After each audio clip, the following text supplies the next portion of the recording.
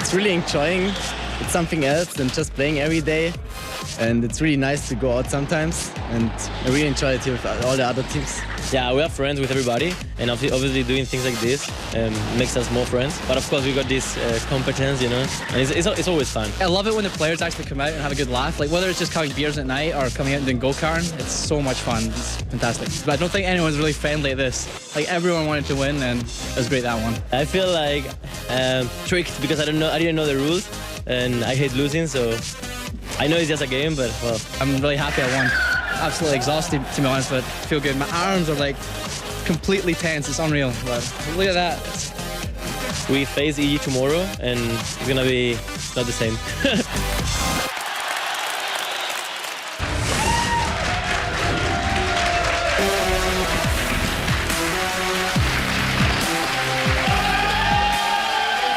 Welcome to the European LCS, everyone. It's day 2 of week 8 here in Cologne, and we have 6 matches lined up for you today. Yesterday, EG pulled out a jungle Malzahar, but couldn't secure a win. The Copenhagen Wolves dominated Giants, and against all authority got the best of Dragonborns. At the end of the day, Gambit and Fnatic squared off, and Gambit triumphed. So before we dive into the action today, let's take a look at some of the best plays from yesterday's games. Candy Panda walks into a bush where 5 members of Fnatic are waiting, but luckily he has a stealth and escapes with his life. Oh my god! Oh, he stealth went as he went through the brush, and he's like, oh, it's Fnatic, peace! Down but not out, SK go for a hard engage on a Baron up Fnatic and take 4 kills. Wait, Kevin's gonna follow that one down. Soaz jumps in on a knife, he gets the kill, but he's been flipped back, he jumps into the air. Double kill for Kevin though, they might get Soaz, they do. 3 for 1, no, 4 for 1. Unfortunately, that 4-0 exchange for SK was not enough, and Fnatic scoring ace and a win. Does Candy have enough damage? Peke finds Ocelot, that is 3 dead right now. Candy's still trying to run away, the teleport coming in. It's gonna be enough to kill off Kevin, and Candy Panda goes down as well. Sporting an unusual jungler, Snoopy ganks top lane with his Malzahar. And there's the Nether Grass, so much damage going on. He's gonna flash dash away. Snoopy, he's not in range. He pulls turret aggro, and that's gonna allow Praga to jump in, and he jumps back. With a 19-4 lead, Gambit go for a dive on the bottom lane turret, and Alex secures a pentakill and a win. 1, 2, 3, 4. Is it going to be 5? I can't actually tell. It's a pentakill. Bjergsen showcases his skill once again with Twisted Fate many times during this game, but his first kill comes from a turned around gank by Giants. Flash for this one. He's going. I don't know why he flashed. The rest of the Wolves show that they can pick up the kills as well as they take a nice 3 for 1. But here comes the box. It finds one. Morton goes down. Now it's Extra taking a bunch of damage. Can he deal with this right now? It does not. It's going to be the Test killing it, and now 3 for 1. That goes for the Wolves. Giants set up for a sneaky team fight, but when all of their damage doesn't land 1 kill, the Wolves turn it around and the Giants surrender. Gabro still taking damage, Sven scared getting dropped low, but they find Morton first, and they don't find anything else afterwards. A beautiful setup, and they get nothing for it. Brand new support Dude gets focused at Dragon, but shows his skills on Janna as AAA secures 2 kills. There comes the laser. Slayer manages to take down Hosan. Well, that will be a 1 for 0. The death of Yamato at the inhibitor signals the beginning of the end for Dragonborns, as Against All Authority picks up kill after kill and pushes for the win. They can't quite get in there, but they're going to have this inhibitor turret away. In this tense matchup, Wicked gives up first blood after falling to a gank from Hercubot and Ignite by Kevin on Rumble. Good damage down. Kevin going to go in there. The Ignite is burning away. Is it going to be enough to finish him off? Yes, it is. The game goes back and forth, but SK makes a sneaky Baron call after losing Candy Panda, and a crazy fight follows, leaving only Ocelot on TF with the Baron. In the process, Wicked now getting in there as well. It was Yellow Pete who finally killed off Kevin. He got also the kill on towards Nick. Hercubot is running away. Double kill coming down there in the end. After several one-fights, SK means business at EG's bottom inhibitor. The ultimates align, and SK secures a much-needed win. Dominating, and SK surely going to finish the game right here. Early first blood for Fnatic as Genja wanders into the wrong brush and drops to misfortune. He may be in trouble. Oh, there's a gold card coming in on towards Genja. He's flashed. Can he get away from it? He's had to use that here. First blood. Fnatic, slightly behind in goals, pulls a great play between their mid-turrets, with Volibear picking up a double kill with the help of Xpeke's Twisted Fate. Peke from that one. Here comes the Destiny. Where's the stun card? There it is. He's hitting from the tower now as as well. A double kill for Cyanide. Gambit deal the deciding blow to Fnatic after going all in at their top inhibitor. Genja goes dominating, and the Russian overlords close out the Straight game. afterwards, and they're focusing down Yellow Star. They may get him before he can get to the fountain. Yes, it's Edward that gets that one. Gambit are going to win their 4th and final game. Great stuff yesterday, and it's with great pleasure that I introduced the commentators for our first couple of games, Joe Miller and Jason Kaplan.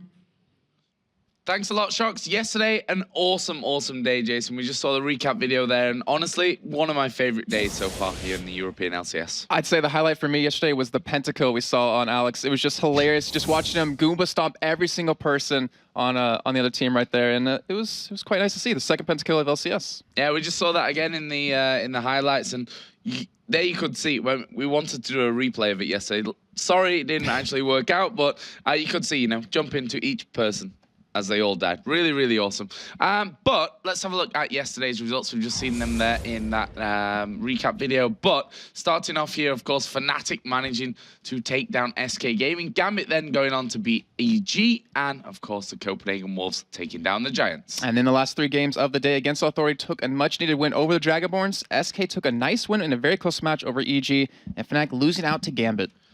So let's have a look then at the standings and how everything stands after yesterday's play. Obviously, we have these lines in now, which are actually really important lines because the blue one, of course, indicates the top 2 with Gambit and Fnatic up there. And the bottom side, Giants and Dragonborn, sorry for them, not really doing what they need to do. However, Giants, they're not too far away from Against Authority. Things could change up today. Yeah, and the thing was, they were 5th place before yesterday's games. They actually fell down to 7th from that. Wolves jumped back into that 5th place spot. So that just shows how close the bottom half of this bracket is and how anyone can really drop to the last 2 and really be out of LCS. Yeah, and with Against Authority picking up that win as well, things are good for them. Right now, at least. But you never know what's going to happen today in the grand scheme of things.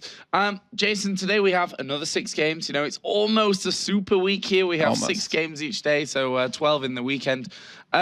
What's the highlight for today, in your opinion? I really have to say it could be any match. I think the highlight isn't necessarily one match. It's just about looking at Dragonborn, see if they can finally pick up a win because they're now 0-10. Looking at Against Authority, looking at Giants, just even the Wolves. Anyone in that bottom 4 is really the matches that I want to watch because that's where it really counts. You're playing in LCS, you're playing to stay in here, and if you keep losing matches, if you can't get these wins right now, you're going to be out. And we saw yesterday Dude going 0-0-15, which means he tops the KDA ranking right now with 15. He should retire right now. He's going to win the KDA rankings if he retires right now. Yeah. But of course, guys, if you missed anything, you can find it all over on lolesports.com. And don't forget to pick your players for the European All-Star team. You can vote now for your top mid, jungler, AD carry, and support. But don't wait too long. The polls are going to be closing on April the 15th. So our first game of the day then, of course, is Dragonborns versus Copenhagen Wolves. Dragonborns have now done the Wolves in terms of...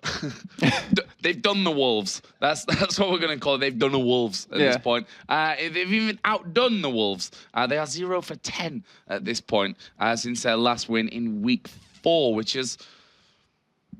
not good. I think we can almost call it. I think we can say it's not good. It's Poland to Dragonborns now, unfortunately. Yeah, they've outdone them. 0-10. Of course, Wolves before their first win were 0-9. So it's now doing a Dragonborn, sadly enough for them. But important games from today. If they lose here again a couple of times today in their games, you have to really think that they're down and out. Yeah, I mean, we saw Maluno finally come back into the roster.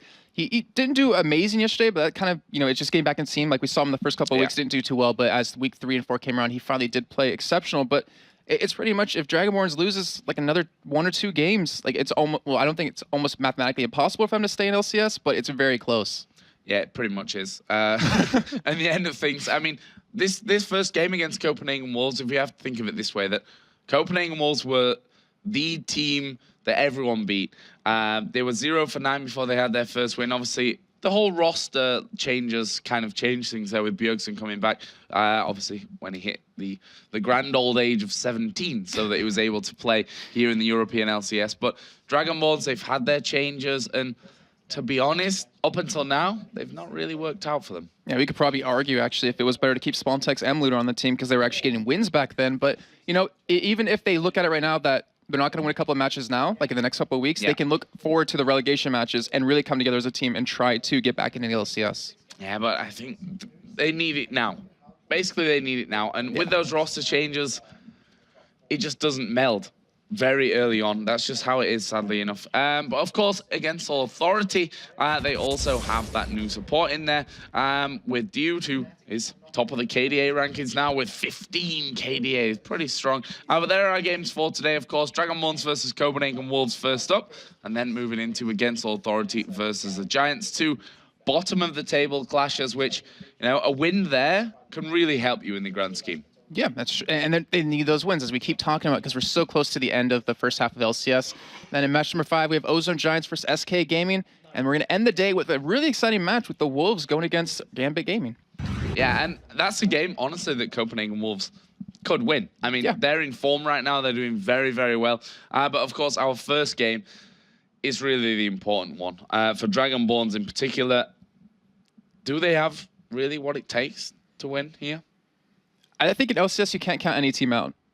I think that's the thing we should stress. But, you know, with the way it's been going, with how much pressure they're probably under right now, with how bad they might feel, their mentality about the game and how they've been playing might just crush their hopes. I'm hoping that they can kind of wipe that off and just come in fresh with a new week and say, hey, we can win some matches, let's do it today, and let's finally get back into these standings. Well, we're going to start the games here in just a moment, but of course we want to hear what you guys at home have to say about them. Let's get over to Shox, who's going to let you know how to get in touch with us. Thank you very much. Of course, first off, we have a Twitter question for you. Which player deserves to be on the All-Star team the most, and why? Tweet us your answer at LOL Esports, hashtag LCS, and let us know what you think. Any opinions you may have on anything LCS at LOL Esports, hashtag LCS. And now, the Dragonborns are looking to break away from that last spot in the standings. Can they take down the Copenhagen Wolves? The first match of the day, the Dragonborns versus the Copenhagen Wolves, coming up next.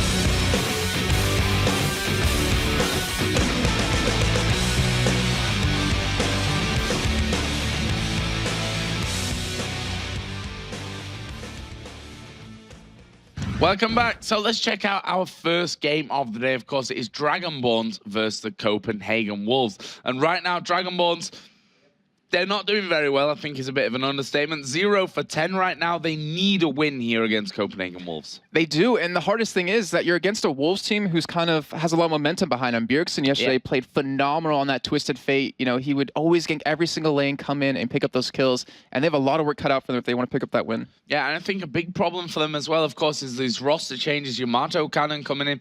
He's now the leader of the team. We heard a video yesterday where he said, I am the leader that the Dragonborns need. But up until now, honestly, it's not really worked out for them. Obviously, replacing Spontex in there. Maluno was swapped out for Dexter. He's now back in the lineup. Right. But again, I mean, that's going to help them. The fact that Maluno is back. They know Maluno. They know how to play with Maluno. They know how Maluno thinks and works. But it all has to come together here today, honestly, because Copenhagen Wolves, you know, they're not out of danger in terms of relegation. They started off badly, which really shows if you look down their results. But this is their chance now to start to break away from these bottom three. Yeah, and they've shown it every single game that they can. Like, even in the beginning of the entire season, they would always win that early game, and they always had the problem as the game progressed on into these team fights. But they've been working on that, it seems, lately. We've had Svenskeren, who played a phenomenal game yesterday, and they've really come together as a team as the season's gone on. And Dragonborns, you know, we never really touched on this, but since you did mention it, Yamato Cannon is like the new voice of the team, like when in game. So they're not only are they adapting to a new top laner, they're adapting to a new shot caller, and that could really take some time to get used to. And that's the funny thing when we talked in the early season, when things were honestly going a little bit better than they are now for Dragonborns, they said, we don't have a natural leader in the team. We miss that almost. The communication is really open and everyone's making calls, and we don't have one set person that says, this is what we're doing, this is when we're doing it, and this is how we're doing it. And now Yamato Cannon's there. Hopefully that comes together for Dragonborns, but it's going to be a tough step. Yeah, and the thing was, like, before Dragonborns had the little bit of a breakup or the subbing of Spontex and Maluno, there was too many voices. Like, we saw too many people rise up, and then there would be calls where, like, one person would say to do one thing, another person would say to do another thing, and then the team would just fall apart. So let's have a look then at the two lineups that we're going to be seeing here in our first game of the day, starting with Dragonborns on the blue side with their new man Yamato Cannon in the top lane, Maluno in the jungle, Shushe in the middle lane, and of course Hosen and Movet, the AD carry and support. And over for the Copenhagen Wolves, we have Godbro in that top lane, Svenskeren going to be in the jungle, Bjergsen in that mid lane, and the Tess and Neficio at that bot lane. So let's have a look a little bit more in depth at the two teams and pick out the key players for this one. Starting with Dragonborns, we've highlighted Shushe, who, you know, he's a Season 1 champion, obviously won that with Fnatic, but is going to have to step up today in, you know, his role in that middle lane against a very much on-form Bjergsen. It's a difficult thing to do, to come into this one. You know, Shushe, everyone knows Shushe. Right. But he's coming up against Bjergsen here, which is a player that, since he's hit the magical age of 17, come into the lineup, he's allowed to play, and honestly, he's been one of the more impressive teams that one of the more impressive players that we've seen. Yeah, I mean, Shushe has his work cut out for him because he's going against probably one of the best European mid laners at this point. Correct. And that's a lot of work for you to go around. Like, every win that Dragonborns have had, he's always been like a person to really keep the team going. Like, he's always been the big playmaker, but it seems like over these past couple of weeks, he's fallen out of that. And they have to have someone else step up. Yeah, and the fact is that Shushe right now, statistically, is the worst performing mid laner in the entire European LCS. So that's something that he's going to need to figure out here today. Let's have a look at the Copenhagen Wolves then, and in particular, the AD carry, the Tess. Yeah, we keep talking about how he's finally been able to shine with the pressure up his shoulders with Bjergsen coming into the team. He's always been really good in the lane. Like, he never usually loses it, but he's never also very aggressive at the same time. He always has been that dominating late game force when they won against these really hard matchups, and he usually is the one to carry the team at that point. And also he plays this, like we mentioned, or I'm sorry, I mentioned that, is that he plays this lane very passive, and maybe a change in play styles might catch the other team off guard. Maybe if he's playing really aggressive out of nowhere, like we saw Genja do in Katowice, that they can pick up a couple extra wins. Well, the Copenhagen Wolves, of course, have been the comeback story of the European LCS, but will the Dragonborns' recent roster change throw them off their game even more at 0 for 10 currently? Let's see what they had to say before we get into the game.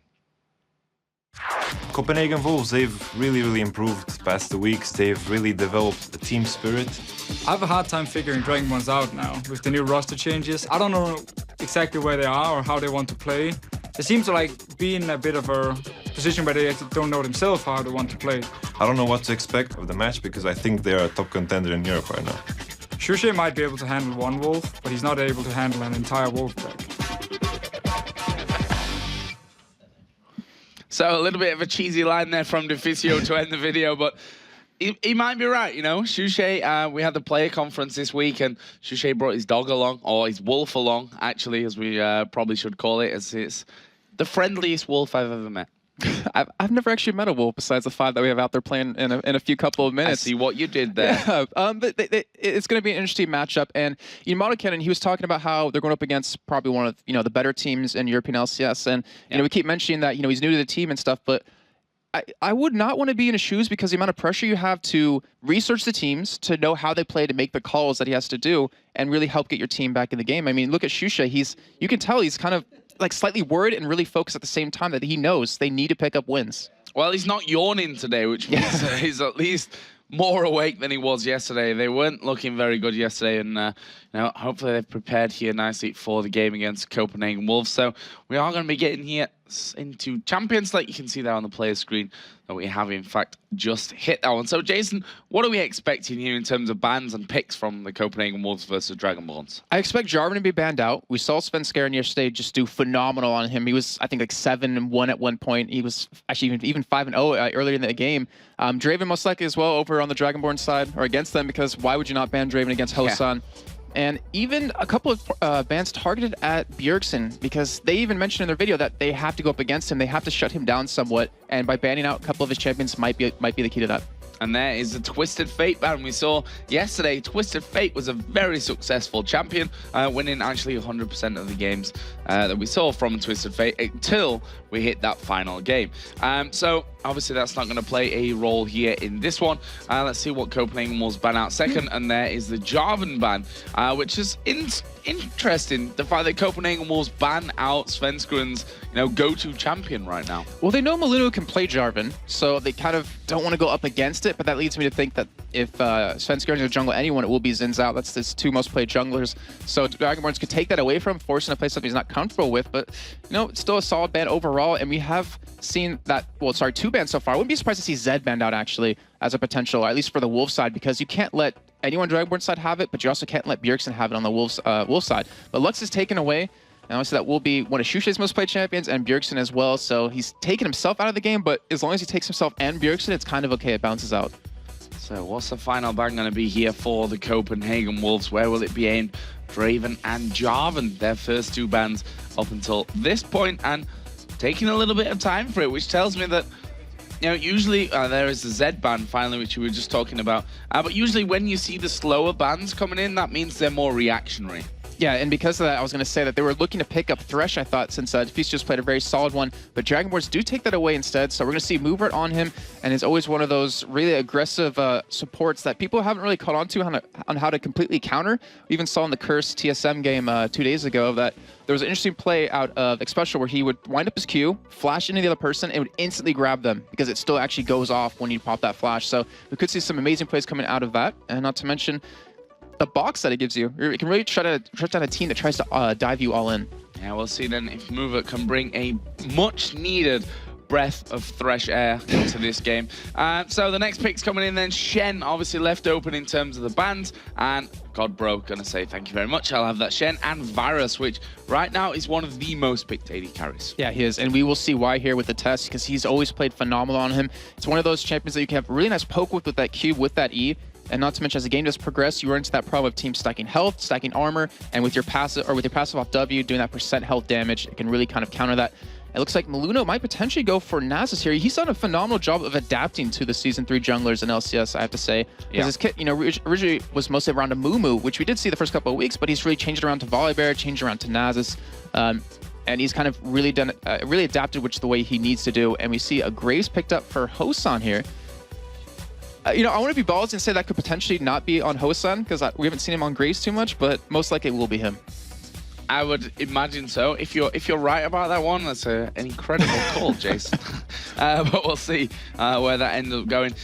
In the end, right now, obviously, Copenhagen Wolves have their top lane. Obviously, we have seen Shen in the jungle, but honestly, right now, he's not seen as someone that that we're seeing in the jungle. Varus, of course, will be locked into that AD carry role. Let's see what Copenhagen Wolves will add in towards that one. It looks like Zyra going to be a choice here for Deficio. I think Xin Zhao as well as the next picked up champion. They want to leave Bjergsen, it seems like, as the last pick, so that way he can hard counter anything Dragonborns puts mid lane.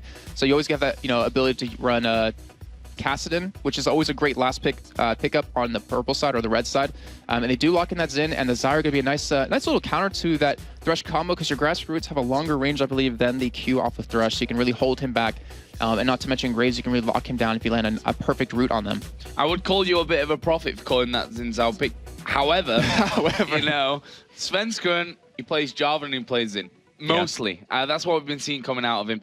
So he's going to be on a very comfortable champion, Jax. Now, Jax, we have seen a couple of times, but honestly, not been impressed. I've not been, none of us have been impressed, to be honest, over the past entirety of EU LCS.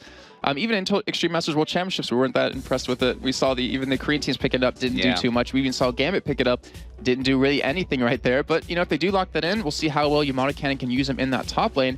And we have Vi available right now. If Shushay wants to run her mid lane, it's always a possibility, but 3 seconds left. I'm curious to see what they're actually going to go for. A very much last minute pick here. Brand. Okay. Ari. Damn it. I was looking at that, I was like, Brand. Maybe a support Brand could be a possibility, but as you see right there, Kassadin will be locked in as the last pick. That's a perfect opportunity to do it. And Bjergsen, we've seen him time and time again, how amazing he is on Kassadin. I'm kind of hoping we're going to see that yet again. Yeah, we saw, of course, when Bjergsen first came into the European LCS, picked up a quadra kill in his first week, was touching on the pentas a little bit, but then, of course, he did actually, in the end, make that first penta kill with Syndra, nonetheless, which, honestly, we've not really seen much of since then. Yeah. I'm curious why, but, maybe it's just one of those things Bjergsen was comfortable playing off the bat just to catch people off guard, and then kind of had to stray away from it because people learned how to play against it. But, looking over the lines we have right now, so we have, for Dragonborn side, we have the Jax, who naturally gets tanky just through the items you end up picking up, does a lot of damage, and it forces a lot of focus for that team to go against him. You have the Nasus to follow up to shut down the test with attack speed. You have Shushay, who it's going to be hard from early on against Kassadin, because that silence can really shut you down, especially when you're trying to go for your ult and jump around. But then Kassadin has the same exact thing. And then you have the Graves Thresh lane on bottom, which will be very bursty. So they have a really strong mid to late game team, I'd have to say. And over for the Wolves side, having that Kassadin, that's what it's all going to be about. How will Bjergsen be able to hold his lane and also roam around into the lanes and interact?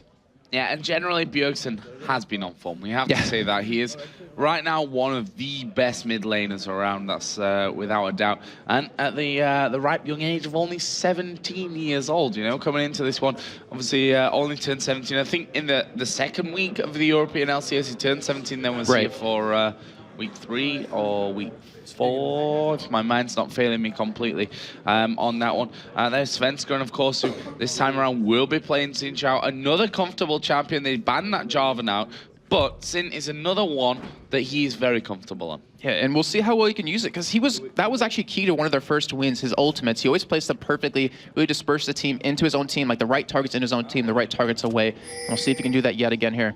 So here we go then, in-game with Dragonborns taking on the Copenhagen Wolves in week 8 here of the European LCS. And of course, a win that both teams honestly need right now. Copenhagen Wolves are a lot more in form. That's a bit of an understatement maybe than the Dragonborns, who right now are 0 for 10. And they don't want to go 0 for 11 today, that's for sure. You might even say that gives them an opportunity to do some crazy stuff, especially at level 1. Like, why not? You kind of need to make the high-risk, high-reward plays here, but, as you're seeing, the Wolves are reacting to it. They're just playing passive, just guarding their own jungle, and they really want to secure the red and blue for Svenskeren. But you also do see, with the test in the top lane, we're going to have the swap coming in for him. Yeah, and talk us through that. I mean, level 1, it looks like we're not going to see too much anyway. But those lane swaps, I mean, Jax versus Varus and Zyra, that's a hard lane for a Jax. It really will be. And he's always been one of those champions where he needs to get that farm to really become that late game force. But then again, if you take that tower early, which I don't expect the Wolves to do necessarily, if they go for it, they take the tower early, it gives Jax pretty much a free lane to farm up. He has a pretty decent time farming under the turret, so as long as he gets that pushed up to his own tower, he'll be fine because of that W, that auto attack reset. But then you have Shen in the bottom lane who can sting quite well. It looks like he is going for that 9 health pot 1 ward combo, which, you know, why not do that if you're going to be in a swap lane like that against an 80 carry and support? But he shouldn't really be able to be killed at all. Yeah, don't imagine that they'll see a first blood without any interaction there from the jungler. We can see that both 80 carry and support from both teams are starting off with the golems. There is Bjergsen just helping out Godbro to take down the walls first of all, and Svenskeren starting with the wraiths, as is Maluno. You know, with the items we have picked up already on Movert, it looks like they actually wanted to go against the Tess and Deficio because he has that rejuvenation bead, so he needs extra regen against the plants that Deficio can use. So it looks like they might have been countered just a little bit here, and it's not the ideal situation for them to be in. Well, we can see the Graves already in the lane doing the work. Yamato Cannon also in this top lane. He's like, well, they're not here. I'm going to take this opportunity to actually get some farm and have a bit of freedom. Wow. We say that Godbro's not going to have too much trouble in lane, and there he is going very, very low early on. And, well, the range exclusively there really from Graves, just pushing him out of the lane. And even the early level 2, since they did take the double golems, he was able to hit that 2, use that quick draw, get in there and really push him out with that nice attack speed. But, you know, as a wave will be able to push up, he should be fun to turret. I mean, he still has 7 health pots left. That's a lot of health to pick up. There's no wards currently at the bot lane, so Svenskeren comes in. They potentially could look at going for a gank, but if they do that, Godbro will miss out on so much CS that it'll actually hurt him in the end. Wonder if we're actually going to be seeing a 3-man gank appearing anywhere. We can see that Svenskeren actually coming down, or was coming down at least, towards this bottom lane maybe to back up Godbro, but in the end he decides to back away from that. And, you know, these whole 3-man ganks coming through the tri-bush on either side, they've become less and less common because they were almost too obvious at the time when we saw them. Yeah, you see wards down to really spot that. You even have one in Yamato Cannon's top side. He has it in that tri-bush to prevent any kind of gank coming in from Svenskeren. And the same, we have that ward at the bot lane for Godbro to really defend against that. Though a pink ward was put down by Movert, so they might be creating an opportunity. However, you know, Maluno, he's not really in a position to necessarily go for that gank just yet. So let's have a look then at the early CS. The AD carries almost bang level. The mid lane is bang level. Jungler, not much of a difference. And the 1v2ers right now, the solo lanes, not having too much to go for time as Bjergsen going very, very low here. The Ignite was put down by both players. Shushe in a similar position in terms of low HP, but they are going to both survive, at least for now. I have to say, though, Bjergsen won that trade in the end because Shushe committed so much mana to harassing him down that Bjergsen still has over half his mana pool and has the health pots to really keep himself alive. So he's just trying to get that level 6 because when he does, he knows he can beat Shushe. So he's got a big wave now coming onto that turret, which up until now wasn't doing such a great job of actually catching them. With Svenskeren coming down into this bottom lane to help out Godbro, try and force the Graves Thresh lane a little bit back. Again, he goes into the bush right in full view of minions, and while he's not the sneakiest person in the world, as we are going to see that Bjergsen again putting down a little bit more damage onto Shushe, who's honestly at this point critically low. Yeah, he's sticking around maybe a little bit too long, but that kind of gives a sign that Maluno will be coming around to help him out. As he does, he will be holding that turret for him as he does go back. But that's a great job by Bjergsen, because Cassidy is so hard to lane early on, since you can be harassed by auto attack range, that once he hits that level 6, he's just going to take off because he's equal in farm. So there is Maluno just getting straight in on towards Bjergsen. Did take the Sphere, which did do quite a lot of damage considering that he's only level 5 right now. But interested to see how Bjergsen's going to play this one. Once he hits level 6, obviously gets that extra mobility from the Void Walk. Can we expect him to get involved so much in these other lanes? Oh yeah, that's his style. That's like right up his alley. If he's not split pushing, he's going to be in those other lanes helping out. And even when you're casting, it makes it so easy to do that. The top lane, if you could grasp and root Jax when his ward's going to be up very soon, because you know he put it down early on since he doesn't have it on him currently, that you can easily go for that gank, and that will be a pretty much guaranteed kill. Yeah, and Jax right now is only level 3, by the way. 11 CS, and we kind of expected that that's how it was going to go for Jax. Not going to have a good lane 1 versus 2. Gone for that Doran shield early on with the elixir and pots from a little bit earlier on. So Yamato Cannon not having the best time of things right now, but we know that if Jax later on gets a farm, he can be a strong force. The question is whether he'll get to that point. That's why I like what the Wolves are doing. I mentioned in the beginning, if they're going to push that turret down, they're going to give Yamato Cannon that opportunity to go for that. But they're not pushing it down just yet. They're just trying to freeze the lane as much as possible, keep him out of that CS range, and really kind of get a nice lead over him. Because, you know, looking to his counterpart, he's losing 19 to 11 CS. So let's have a look at the early items here. Doran's ring, boots, and pots for Ari compared to that tier for Cassidy. He actually goes in here. This is level 6 now, so he has got that Rift Walk in there, which I called the Void Walk earlier on, which obviously makes no sense because that's not what it's called. I know what you meant. Yeah, I know, but still. but you know, in terms of items, like, but this is a really crucial point because you have the tier. Oh, we do see she can't come into the bot lane. In fact, it doesn't happen. But you have the tier, so you have Bjergsen trying to go for that sustain, trying to go for a great harass over time. And then you have the Doran's ring, so it gives him a little bit extra health. He's trying to survive the burst, but as you saw right there, no amount of health pots is going to keep him alive against Bjergsen doing that over and over and over again, and not to mention 30 seconds away from him getting his own blue. And look at this there, in that top lane, the tower very, very low. Yamato can not able to do anything to defend really against that one. Himself going fairly low from the Tessa's pressure. And if we look at the CS actually between the AD carry support, it's actually quite even there as we do see the flash coming out. They actually turn around, going towards Move It. He's going to flash, knock them away there. And that will beat Copenhagen Wolves not quite getting in for that first blood, but flashing away from the taunt, important thing to do, because I think if that taunt would have landed, that could have been the death. Important, but it also leaves you open to another gank. We had Bjergsen sniffing around. He was coming through the jungle to go down there, but that just gives him a sign. Hey, I can gank top right now, turrets low. Hey, I can gank bottom. There's no flashes up for either of them. He is going to have a field day when he finally gets around to go for this gank. And Shushe actually heading himself back home. He's level 6, Bjergsen at level 7, as we are going to see the taunt land here on towards Mover, and there's not really much that he can do about that one. Godbro taking turret hits there, actually decides to flash in the end just as he gets out of range, and that will be the first kill of the game going over to Copenhagen Wolves. They could take this top tower here as well. Yeah, and that was a great job knowing their limits on that gank. I mean, yeah, Godbro kind of flash out in the end. He wasn't expecting to be taking the aggro, but still, I mean, they're pushing their skills to the limit at this point. You see Svenskeren actually being forced to flash over that wall. It was a good use, not wanting to give a kill over to Hosan right there. We know how deadly Hosan can be when he starts to get a couple of kills, but Bjergsen is backing away now. He's picking up a Ruby Crystal, and we still see the Wolves. They haven't taken the turret just yet because they still want to deny as much CS as possible away from Yamato Cannon. Yeah, he is falling considerably behind if you compare him over to Shen. Also in that 1v2 lane, as we see an invade here from Dragonborns going in towards that blue buff with Svenskeren, though, still hanging around. It's a smart play on their part. They want to take that blue away from Bjergsen because they know how crucial it's going to be for him. We do see it taken, as we do see Bjergsen going in on a Shushe here. Not going to be able to chase him down. Oh, actually, it looks like he might be able to with that Ignite used. I was going to say, it didn't look like he was going to chase him down, but Bjergsen's like, well, why not? I can probably go for this one. Shushe actually was forced to pop the first charge of his ultimate, which, you know, he didn't even really use the second and third charge of that one. So that's a good force from Bjergsen in the end to make Shushe use that ultimate to get away. And it's a key point that Dragonborns took that away. I mentioned, you know, trying to deny the blue from Bjergsen so he can't get the snowball going on, but they need to take their own blue now. If they don't take it anytime soon, the Wolves are going to collapse for it because they know how much they're going to need it here. As we do see Maluna, he's going to be heading his way up there on that mini-map. And we have Shen returning to, or not returning, going to the top lane for the first time against Yamato Cannon, but it's a level 7 Shen with a Giant Spell versus a level 6 Jax with just a Doran shield at this point, and Godbro's going to win these trades any day.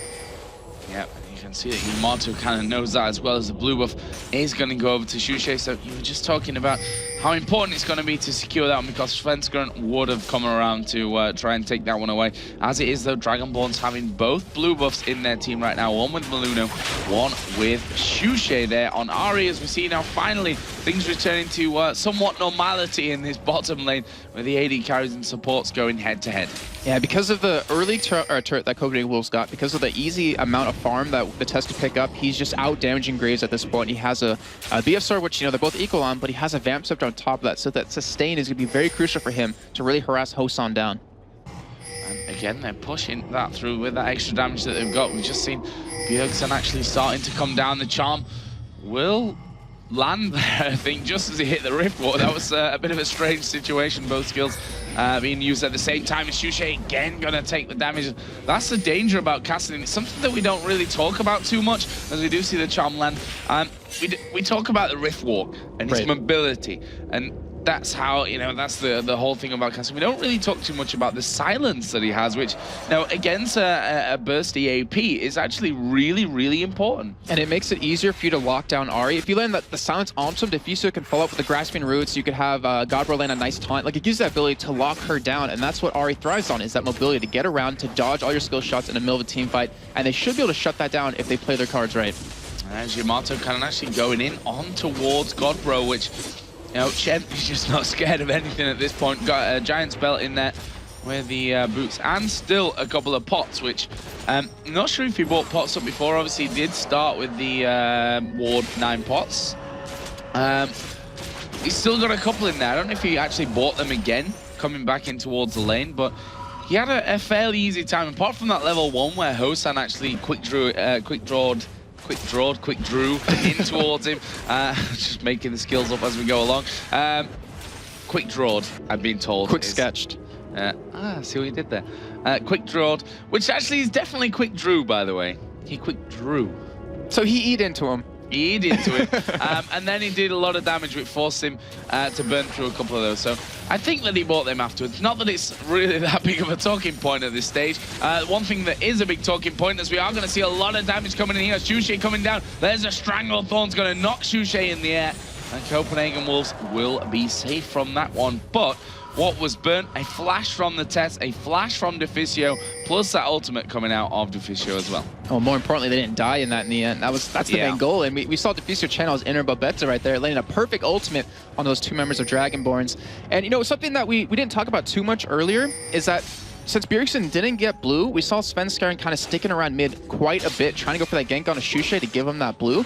And because of that, like because Dragonborns took the blue, not only did they deny away from Bjergsen, but they gave their bot lane and top lane the opportunity to kind of free farm. And I say that in quotations because obviously they're gonna have a hard time against the other team, but they're not gonna be too worried. As we do see Mudo kind of getting caught here, but he should be able to escape, I want to say. Well, Shushay actually coming from the side, lands a nice charm through the wall there on towards Svenskeren. And look at Godbro, he's not scared, going right underneath the turret there in towards Yamato Cannon. That whole talk that I did earlier on about Godbro and, you know, his health pots, which didn't really mean anything. But the point I was trying to get to eventually was the fact that the CS is almost double as much at this point for Godbro. Oh, Bjergsen's trying to go for a kill here. He might be able to pick it up. He Riftbox one more time.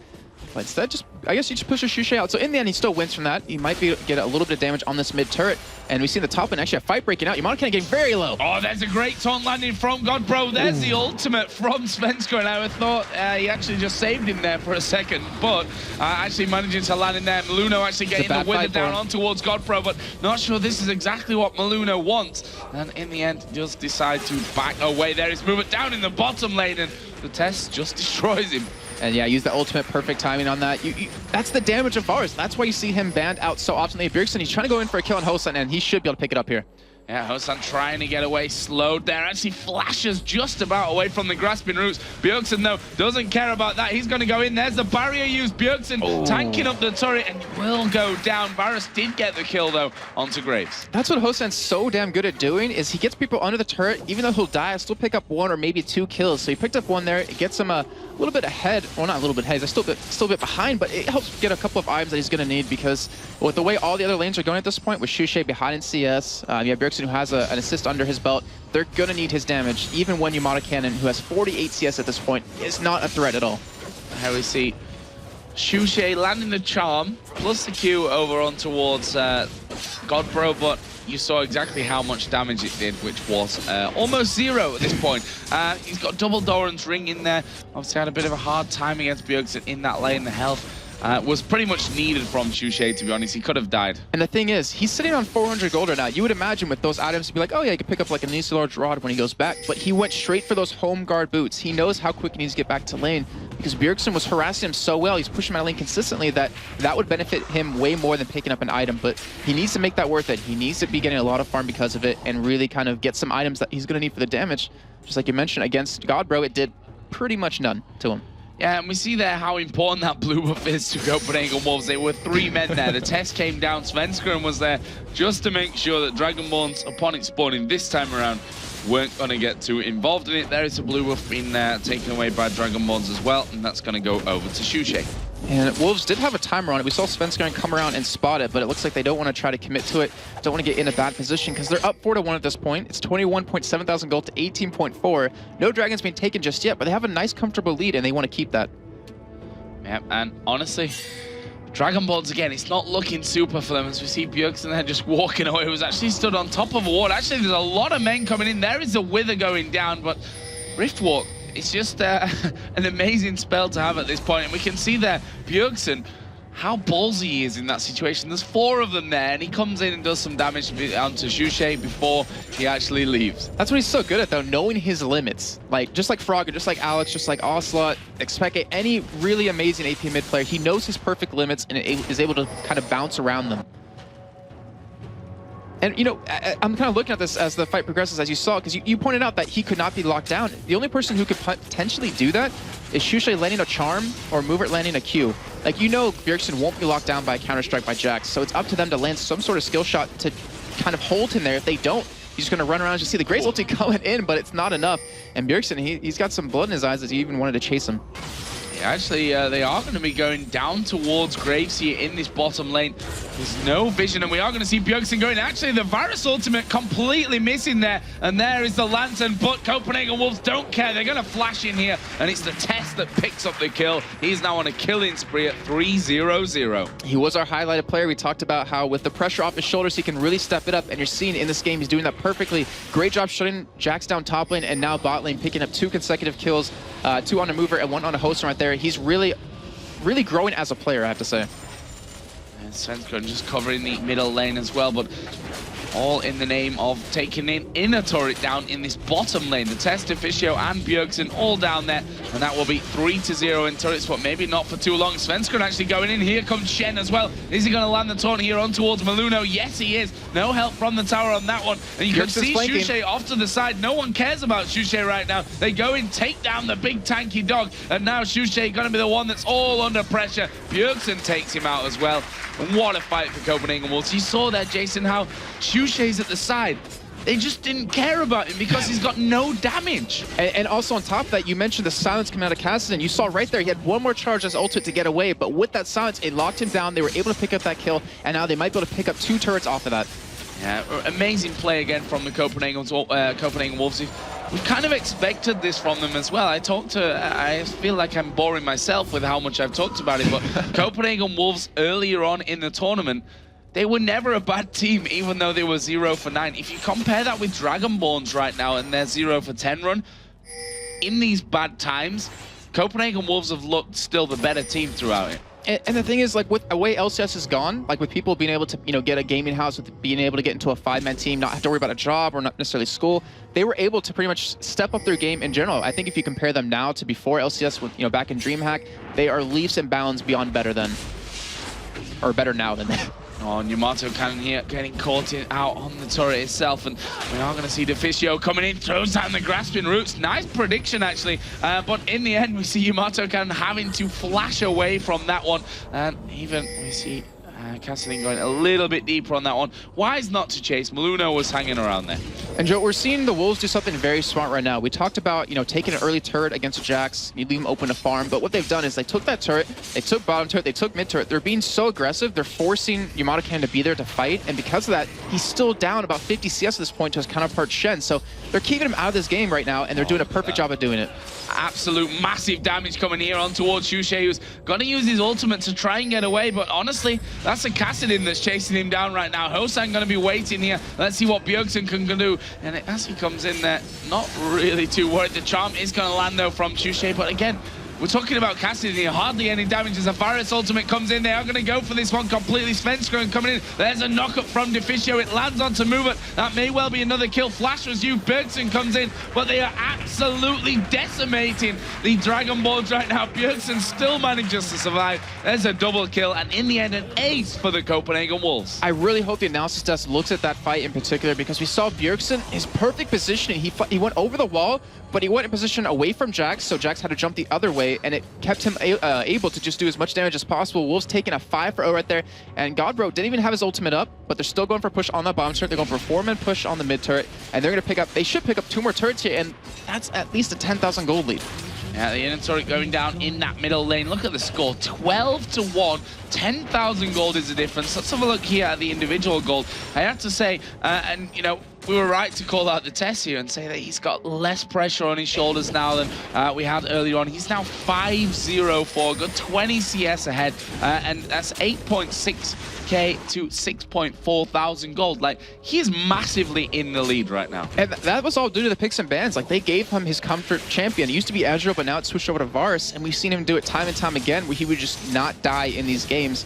Even Syndra, or Bjergsen's pentakill, his first pentakill, we saw the test die once at the very end of that game. You just can't give comfort champions like that. Let's talk a little bit about the items here. Shen, 50 CS ahead of Jax. You know, we used to see Jax build Trinity Force, get a Guardian Angel, and you're all good, basically. Right. Right now, he's building up towards that Blade of the Ruin King. Yamato kind of not really had a good time of things. 0-2-0, 50 CS, as I said, behind right now. But how much of an impact can Jax really have on this game at this point? It all depends on how late the game goes. We'll get back to that in a second. Bjergsen kind of getting caught right there, but you still see how mobile he is. Shen going to be coming in with his ultimate. Yeah, Shen going to come down to this one. Let's see if they can save him. No, they can't. It's going to be Shushe that gets the kill. There is a dash away from Godbro as well into Dragon Pit. Didn't want to get involved with that one. Actually, less than a minute until this dragon comes up as well. So we'll see how that one goes. Actually, Frozen Mallet picked up there by Shen. Obviously, wants to keep everyone under control as he goes. But not really a build that we see that often, to be honest with Shen. I like the item, though, because it gives him that ability to chase. Like, you have Cassidy, who has a built-in slow with his Force Pulse when he gets in range and has stacks up. So you have him to slow, you have Diffusor to land, and I mean, you cannot miss a Grasping Roots on a Frozen Malted person. And then you have, you know, Sven's going to come in and slow with his Audacious Charge. So they have a great chase team right now, and that's all they really need when they're up this far. You know, you pointed out Yamato Cannon's items on Jax, and I don't think anyone has figured out a good build on him now in Season 3. And that may be due to the fact that he just doesn't have a good one, period. But, you know, I'm not really fond of that pick. We do see the test getting caught, and he might go down. Yeah, he's going to be in trouble here. The box goes down. The test actually sticking right in there, but he is shut down there by Shushe. We did see Maluna going quite low. The charm lands onto Svenskr, and he will flash away, but can he actually escape this one? Bjergsen coming in from the side, and, well, he actually did manage to take down Nasus in all of that. You have to give credit to Svenskr for that. It was a 4 versus 1. Yeah, that was a missed position, though, out of the Wolves. That's the second time that's happened. We saw Bjergsen get picked up like that. Now the test lost his killing streak. They gave over 500 gold to Shushe, which is not the person you want to give it to when he was already down in gold, already behind in items. It's going to get him that much closer. As you see, the Nisi Large picked up. See the Giant's Belt picked up on Movert, so you know he wants to be in the middle of the fight. He wants to be the focus because it allows the rest of his team to do that damage. And then you have even a Blasting Wand picked up on top of that with Shushe, so he will be going for that death cap relatively soon. And then the Blade of the Ruin King is done for Yamato Cannon. So one thing that's nice about that item is it's going to give him the lifesteal, it's going to give him attack speed, and then it also gives him his active, which slows someone down and speeds you up. And we know how much movement speed is needed for a Jax. Like, you need to be able to stick to a target, and without the Trinity Force slow from the Phage, he won't have it. But the Blade of the Ruin King does fill that position. It's currently 0-2-1. Obviously, getting in there for the assist on that last kill on Svenskr. But if we look down the kills and how they're distributed actually on the Copenhagen Wolves side, it's perfect. Yeah. I mean, there's a kill even on Difficcio there, just to give him that extra bit. We can see that Difficcio, if you call him out, 5.6 thousand gold. That's more than Jax, that's more than Nasus, that's a lot more than the Thresh right now. There's only a couple of people on the other side, on the Dragonborn side, that have actually got more gold than Difficcio. And the thing is, the test has been giving him a little bit of CS on top of that, because he's sitting at 32 compared to the 8, so he's able to pick up the items. Like, he will be able to pick up his Luck of the Iron Solari relatively soon if he does decide to go for that, or his Shuralias, which is always a possibility. But, you know, that Ruby Sightstone, giving that extra vision in lane, protecting yourself so you won't get ganked, it really snowballs. If you ever get that support, just 1 or 2, you know, kills or 1 or 2 CS, you know, it's an earlier GP10, more wards and more protection. So the plant being put down, obviously to tank up that turret if they need it, but as the minions come in, you see how fast that goes down. And the taunt is going to land here on towards Maluno. They're going to focus in on towards the jungler there. The test picks up the kill. He gets himself another one to add to that already impressive tally. There was Bjergsen going in, Godbro lands another taunt. He is very, very deep right now. Varus ultimate going to land. There is a Stranglethorn's going to land, but Copenhagen Wolves back away. Yamato Cannon takes down Godbro. Wow, that Grasping Roots that came out of Difficcio was so perfect. You saw Yamato Cannon walking in, and he just got locked down with that, then knocked up. We see them turn around, going into Hosad, and he will get blown up. Yeah, blown up is definitely the word for that one. The hook just skimming by the Tess, who Life steals his way back up to full health, says, well, you got me a little bit low there, but not for very long. Bloodthirster fully stacked in that one as well. They even gave him a little tombstone, if you notice. They put it right on top of his body. A little nice thing out of Dragonborn's side, but you know, he can't afford to be out of position like that. He's 1-4-2, 224 CS to 221. He's already leaps amounts behind the test, and he and Ari are the only ones, like you said before, that have more gold than Deficio, so he needs to stay alive. And we've seen him do something like that where he can be out of position. Usually he's able to make a play off of it, but right there you saw, didn't work out. Didn't work out.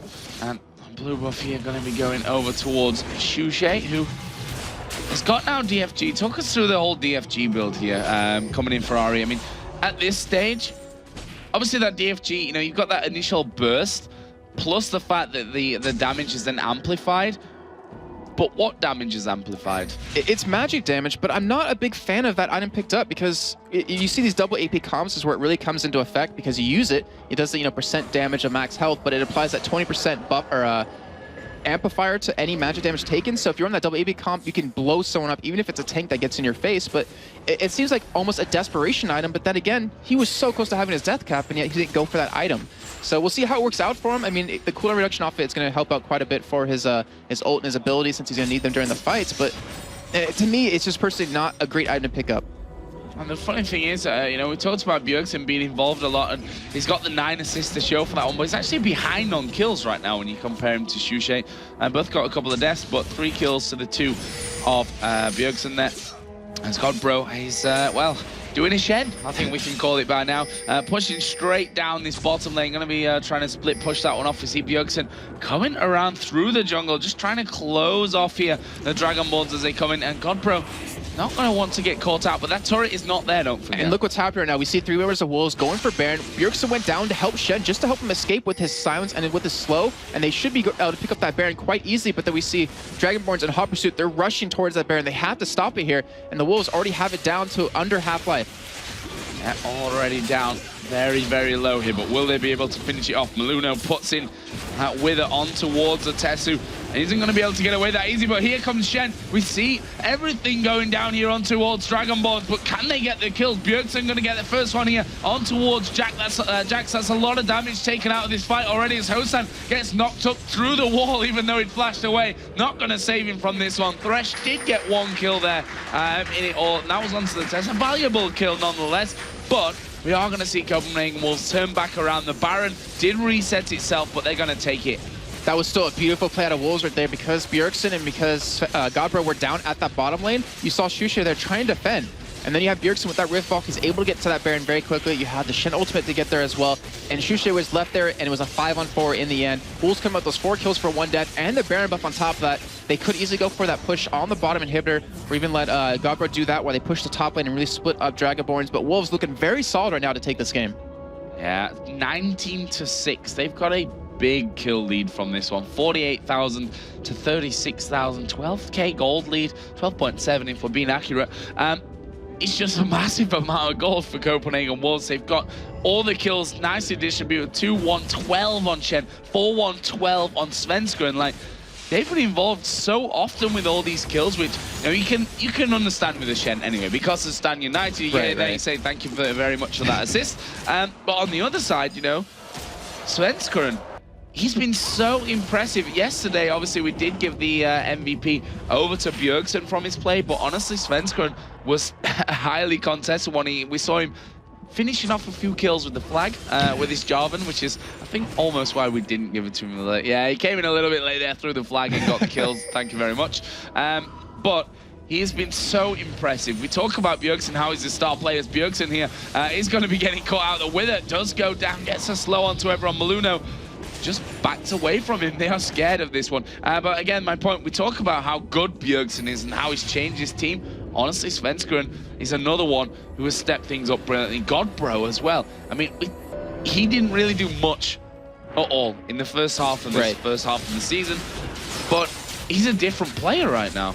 Yeah, it all comes down to comfort champions as well. He's playing a Shen he's comfortable on. Yeah. Svenskeren on Xin, Bjergsen on Kasten, the Tess on Varus. Deficio on Zyra is the only if you want at this point, but you gave them those 4 comfort champions. Like, you can't expect to win. If he means 3-0-10, then yeah.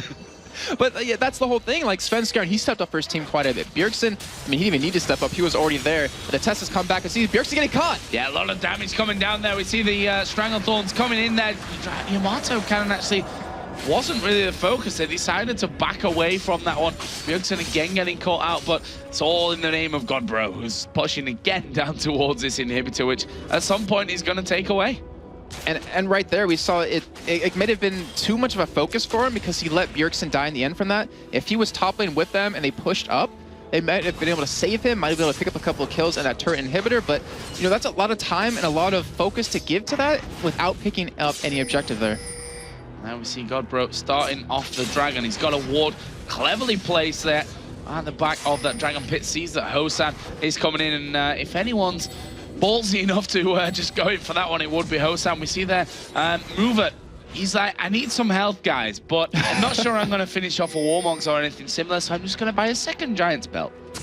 Yeah, I mean, the thing is, he wants to be in the middle of the fight. Like, he wants to be the one taking the damage. He wants to keep Hosan and Shushe alive. So that's an easy way to do that. Plus, with his passive, he already has 116 armor at this point. He's a very tanky person against the other side of the team, but you know, he's doing his job as support. It's kind of unfortunate he can't pick up any items. They could really use a Locket of the Iron Solari to mitigate some of this AoE damage and burst damage they're putting down, but I mean, we'll see how well it works because he stayed alive quite a bit in these fights, but then again, Wolves are kind of ignoring him. They're like, you know what? Yeah, he's building health, but he's just support. Let's just go for their damage. They only have 2 people that can really do anything at this point. Talk us a little bit through the items, Jason, here. I'll start off with a prime example between the AD carries Infinity Edge, Bloodthirster, and the Home Guard Berserkers for Graves. Compare that over to Blade of the Ruin King, Bloodthirster, Last Whisper, Warmogs in for Varus. Well, you look at the items right now. So we have 2 completed items for Hosan, like you were mentioning, but we only have 1 completed item for every other member of the team, and not even 1. Actually, we have I guess the Felos now. We'll get back to the second. As you do see a potential engage here. They're trying to go for this inhibitor. Godbro goes straight in there. He's hardly lost any health from that one. As the Varus ultimate not quite landing on its target. Stranglethorns going. They've managed to take down Maluno, who he's the tankiest one in the team. They're not caring about this whole focus. Go for the squishies. What are you talking about? Take out the tank first of all, as the inhibitor is going to be focused on here as the test does get hooked. Shushe unloads everything onto him, but he's got a Warmogs. Yeah, exactly. Like, he's tanky. Dragonborns are trying to chase them away. They will be able to, but they still lost inhibitor in the end. But, you know, going back to... Oh, never mind. Wolves are sitting right on the side. Oh, they're going to bait Shushe into this one completely. There's the ultimate coming out of Svenskar as well. Graves' ultimate thrown into the mix as well, but you're not going to see Yamato going down. It's a double kill coming out there, and now they're chasing him to try and finish off the entire team. There is the ace coming out of Copenhagen Wolves. 24-7. This is not a close game, Jason. Not at all. And with these respawn timers, they should be able to finish up this game. GG's already being called out for Dragonborns. And you know, we talked about the highlighted players for Dragonborn side. For Shushe, wasn't able to really step up, become like the person he needs to really do the damage for his team. Yamato can as well. And the 154 CS to the 254 for Godbro. That's not what you need as a Jax. And Wolves, they just systematically took that game. That was spot on perfect. Yeah, spot on. You see there what it means as well. Deficio, very, very happy about that one. Bjergsen, it's like, well, job done, you know. Standard day at the office for the Wolves. But a really, really good performance. But we have to focus, honestly, on the other side, sadly, on the negatives of this, because Dragonborns are now 0 for 11. That is a record which we've not seen up until now in the EU LCS. Of course, the biggest record that we had before that was the Copenhagen Wolves. They were 0 for 9 at the start of the season, but Dragonborns far surpassing that one. And, you know, they quite frankly need more wins at this point. They need any wins. I talk about more wins, but just any wins at this point. You can see that the mood is still pretty light there in the Dragonborns camp, but they need to turn that into victories. Yeah, they will. And you know what? Speaking of victories for Dragonborns, hopefully Analysis Desk can kind of give us an insight to there what Dragonborns has to do to start picking up some games. Well, we are going to go over to the Analysis Desk right now. It's Freak and Quick Shot, and it is, I can tell you, the hairiest analysis desk we've had all season, with the return of a good old friend. Welcome to the analyst desk. Our good old friend is here. Thank you, Freak. Hello. I'm happy to be here. This was not creepy in the least. Not at all, no. Xenon. Yes. Not at all creepy. Hello. So, excellent game by the Copenhagen Wolves. Copenhagen Wolves overall. I think they played better. Nice attempt, of course, by the Dragonborns, but man, that game was I guess pretty harsh. I have to admit, I mean, people sometimes say that I'm a little biased towards other people with long hair, but I did not expect Dragonborns to take this game, and you could see that in Dragonborns' minds, they were like, oh, we just have to shut down Bjergsen, just shut down Bjergsen, and they got him a couple of times. There were a couple of good hooks and so on, and they just all piled on top of him.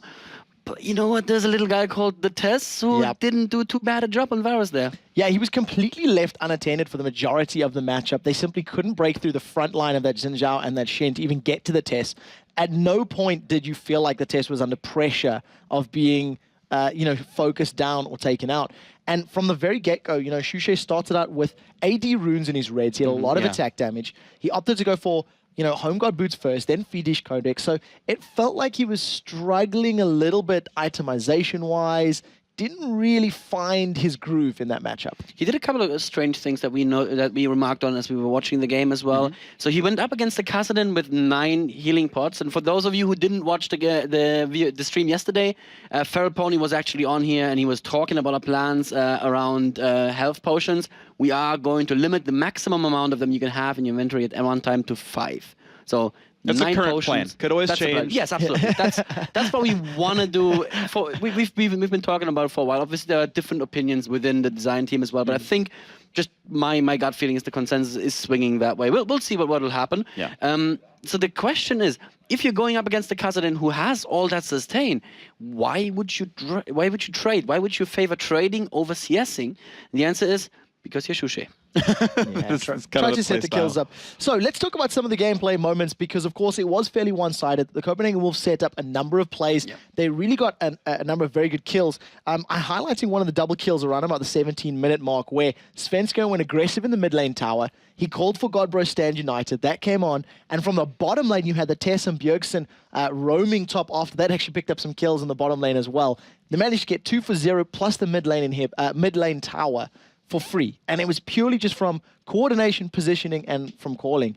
And it was pretty much rinsed and repeated throughout the match. And in that situation, it was a 1v2 under tower. There was Maluno and Xuxe were working on the outer middle tower, I have to say. It was still the outer tower at this point. And Svenska goes aggressive on them. What do you think in that situation? It almost felt like Xuxe and Maluno were thinking, really? You're going to give us this free kill? Like they weren't even thinking for a second, oh, right, there's a Shen in the game. And he's going to come in and he's going to kind of like taunt us and ruin our day. Yeah. Pretty difficult. So we do have a replay prepared. It was the only ace in the game up until the very final minutes. It is 19 minutes 30 on the clock. So let's jump into this replay right now. I'm going to keep the HUD up because it starts off all over the place. I really want to highlight where every single player is on the map right now. First and foremost, Xuxe is caught up a river without a paddle because he is in trouble right now. You can see a number of members of the Wolves starting to roll around. Xenon, talk us through the play. Talk us through some of the key moments here. We're going to let it just play at full speed. Sure. But, really good setup from the Copenhagen Wolves. So Xuxe here is forced immediately to use his ultimate defensively. He goes down to so very, very little health. The Tess and Bjergsen are both there. They are flashing out. But now Xuxe and Hossan both share the same mindset. And that mindset is, oh, we want to go aggressive at any cost. So Hossan's like, I'm Graves. I'm here in the brush. He's going to step in and I'm going to blow him up because... well, that's not going to happen because at this point, Bjergsen already had his Roa finished. He had a lot of health. And, well, Hossan was standing in the brush. Obviously, he had the lantern to be safe. So he puts a little burst on. You see Bjergsen barely registers that burst. And Svenska now coming in, doing his usual thing, being aggressive. And from here on out, it's just the Wolves collapsing perfectly on Dragonborns who still did not understand the amount of danger they're in here. So there's definitely something I want to point out and highlight as well. As we watch now the next couple of sections, you can obviously see the Copenhagen Wolves, they want to pick a fight. They've been in the lead for the setup right now. And pay careful attention to Bjergsen's positioning and his control. He literally delays jumping into a fight until he's 125 million% sure they're going to be successful with this. So we're going to follow Maluno at the top because he sort of gets pushed out first. And then, of course, take a look at Bjergsen here. He does get charmed up a little bit there. It doesn't bother him too much. Again, great Varus ultimate here from the Tess. Bjergsen waiting, like he's saying, perfect amount of time. The second the Cyro ultimate comes in, he jumps across. Hossan is deleted, as Quickshot would say. Maluno is fighting a losing battle against two people up there. The test doing too much damage.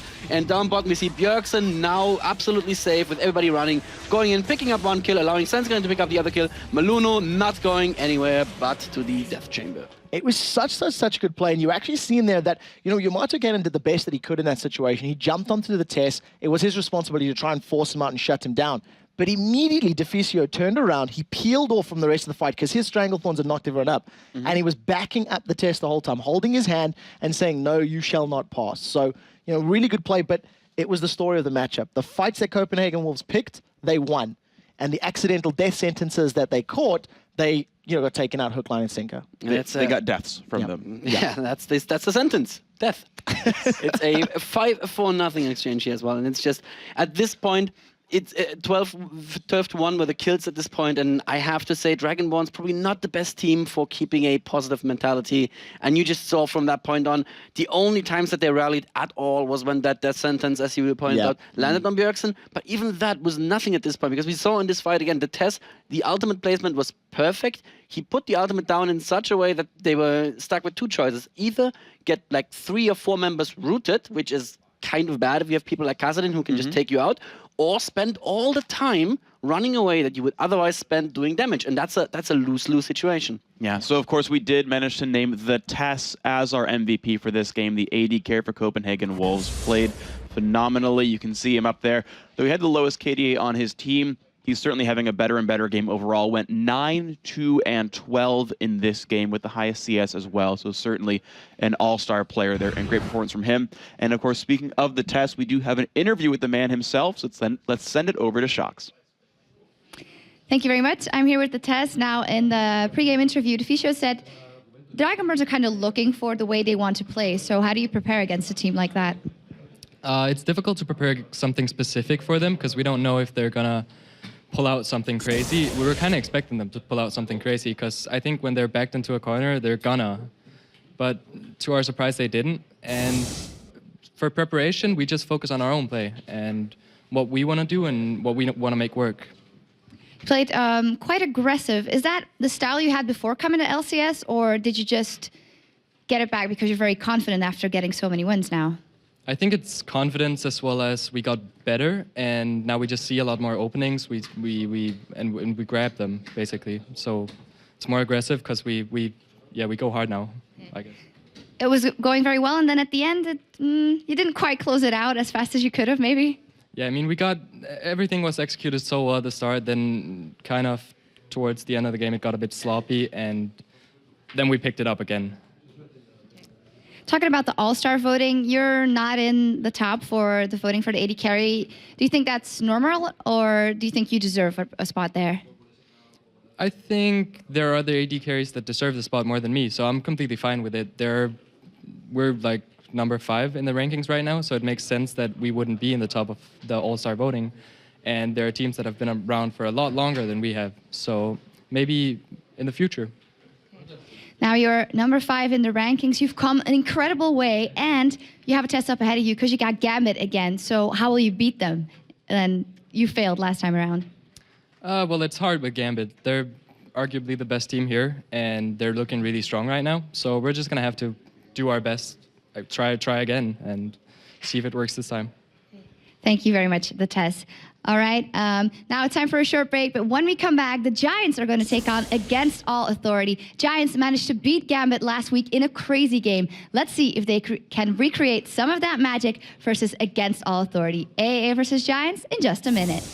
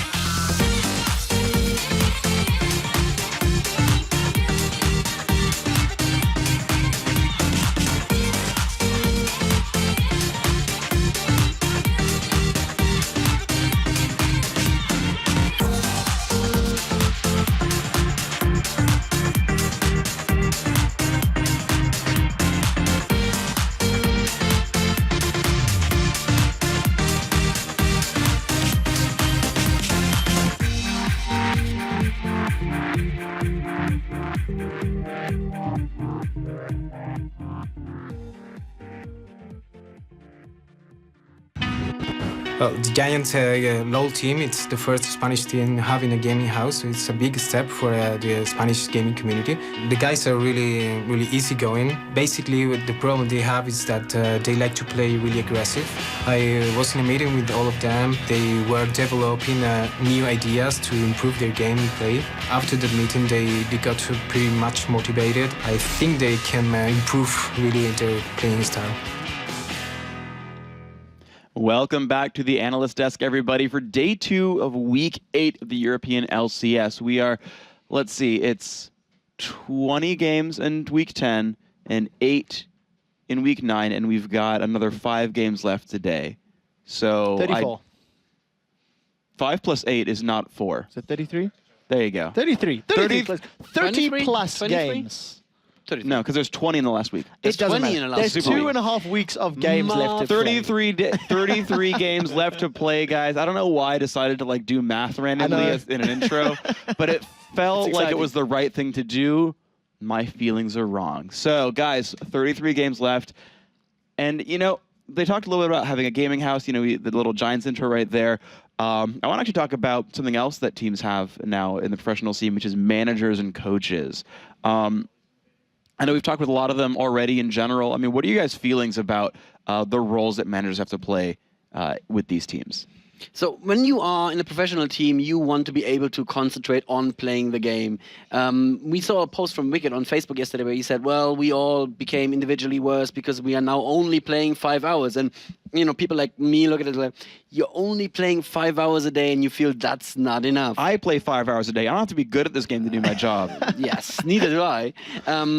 What we know from America, for instance, is that Dignitas had a lot of problems in the beginning of the league because they had trouble finding a house, and Skara was actually taking care of a lot of the house scouting and so on.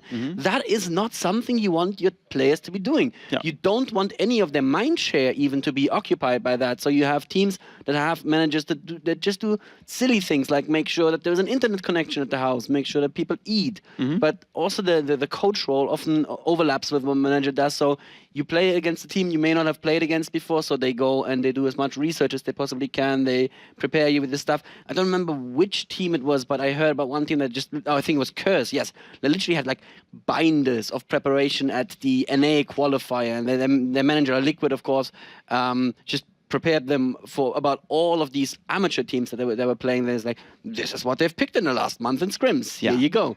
So that is a huge thing as well. But I think mostly what it comes down to is, as a player, you want to worry about in-game and not about out of game. So everything that's not actually happening on Summoner's Rift, you should have a manager for. Yeah, I completely agree with that. And of course, depending on your team composition and who actually leads the team, Freak, you told us earlier that Prolly, he was saying to his team that they're encouraging them to play they're forcing them to play 2 new champions a day, or different roles, just to learn, to expand your abilities in the game and make sure you really nail your skills down. All right, well, we'll see what ends up happening in the last part of the season. We have another exciting match coming your way, guys. But before we take a dive into the action, let's take a look at the unseen heroes, these pro teams, the managers. Let's take a video about them.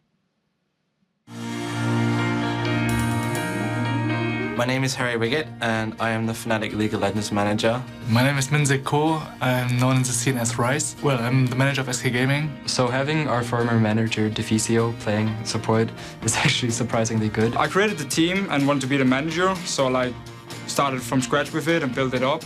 I think there are different kind of managers.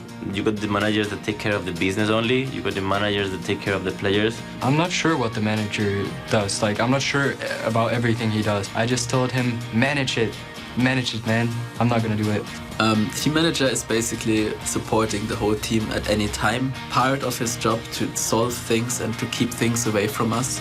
And I think our manager, Harry, does a really great job with that. There's a lot of things that the players don't recognize I actually do, which I feel is a good thing because it means I'm doing my job correctly. I think talking and communication is one of the main aspects. In this team, especially in SK Gaming, we have people from different countries, so it's we all talk in English, and English is not our native language. I got into this from writing news posts and doing journalist work online, and I got offered a job at Fnatic to manage their League of Legends team. I do all kind of jobs in SK, and now the main focus is obviously in the League of Legends team. Once we got close to Poland, Season 3 qualifiers, we knew we had to make a few changes on the roster. We wanted to keep it Danish as much as possible, so I figured, okay, might as well give this a shot. And now after we qualified, we just figured, okay, this is going good, let's just try and keep improving. Having a manager that does his job good is really important, and it is directly connected with winning. I think if now Harry was taken away from us, we would be like babies. We wouldn't be able to find any scrims. We would be totally lost. It's a bit of a parent role, I guess, being a manager sometimes. A team needs a manager, I think. Like, they always need someone who guides them. You have to really be there for the team, not just say be a manager behind your computer screen and never really ever meet the team. And they have to know that you're there, and they have to trust you, so they want to share things with you. We have a great luck that our manager is not only our manager, he's also a part of our team. He's a friend of us. He sticks together with us. He shares his life with us. He always puts up music in our room where we play, and he puts it loud, and everyone hears it, but no one says anything, and it's so annoying. My music taste isn't their favorite thing in the world, but it's something they have to deal with. Harry, man, you're really great, but you need to learn how to cook. Thank you very much, Minzik, for being so awesome and just being with us in the bad moments and the good moments, and basically helping us winning. I believe in my team and I believe in my players. The main goal is to reach the finals in LA. I really love my job. Even though I don't get to really have a break, I wouldn't change it for the world. So we hear there from the unsung heroes, and you know, I mean, I was in Harry's position, we can say. I guess not a lot of people know that before I really got into shoutcasting full time, I worked for Fnatic for a year as general manager there, and what they say is really true. The whole parenting role is definitely something that you have to fulfill. Obviously, it's a different level right now with the teams living together and what have you. Yeah, Harry needs to learn to cook, I think, is what we learned from that one. I like how you said the unsung heroes, too, because they don't get talked about too much, but they do so much work behind the team that no one really sees, and it's so crucial and vital to a team to really work properly. Yeah, and one manager that we didn't hear from there is, of course, Groove from Gambit Gaming. He brings the belt out when the team's not performing. We don't want to hear your thoughts on this one, Jason. We already know where they lie. But it's very, very important to have a manager in the team, that's for sure. But anyway, let's move on to our next game, the second game of the day, against All Authority versus Giants. Again, a very, very important one for both teams down at the bottom. And we've seen the highs and lows on how bringing someone new into the team can go. Against All Authority, they brought in Dio, played a phenomenal game yesterday. Yeah. Even it surpassed Edward and KDA, which I'm sure he's quite upset about right now. But then we saw on Dragonborns bringing in 2 new players. They, had the lows of it, but we seen against Authority, they looked phenomenal yesterday. We were talking about it. They look like a completely different team, and we'll see if they can continue that trend. Yeah, and the thing is, they took Corralius out, which they said was the weak part of the side. Corralius himself said, I don't have the best relationship with Nono. I've had some problems there, and hopefully Dude can really fix that with him. And, well, he's at the top of the KDA standings after one game, albeit, with a 15 KDA. It's not to be laughed at, that's for sure. We'll see what he can do in this one. Let's have a look at the 2 lineups for both teams, starting with Against All Authority here on the blue side with Freddy122. I was going to say in the top lane, but who knows where Freddy's going to be playing today. Virtual in the jungle, Slayer, Nono, and the new man Dude. And over on the Giant side, we got Samix in the top lane, Morden going to be in the jungle, Exter in the mid lane, and of course Jimbones and Babetta in the bot lane. And I hold a bit of a grudge against Exter right now because he actually did a faster lap time than me when we went go-karting, which, I've got an extra 50 kilos on most people, so that was my problem. That's what I'm going to stick with. Okay, well maybe he's a better driver. No, when was the last time I'm you just drove? heavier. Okay, I don't have a driving license, so I was driving illegally on that track, but I was happy with my times. I got slowed down by other people. Well, as long as that's my excuse. See, as long as I go go-karting. It was Freak that slowed me down. Good guy, Freak. No. So the one thing I would hate though is I would hate to topple over. That's what I'm worried about. Because I'm really tall, so it's really hard to sit in things normally.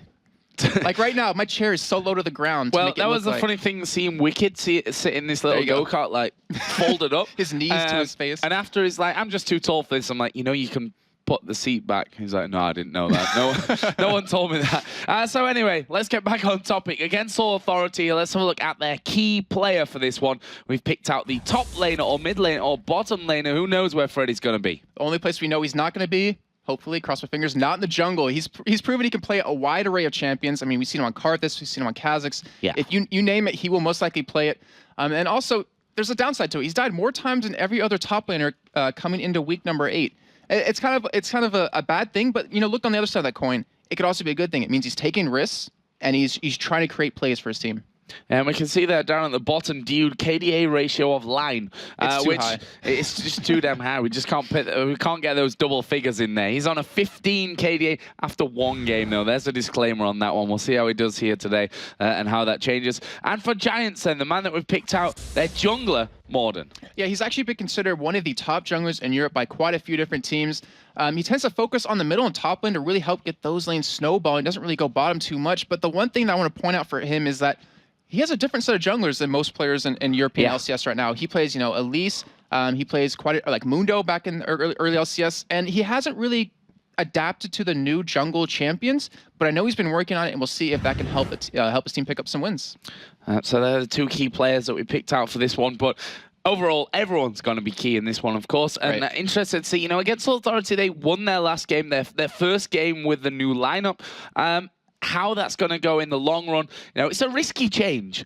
In the mid-season, we talked about this over and over and over again with Dragonborns and their 2 changes. Now they've brought 1 man back. Still got Yamato Cannon in the top lane. Of course, Mundo coming back into the team. But I don't want to take anything away, but this is a support role. In my opinion, the jungler is a much bigger change to have in your lineup than the support player is. I mean, Dude has actually played with Nono before in Epsilon when they were together, obviously pre-LCS time. So these 2 guys have a history with each other, and so far it's working out. And again, the disclaimer of it's only been 1 game. We'll see how it works here against Giants. We're going to go into the picks and the bans. Jason, in terms of bans, what are we expecting? Casson should be taken away from Exeter. We know how good he is always. The Rise, I wouldn't really assume to be taken away necessarily since he hasn't played it in quite a while. But we do see the Kha'Zix taken away and the Kayle so far. So Kayle we saw yesterday, a pretty good champion, but he's also a really good counter to Zed. So that could be a possibility as being picked up by one of the teams here if they do let it slide through. You do see Volibear being taken out as well as Jarvan. I'm curious to see an Elise ban here if they're going to go for that and really single Morden out. But we'll see in time if they do go for that. Why you no ban AD Kennen? I thought you were going to talk about that one, to be honest, but I'm not sure if they're that scared of it at this point. However, a lot of teams have said that and lost afterwards once that AD Kennen comes in there. But against Authority do have a final ban, and there is the Kennen. So Elise has been let through. I'm curious to see if against Authority... Oh, there it is. Or as I say that, it does get banned out. I was going to say, I think against Authority we'll be able to pick it up, but they do actually go for Thresh. And I wanted to talk about this, is that Dude. So it's a new player into the team, but he also brings new champions. Like, for instance, if Croix likes to play Sona a lot and played Lulu right behind that. But, we saw Dude on Johnny yesterday. We're going to see him on Thresh now. We saw Croix actually on Thresh too. But, he brings a lot of new junglers, a lot of new breadth into the team. And we'll see how well this works out. Yeah, one thing that we know that Nono is going to often say during this game, Dude, where's my hook? Or you'll have Babette to be like, Dude, where's my AD carry? Could happen. It's not Blitzcrank, but we do have Shen and Misfortune being picked up here. So Jimbones, that's pretty much his go-to AD carry when Kennen is taken away. And Samix most likely will be playing that Shen, though I'm not sure if that will be in the jungle or top lane just yet, because we know Morden is playing different kinds of junglers than what the norm is. Yeah. And then, of course, Virtual going to be sitting on Nasus. Wouldn't be surprised to see that. We saw him on, I believe, Volibear yesterday. And, that's just kind of the go-to thing. It's Hecarim, Nasus, Volibear. It's like the 3 most jungle champions. Right. And I think this Nasus will actually be a choice here. With that Volibear obviously being banned out, they wanted to get rid of that one.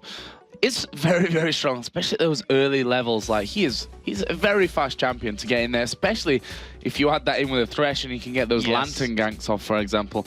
But let's see then what against Authority go here. We've got the Thresh, who most likely will be playing in support. I don't want to count any other role out because we've heard from a few players that Thresh does have that versatility to go elsewhere. Renekton. Now, coming into week 7, I'm not sure if that is still the case. I'd imagine it would be that Renekton was Freddy's most played champion. Well, it looks like he might be playing it again then. And it's a strong champion overall. It can really go head-to-head against most things. Not to mention you're very mobile and how you can jump into that back line. And Zed is still available. I mean, I want to point that out because he's been so crucial these past couple of weeks, and yet he has been picked up. We do see the Zyra picked up, and this is the thing. You don't know if it's going to be support. You don't know if it's going to be mid lane, so it's always one of those confusing champions. And we're going to see Extra most likely lock in a jungler here or that top laner to really keep that sense of... what's the word I'm looking for, Joe? Surprise. Surprise. Thank you. Sense of surprise. Yeah, and that's something that Giants have done consistently, actually. Locking in this Zyra fairly early on, and we have, because Extermin has played it in the middle, that's instantly the whole, is this going to be a support Zyra? Right. Is this going to be in the middle? And they can do that reactionary. You know, they've got last pick after all, which means that they can lock in another support later on. There is the Mundo. We talked about Morden, and you know he's pretty much the only player in the LCS that's really been playing consistently Mundo in the jungle. Yep, and with this Mundo, we've seen the last time they played this kind of comp was an Olaf in the top lane, Mundo in the jungle, and they ran Ryze mid lane to have that really beefy, tanky front line. That could be a potential coming up, but also Extra has the option to counter pick here since he is the last pick.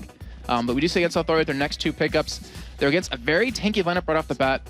Wouldn't be surprised to see potentially a Vayne come out. We've seen Nono play a phenomenal Vayne. It's a really good champion to go against us. But then again, Varus is available, and that is another champion that does really good against high health targets.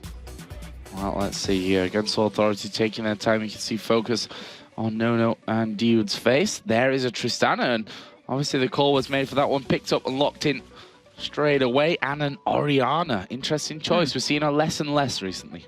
That's a lot of damage they're missing, though, if they actually do lock that in. Like, they don't have a really heavy damage team at all. All you're really going to depend on is on that Tristana and that Orianna ultimate. So if the other team, the Giants, can tank that burst that comes out initially, they can pretty much trample through them with the Zyra who could potentially go mid lane, the Misfortune who does a lot of damage, even AoE damage, and then their last pick coming in. And Mundo even does a surprising amount of damage with the cleavers and with his E proct. He hurts quite a bit. Persistent, annoying, sticking on you damage. And I was just about to say, Kassadin. You know, a high mobility champion basically to get away from the ball often is what we're going to see here. And it is a Kassadin locked in there. That is one of Extermin's favorite champions. Yep, we talked about that. You know, most likely should be banned out against him. It wasn't indeed. But, you know, he's a really heavy AP assassin. And if you take out Nono, for instance, if you take him out of the fight right away, where's their damage going to come from? Nowhere. And you'll be able to just destroy them as the fight does go on. So against the Authority, it looks like they're going to have to do something amazing early game, because if they fall behind, they're going to stay behind at this point.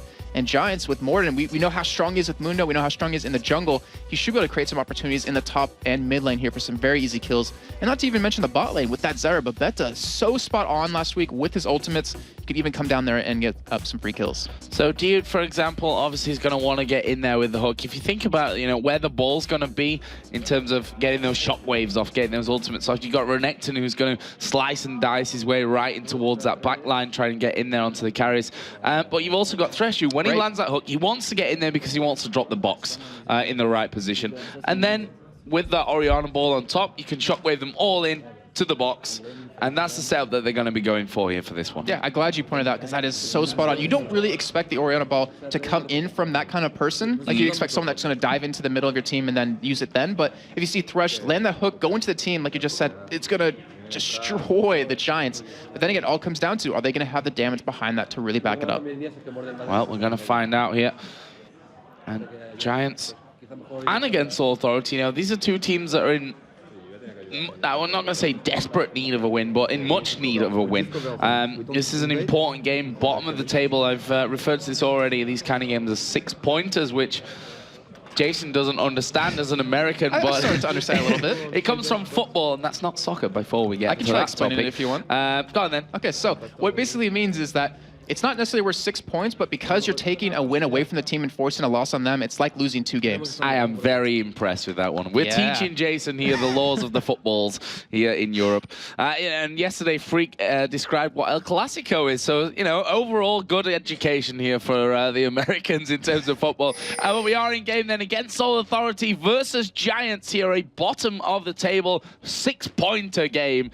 And Jason, talk us through level 1. What will or may happen? I honestly don't think we're going to see any level 1 action. I think it's just going to be protecting your own side of the jungle. Like you're saying, 6-pointer game, it's very important. Against Authority, just got into 6th place. They're feeling comfortable there. They want to maintain that spot, and the Giants fell to 7th. So they're just going to try to play as safe as possible, just try to play the game they know, and then come out with a win here. We do see Nono, though, he's sticking around mid lane, so that almost makes me want to think that they could potentially send their AD carry support against Cassidy. We've seen that done against Ocelot many times on his Cassidy, to just shut him down, keep him out of the game early, and he won't start to snowball as the game goes on.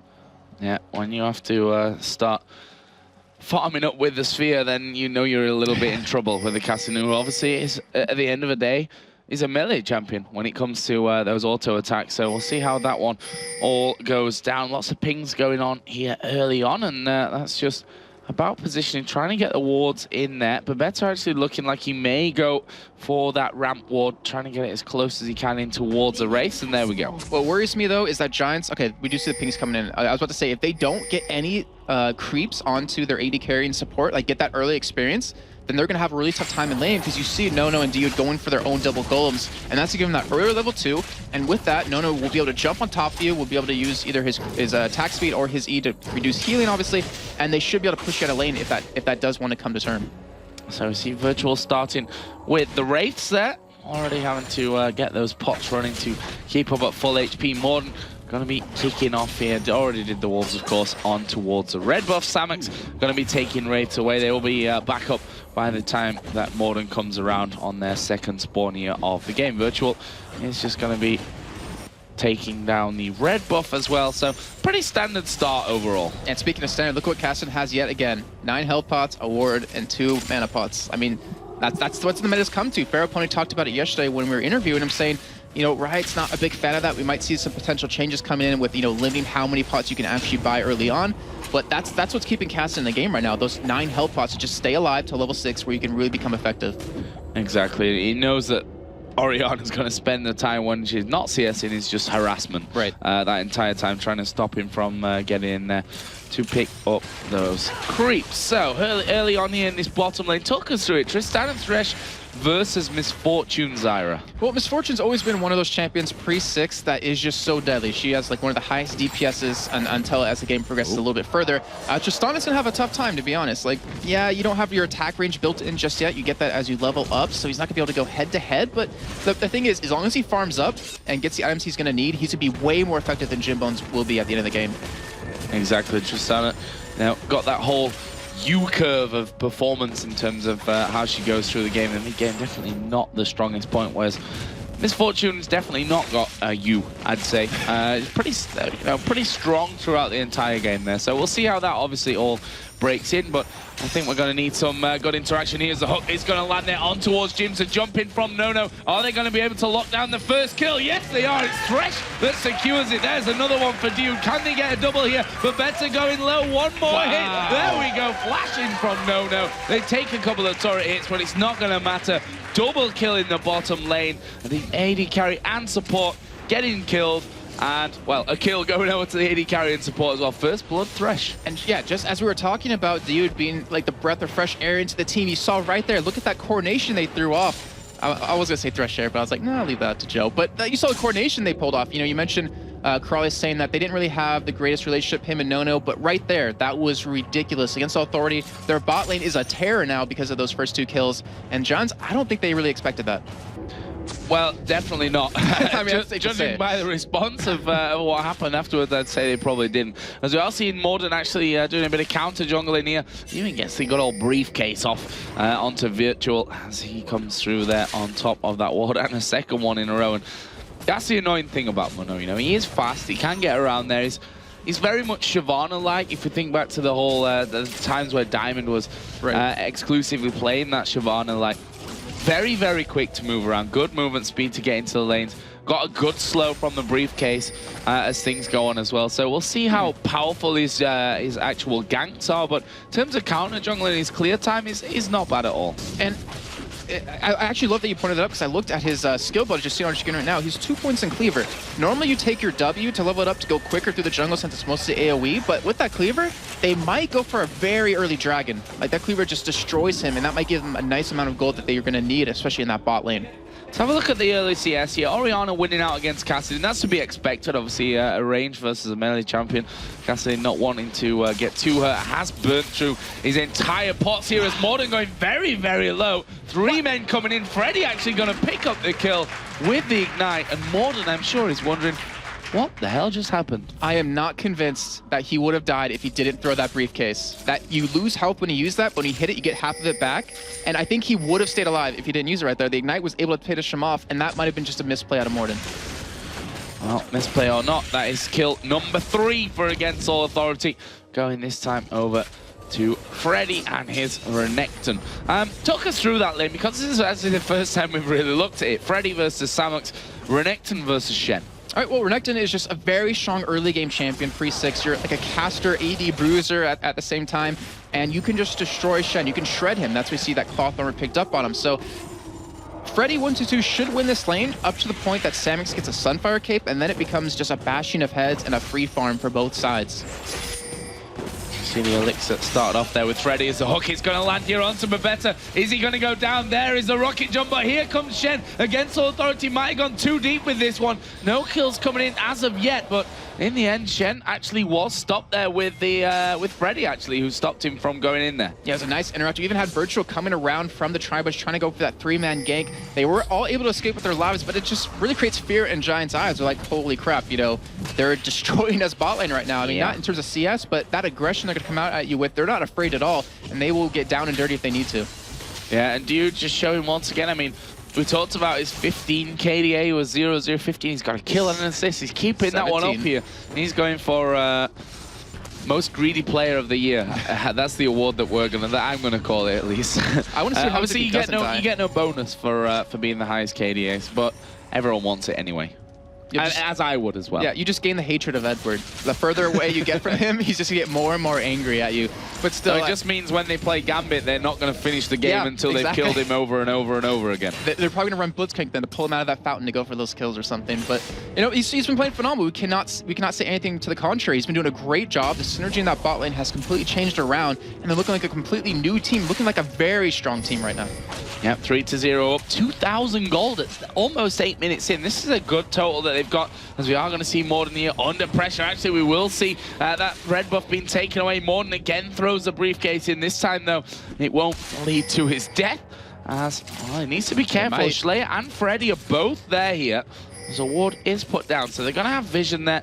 The Wraith's just been taken away. Let's have a look at Virtual here quickly, see what he's leveling up, because we talked yesterday about Snoopy obviously played that Nasus. There was a lot of talk on Twitter. St. Vicious, for example, the cursed jungler, was like, why is he leveling that Q the entire time? This time Spirit Fire is being leveled. Oh, in the middle lane, Schleyer is going to go down. Bit anticlimactic. Good job, Joe. Nono's going to take out Babetta as well. We don't want to see no kills. The Dragon had been started there for a little while by Against All Authority. But that is the first kill, obviously, coming down for Giants in that one. That will leave them 4-1 behind. But look at this. Freddy and Virtual coming around that backside. Are they going to get involved in the middle? It will be a 3-on-2 as the briefcase is constantly coming out then. That's the annoying thing about Mundo, honestly. That briefcase on such a low cooldown, like, constant annoyance. What they should have done, I believe right there, was to potentially switch it up, not have their AD carry support fully back. I mean, yeah, we did see one of them go down, but, you know, they could have gone for Dragon right there, and with those cleavers, it would have been really quick. But then again, it's that moment where if you lose that fight, if you get an accidental engage, you're going to fall so far behind, this can be really hard for you to get back in the game. You know, Exter, he has a kill finally. He is starting to pretty much dominate Schleyer in that lane. You cannot count Giants out at all with his castle in play, and if you assassinate Nono, doesn't matter how far behind Jims is, they should be able to win those fights. Let's have a look at this bottom lane, because we do have a level difference there. Kill difference, of course, is very apparent. 2-0-1 for the Tristana. 3.6 to 2.6 gold right now, so 1,000 gold is the advantage that Tristana's got. Let's have a look at the items. Vamp Scepter plus the Doran's Blade. Actually, Tristana must be, it's out on 1,900 gold right now. Berserker Greaves and the Vamp Scepter in Foreman's Fortune. So we are going to see Tristana come back to lane here the next time he goes home, which is right now. Coming back in there with more. Schleyer actually managing to dodge away from that briefcase. That could have been the end if that had have landed. Yeah, it really would. And Schleier's already hurting in this lane right now. He's still ahead in CS, but that's not going to matter as Extra can push out a lane so quickly just like that. And one thing I love that we see right now is Dude. So they were able to get those 3 kills total on the bot lane. Because of that, he gets a Sightstone early on, and that means he can ward up to stop Cassidy from coming to gank him. So they can be really aggressive, they can push the advantage they have, and then they can force Extra to maybe visit the bot lane and make him waste time. We do see Schley going in on him in the mid lane, but not enough damage. Yeah, Shockwave used there, but as you said, it doesn't really do that much. It's more of a meh wave, like meh wave. Didn't really shock anyone, or something like that at least. But 7 CS behind is Cassidy at this point. Got that Catalyst in there, got the T. I promise the joke will get better, otherwise I'll stop him at some point. Don't worry, Freak's on later, they'll get better, that's for sure. They always get better with Freak. They always get better. We do see a Shen ulting on Extra here. They're going in for a kill. Flash away from Schley. Obviously doesn't have the meh wave available anymore. You already used that one in that last engagement, and that won't be able to lock any down. But that's Stan United used and out of the game now for a little while. We see Freddy actually pushing in there on towards that turret. The Dragon, though, is still alive. Pesky Dragon, they just don't want to take it. Yeah, and because they see Mundo in that top lane and Shen ulti is down against Authority, he's going to go for here, and they will be able to pick up a very easy first Dragon. Yep, and not sure that they're really going to get involved with this one. And as I say that, Bebeta and Extermin are there. We're going to see Misfortune coming in towards that as well, but there is a smite available, and it will be smited off there by Virtual in the end to pick up the first Dragon here for against All Authority. So overall, they're 3,000 gold in the lead, 4-1 in kills. Still no towers gone down though. And the thing is, I think the gold that they have right now isn't really reflective of how the game's kind of going on, because Schley is being shut down. So if you shut him down, no one's the only one alive to do the damage. And obviously, he's very easy to kill with the lineup that Giants has. So if they keep Schley out of the game, Giants can easily win these team fights. And we know they're a team about doing these team fights. They don't necessarily try to win early on. Obviously, they do, but it's not their main goal. They try to go for that late game dominance. That was a hook coming out from Dude, who honestly has been pretty impressive with those hooks so far. We saw the first 2 kills of the game coming in via those hooks, and First Blood did go over to Thresh, as you mentioned, managed to get that Sightstone in very early on. And they still can't get over the sound of Thresh picks up the souls is very haunted. You just hear people crying, or the souls crying that they're being killed. But yeah, his Thresh has been phenomenal. His Johnny yesterday was great as well. He's bringing a lot of new breath. He's bringing a lot of new champions into the lineup. And we'll see what he keeps bringing to the team. And if he doesn't die here, his kitty is just going to skyrocket even further. Well, even if he dies a couple of times, it's still not half bad with already 1-0. Freddy taking a little bit of damage from Samax, but he's not too worried about that. Actually going to go in here onto him. Is he going to go for the kill? Ultimate was, of course, running.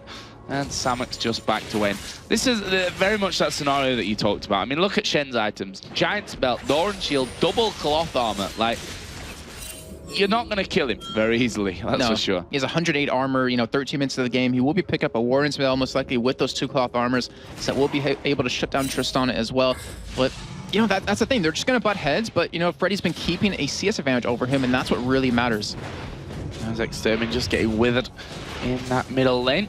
Morden just coming around to back up that middle lane as the ball comes in. Still no real damage coming out from Orion, obviously, with that Catalyst and the Chalice in there. Much more about the lane sustain at this point, but that will, at some point, be coming down from Schley, and we'll see how that all works out for against All Authority. Right now, though, they have a convincing lead, and to be honest, that gold lead is only growing at this stage. Yeah, as long as they keep that up, it's just going to make it even harder for Giants to get back in the game. But I'm seeing this wither happen on Extra over and over, and one thing that really kind of points out to me as the game goes on is, there's no point in withering a Misfortune, because she's like pretty much a caster as an AD carry.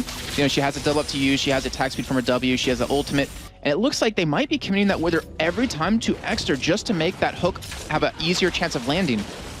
Well, it looks like against All Authority going to go in here for that turret, and that will be turret number 2 of the game. And that is the second one, of course, to against All Authority. Both the bottom and middle outer turrets are down.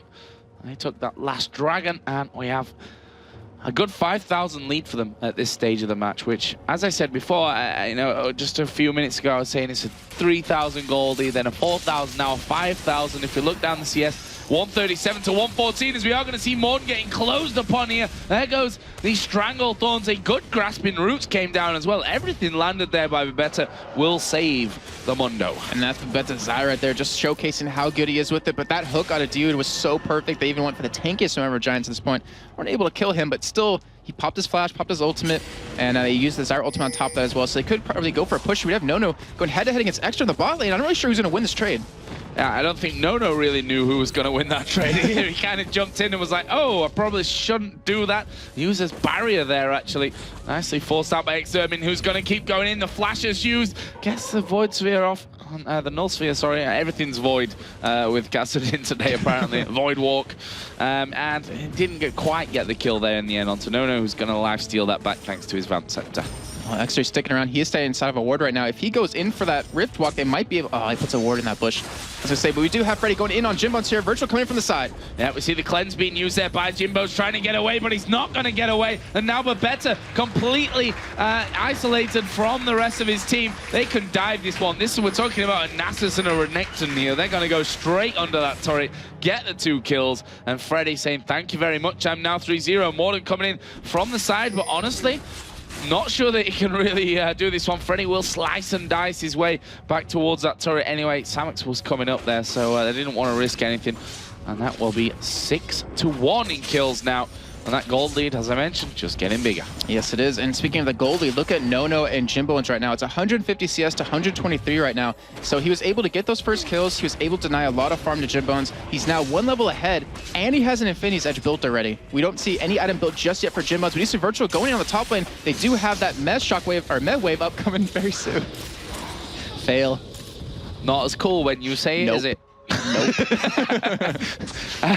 So, yeah, a little bit of AP now. It's not quite so meh anymore. I mean, it's just an amp tome, so it's kind of just half meh or something at this point. But it's very, very dangerous. There's no doubt about that one. Not just the damage, but the crowd control that is offers here as Nono going to go in there, makes the rocket jump, but can he get in range here? Extermin's Rift Walk going to be off cooldown in a second. Nono decides chasing his, well...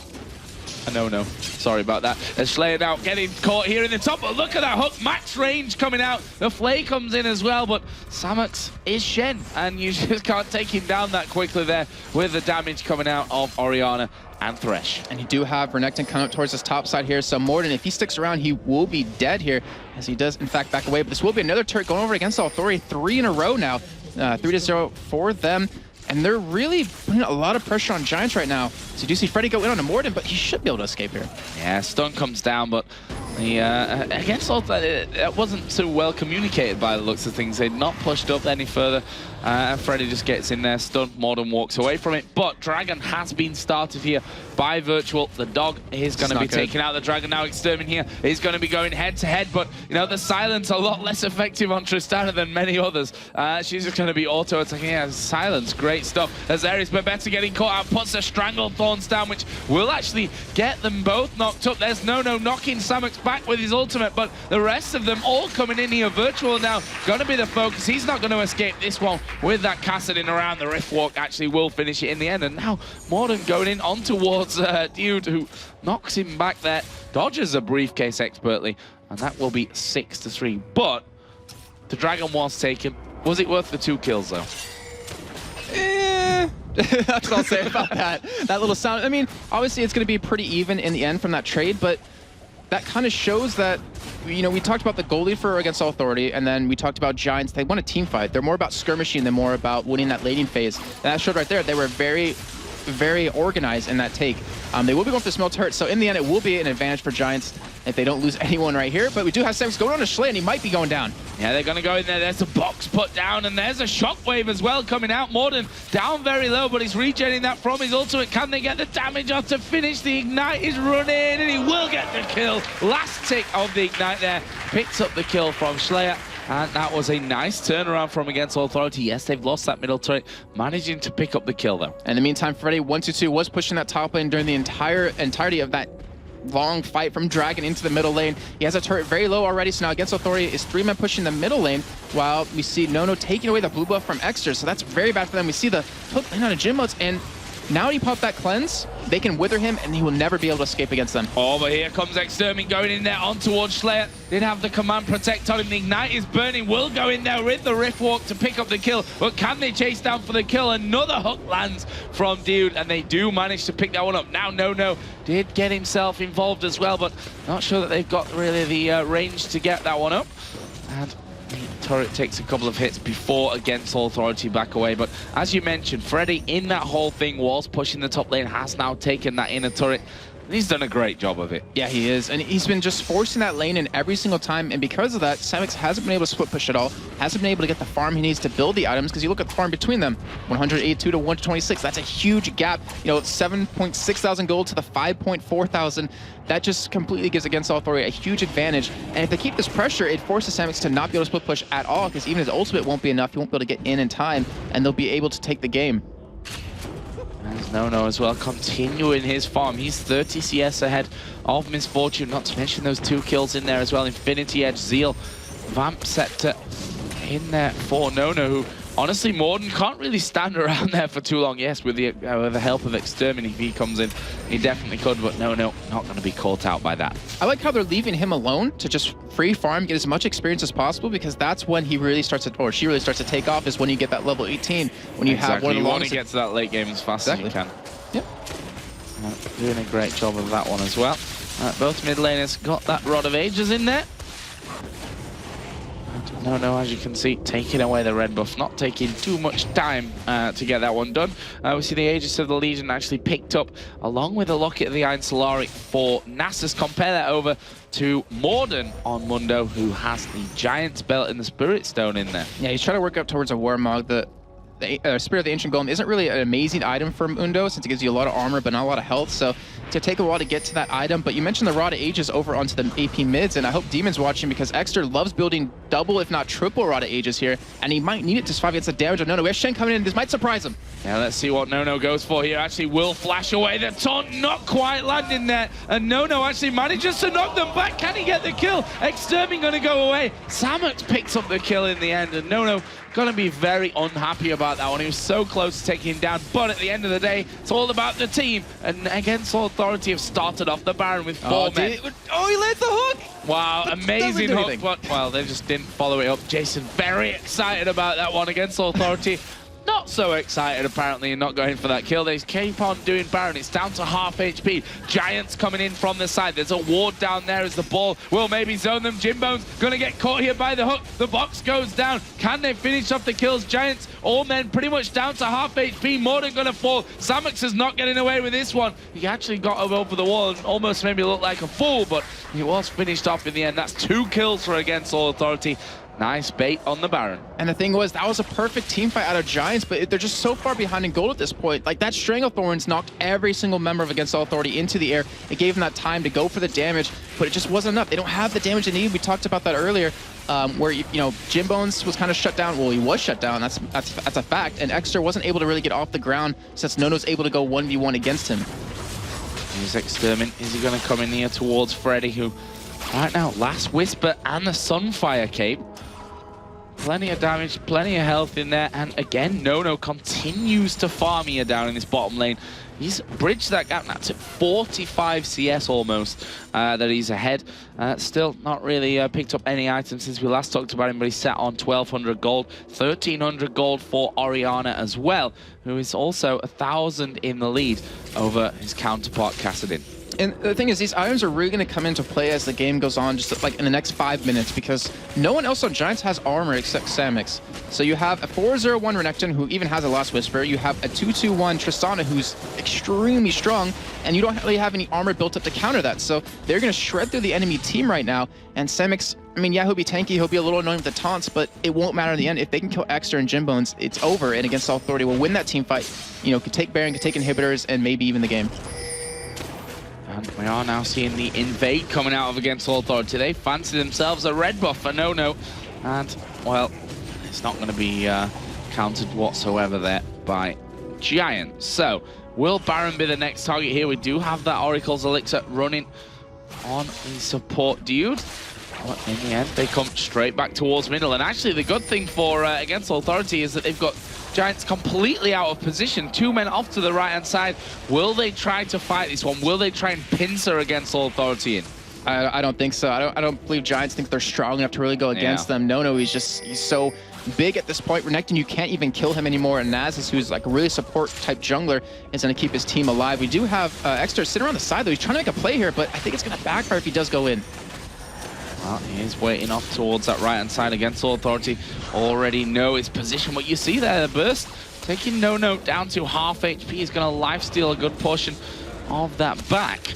And Giants doing a good job of actually forcing against Authority away, but look at Freddy, the Crocodile going to come around the back. There's the hook onto Extermin. He's going to get knocked down to half HP. The Shockwave comes down, locks up 3 of them, including the kill there on towards Kassadin. Samux is the tanky one here, but he's not going to last very long. Double kill coming out for Oriana. That's a 2 for 0. The Wither is down on Jimbo. You see Freddy slicing and dicing his way forward, but doesn't quite get in range to get that stun off. So you mentioned about Extra going in on No. It was a lot of damage, but like the downside to that is if he goes in and gets caught, if he can't kill No from 100 to 0, then he's gonna die because No will be able to kill him in the time his Riftbot comes back up. We saw it kind of right there, exactly what happened. They got baited into a fight, but that was still well played by Against Authority. And Babetta again, an amazing string of Thorns, knocking out 4 members of Against Authority.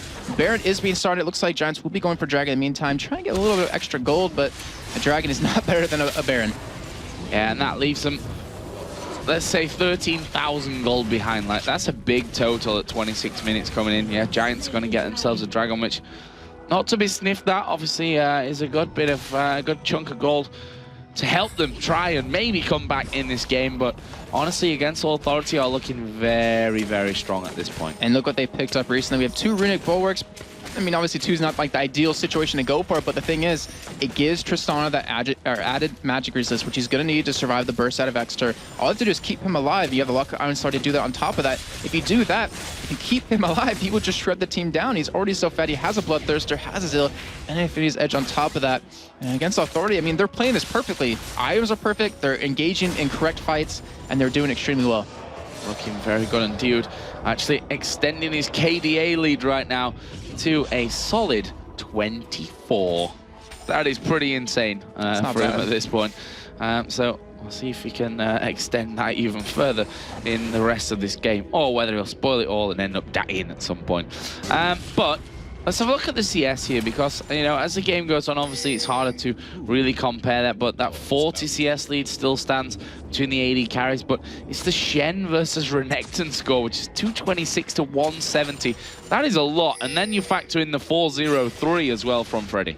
Yeah, they took advantage of Shen Yin level 6, obviously, to get down and really help that bottom lane, because they went for those early kills onto the Giants. They picked those up, they kept that pressure on, and because of that, Shen had to keep leaving his lane over and over, and from that, Renekton would just push, he'd get even more farm and get even further ahead of Samix, and it's really hurt him this entire game.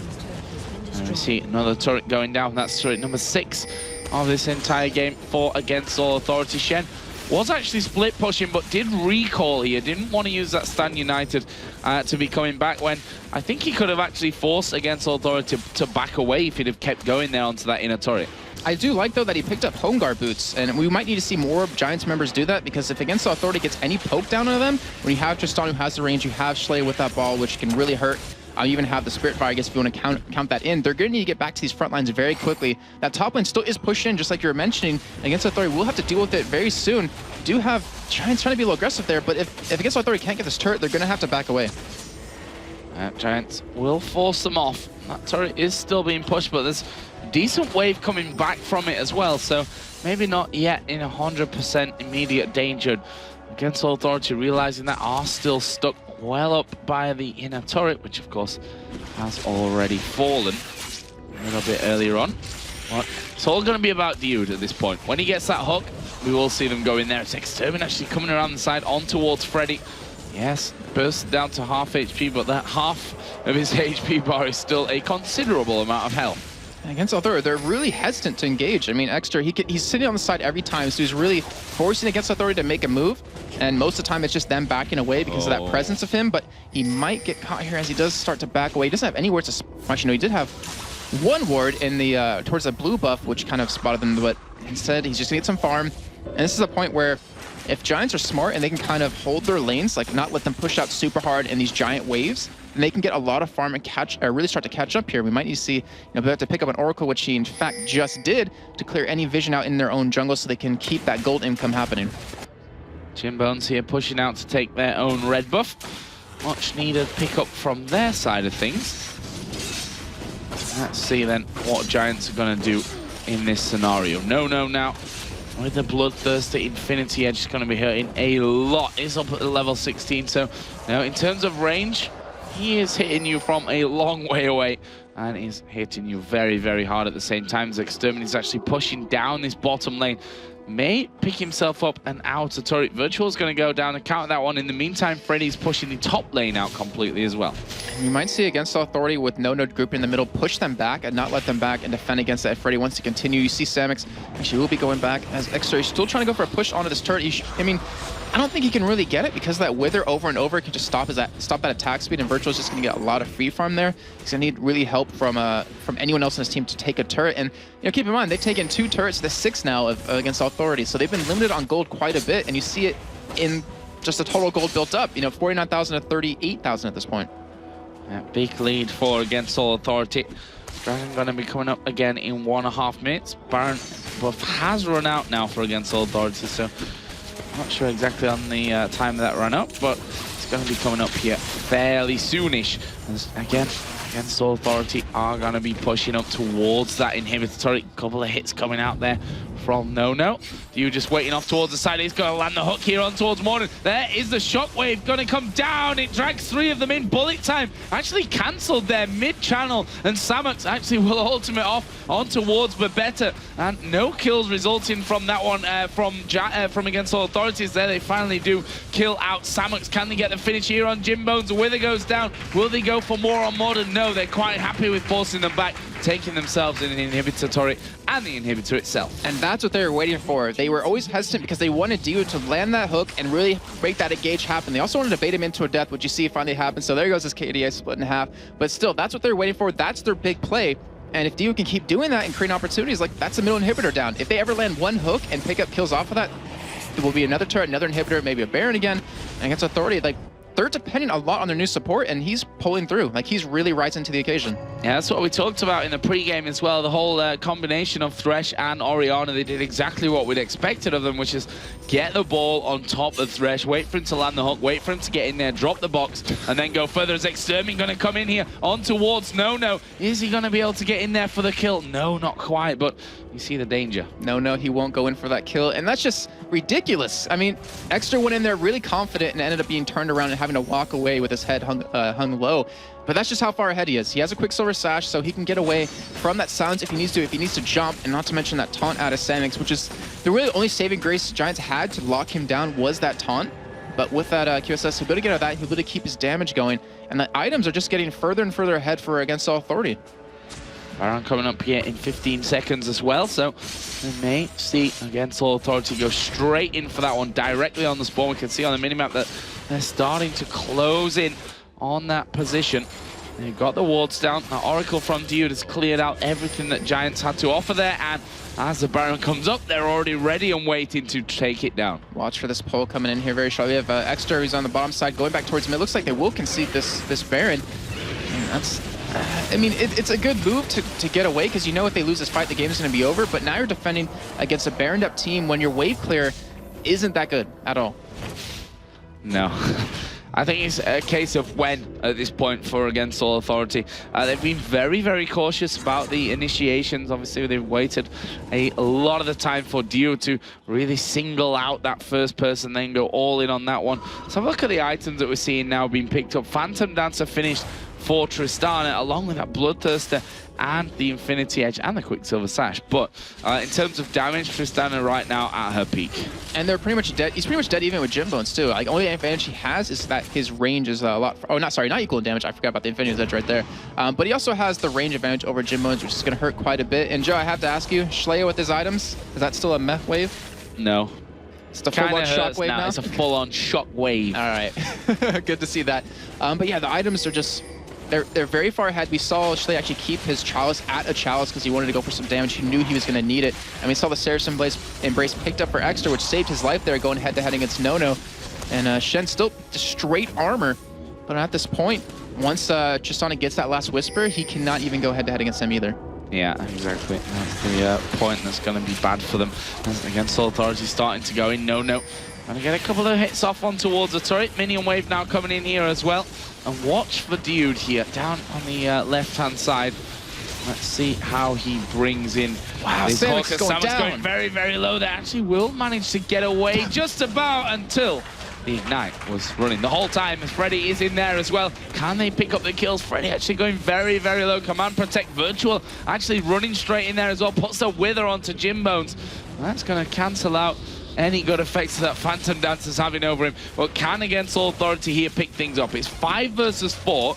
They're not super healthy. Giants have gone back to heal up as much as they can. There's the plant coming up and then being taken out straight away. Is Freddy going to get Command Protect on his head? There is a Shockwave. They're going to take down the AD carry. And now, no, on that killing spree. The third and final inhibitor turret is going to fall here as well on that bottom lane. But can against All Authority finish things off. 15 seconds for Shen to come up. 40 seconds before Misfortune is back in there as Freddy goes in towards Extermin. He rift walks back onto the fountain. Well, the first Nexus turret is down here. There's Command Protect coming on. Freddy just trying to zone them. He's not going to be too unhappy that they're all focusing on him as he comes away with the lantern. Just about Exterminator getting back onto the fountain, but the Nexus has been focused here. There we finally see Freddy going down, but the Nexus being focused upon. Slayer going very low. The box drop will slow Samax right down. They finish him off there, and there will be the Nexus going down. And against All Authority win their second game in a row with their new support dude. And there you see the camaraderie between him and Nono. You know, they've looked like a different team with Dude there. Yeah, they did. They pretty much pulled the Copenhagen Wolves, but the good side of it, where Bjergsen came into the team and they started winning their games. You see Dude come in, and they just have looked like a completely different team. They've been playing so perfectly. They've been playing like a real team instead of just, you know, separate players in separate lanes. And you have to give them credit. That was a very well-played victory. What a devastating loss for the Giants on the other side. We're going to head over to the analysis test with Freak and Quickshot to break down the game. Thank you very much. What an amazing game there by Against All Authority. Dude now at 27 KDA overall. So this man is winning by a heck of a lot. I think he's got triple Edwards score now. Ooh, that is some big words. And he secured a large portion of those kills and assists playing Thresh as well. And what a phenomenal Thresh. We have to talk about the opening minutes of that matchup. The double kill on the bottom lane that literally all started from a death sentence into a flay. And it was pretty much the story of the game. It was a story. It's basically Dude just doing everything. He controlled the heck out of that match, especially the early game. He landed so many of those death sentences that just set up fights for his team, and he would go in so recklessly too. He would dive in there, land flay, assume he was tanky enough, and he was. He only went down once, which, since he had 0 deaths before, didn't actually affect his KDA. Well, it made it not infinity anymore. Yes. But, it's actually divisible now. Now that we're in the realm of real numbers, very large. So let's talk about the matchups, the compositions. You had Renekton, you had Nasus. They're two sort of very beefy, very tanky, damage over time type champions. They rely on their ultimates in team fights to really continue putting the pressure. But Freddy picked up that last Whisper very early on. And that was him being ahead, basically. So, you know, there's 2 points to really bring out there. So one is the Renekton Nasus combo. Both press R, both deal damage in a sort of small confined area around themselves. And they've got an Orianna on their team to haste them both in. And they've got Thresh to kind of pull everyone together as well, lock them into the box. The Shockwave can come in as well. And with that, and they kind of just Shockwaved goodbye to everyone on Giants. They just dealt so much damage, put them all together, and they burned through them. And again, you talked about the last Whisper. That's him being ahead. Normally, Renekton does have to build tanky, does need to build resist and health. But when he has a multi-thousand gold lead, he went 5-1-7 that game. He started the game out 3-0. It's like, yeah, I can make a detour, grab that, which helps him duel Shen. He can break through the armor, but also just deal damage to squishes in the back line. I'd love to actually talk to the members of AAA and find out who's doing the in-game calls now, because you mentioned it, the Shockwave combo in conjunction with all the other ultimates. When they did stack them up, there was a good number of 3-man and 4-man Shockwaves in there. The box seemed to be perfectly placed every single time. And it was really just a story of Against All Authority making the plays happen. Giants, they were behind. They tried to make things happen, but I'm not 100% convinced on that jungle window. It didn't have much presence, if any, in the entirety of that game. The one sort of reference point I can bring up about Dr. Mundo was back at Lone Star Clash, Scar was casting and he said, I don't really like the early Mundo pick. I think you can pick around it really, really well. And I pressed him about it at IPL 5 and he said, yeah, it's because he's so kiteable, right? He has to kind of hit you with his body to do anything. If you slow him down or put up walls there, you really screw with them. And so he mentioned Anivia as a big counter pick. Well, you look at Tristana, Thresh, Oriana, the slow from Nasus. Like it's kind of like Volibear, where like you've just got ways to say slow down. You can't walk at me anymore, and it blocks anything that he can really do. And we sort of saw that, right? Like he had more than enough health to survive, but not enough movement speed. Yeah, not at all. So we are going to jump into a replay just to really highlight the specifics of this matchup. What ended up happening on the bottom lane, Nono did go down, but he pulled 2 members of the Giants down there to pick up that kill. So it allowed the rest of Against Authority to start off on Baron. There was a death sentence that landed onto Babetta, which the team decided not to follow in on. But this is where the game changed. I want to pause for a moment and look at the positioning of Giants. They are trying to contest. Morden is trying to get himself in range to start dealing some damage, and it's Dude is literally just waiting for his death sentence cooldown to become available. They do not have Nono in this fight, meaning damage to the Baron was going very, very slow, and they weren't able to pick it up. Giants made a critical mistake. They gave Dude and the rest of Against All Authority the time needed to get their cooldowns back. So this ends up happening. The death sentence lands, Dude immediately goes in, they combo the abilities. You see the knockup from Zyra was good. It slowed Against Authority down, but simply put, AAA had better damage, better positioning, and they pick up a 2 for 0 before continuing to push the map. And that happened time and time again. There was another fight near the mid lane just a couple minutes later where Freddy with Renekton came in from behind. Dude immediately dove in with that death sentence, put the box down, and obviously got the shockwave with the rest of the team. So well played to AAA, coordinated, controlled victory. Yeah, well, the team overall did amazingly. As a group of 5 members, we do want to give a shout out to Dude. He was arguably the MVP in the first game of their day yesterday, but also definitely today as well. Played phenomenally. Net KDA now 27, as we said before. Massive score for him. And I mean, what can you say, right? You saw the game there. Just that game was its own highlight reel. Yeah, exactly. And it's really, really good to see that new synergy in the bottom lane. I do feel like we're hyping him up, but with good reason. He is delivering 2 games out of 2 so far. They have another matchup later today, and we'll have to see how this dude performs when the pressure's on. Well, we'll of course see. And we've got an interview as well with Nono from Against All Authority. Shocks, take it away. Yes, I'm here with Nono. He's smiling as always. And the reason to smile, your support got MVP, Dude. So tell us something about the synergy between him and you and why it is that you have such an extremely good connection. Yeah, because we play together and he's such a good friend to me. So we are always happy together. We make a lot of jokes. And we can see it on the computer. Because for me, the real life and the virtual life is finally the same, because we have a team, so we have to be a good relationship, we have to be friends, etc. Absolutely. Talking a bit about the team comp, you went for that Tristana. How did that work in your team specifically? Yeah, they wanted me to pick Tristana to have the late game, to have a late game hero and to be able to carry. So I just AFK farm, tried to kill Kassadin, but didn't work. And yeah, that's it. Yeah, a lot of trying to kill that Kassadin we saw. But it seems like AAA is going back to the first weeks of LCS where he performed really strong. Was there a time, maybe during Lille, that you thought, we might lose our jobs here if we continue like this? And where did you go from there? Yeah, exactly. We weren't that serious because the mood on the team wasn't that good. But now Jude is there, and as you can see, he's always smiling, always joking, he's really a good teammate.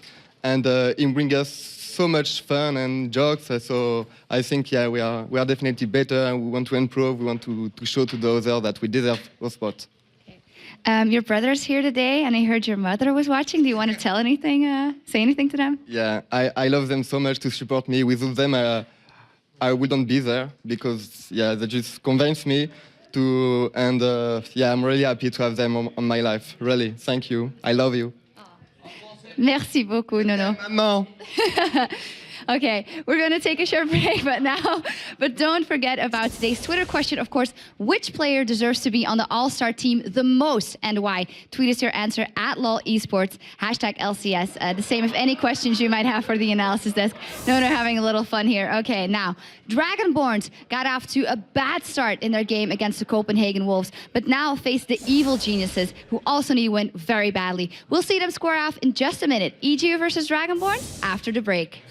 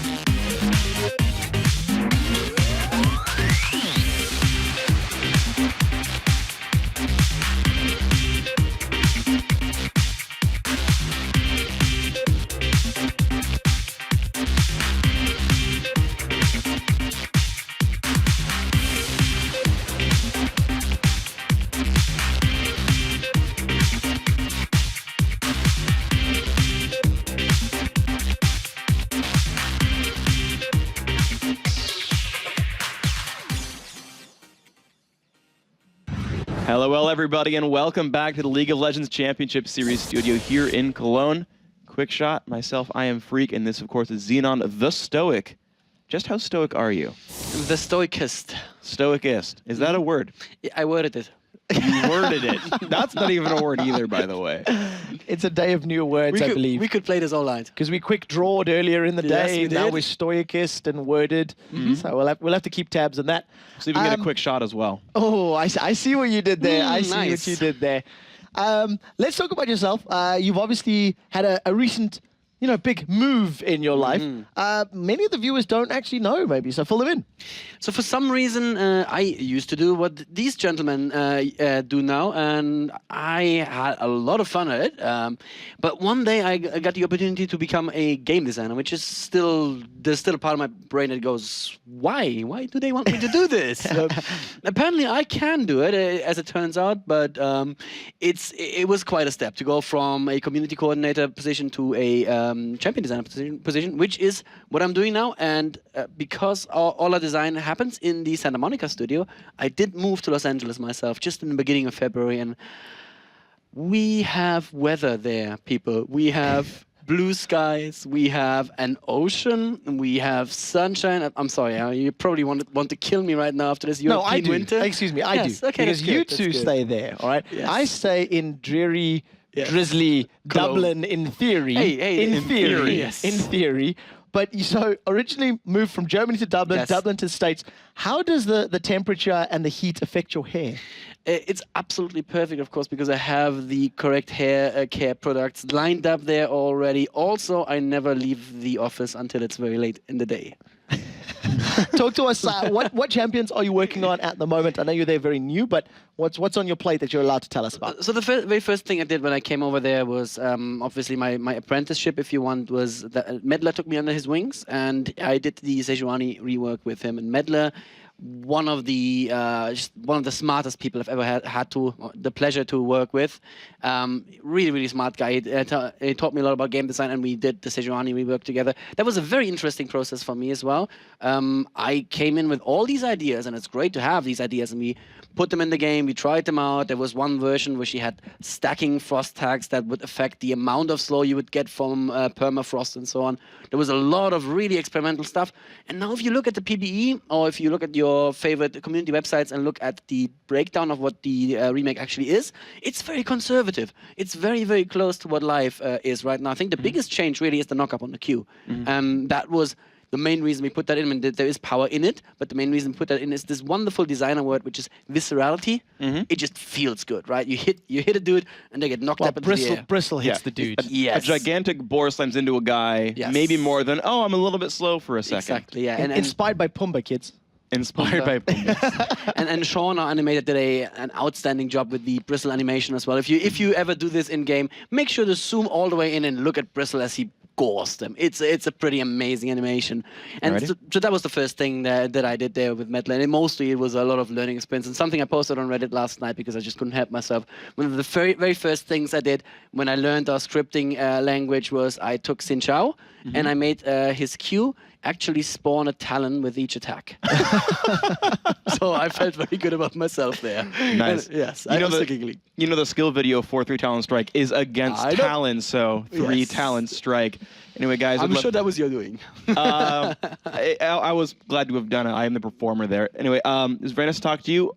Fortunately or unfortunately, we do have esports to take care of. Yes. So, well, we've got 2 lovely gentlemen dressed in dark suits, much like us, ready to cast games with lovely hair. Caster Desk, please take it away. Thank you very much, lovely Freak. And it's time to move on to our 3rd game of this lovely day here in Cologne. The sun is shining. Zenon has actually brought a bit of sunshine with him, which I'm very thankful for.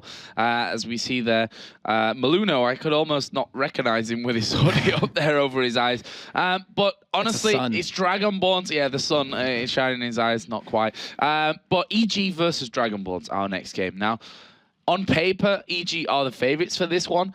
They're honestly not looking that hot at the moment. I mean, Copenhagen Wolves, if they carry on as they are, could actually pass EG. Yeah, EG's 10-10. Wolves are 9-13 at this point. And Wolves, I mean, starting out as last place in the beginning of the season to be going to 4th place. I mean, who could have guessed that would actually have happened? Not me. I would have definitely not bet on that one. But Dragonborns are, of course, 1 for 2 against EG, but the last time they won a game was against them back in week 4. Week 4. We're in week 8, just to, really emphasize that point. They are now 0 for 11 at this stage. Like, the worst run that we've seen overall in the LCS. Yeah, it is. And it's unfortunate because they are fighting to keep their LCS spot. I mean, that's what they're having to do. And if they keep losing, which I'm not sure exactly the point how many losses they need until they're completely out, but I mean, you're fighting for your livelihood. Yeah. Well, you're fighting for your livelihood because this is your job, and not many people can say, hey, I get to wake up in the morning, play League of Legends professionally for a living. No, exactly, and that's the real thing, that they've trained so hard, they've put so much into the game, and that's all at risk here. That's all at stake. They need a win. They need to stop that 0 from 0 for 11 becoming 0 for 12 here, but they're against EG. Whilst not having the best record, they are still a very, very solid team. Yep. And then, of course, over on the EG side, we had Wicked actually talk about on Facebook, if you guys didn't notice just yet, he was mentioning that, every one of their players are not doing that well lately. And it has to do with, well, Wicked, for at least him, he said, he used to play 10 hours a day of League of Legends, but now when he's on the team, he plays about 5 a day. And their individual skill seems to have dropped over time. And it's good to know that they've pointed that out, but what are they going to do to fix it? And we might see over the next 2 weeks, 2 weeks, if they can actually do that. Yeah, and they need to pull something out here because, as we said, Copenhagen Wolves are starting to catch up with them. It's only a difference between a couple of wins and losses between them now that will be changing things. So very interested to see how EG do coming into this matchup here against the Dragonborns. Yep. And if I'm not mistaken, is this the last time these two teams meet? I believe yes, so. They are. It's 2-1 right now in favor of EG. So this will be the final game that these two play each other.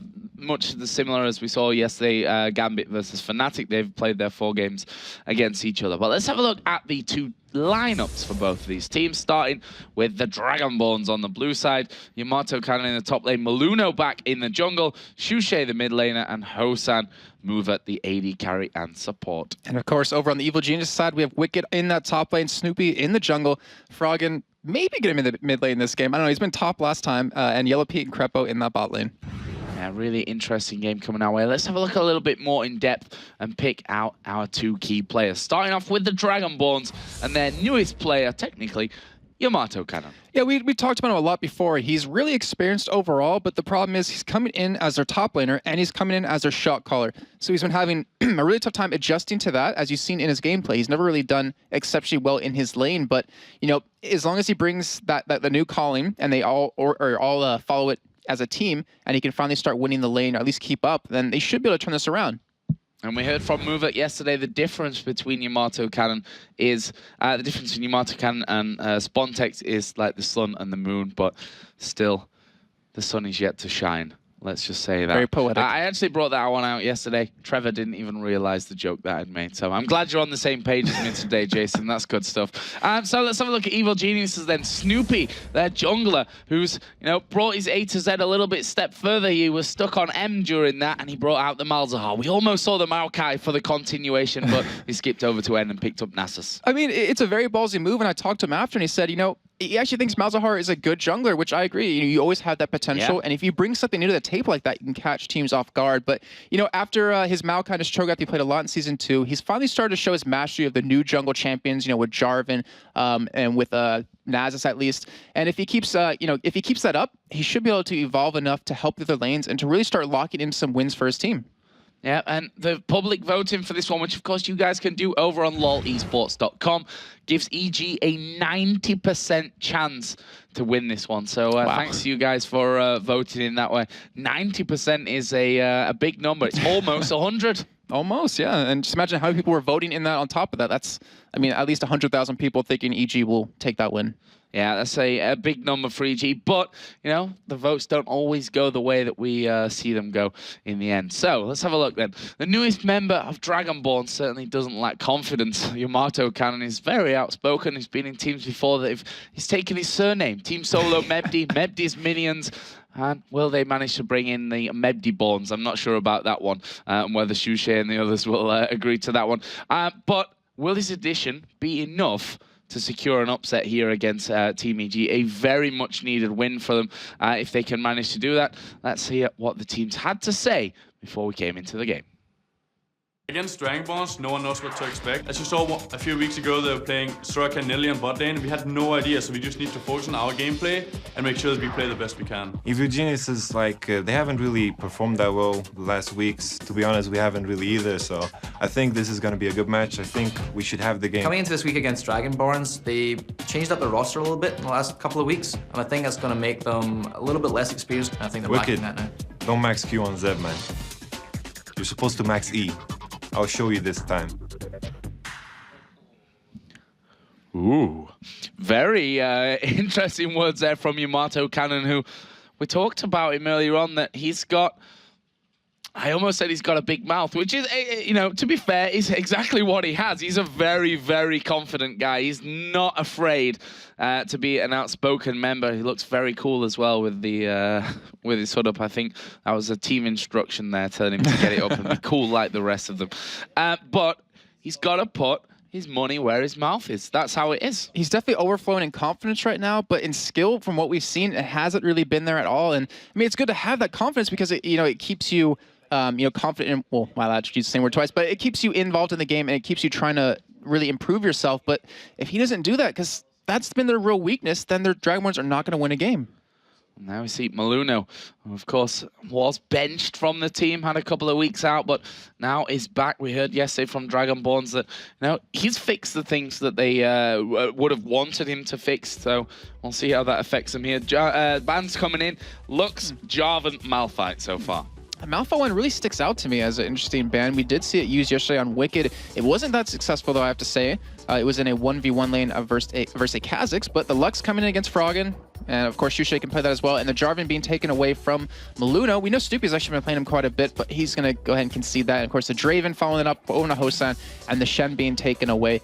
And I wouldn't be surprised to see the Zed or potentially a Kha'Zix dropped right here. Why you no ban Anivia against Froggen? Let's see how that one all plays out. I mean, he's negative, if I remember correctly. He's 2-3. He has 2 wins, 3 losses on him so far in the season. Yeah, but that's a comfort champion. But I mean, yeah, that's a comfort champion, and you know it's it's Froggen. So we'll have to see about that one, as Elise was the final ban there, and first pick Lulu, and Zed is there. Wicked obviously heard about that video and say, you know, don't max your Q, you gotta max your E. I'll show you how to play it. Well, he's not gonna be able to show him how to play it. There's Zed and Thresh, 2 very strong picks coming in first for EG. There's a problem though I see with this. We know Shusha plays a lot of Kayle. So you have a Kayle and a Lulu on the same team. If they want to go for that combo, it will shut Zed's ultimate down. It will pretty much mitigate all of that damage.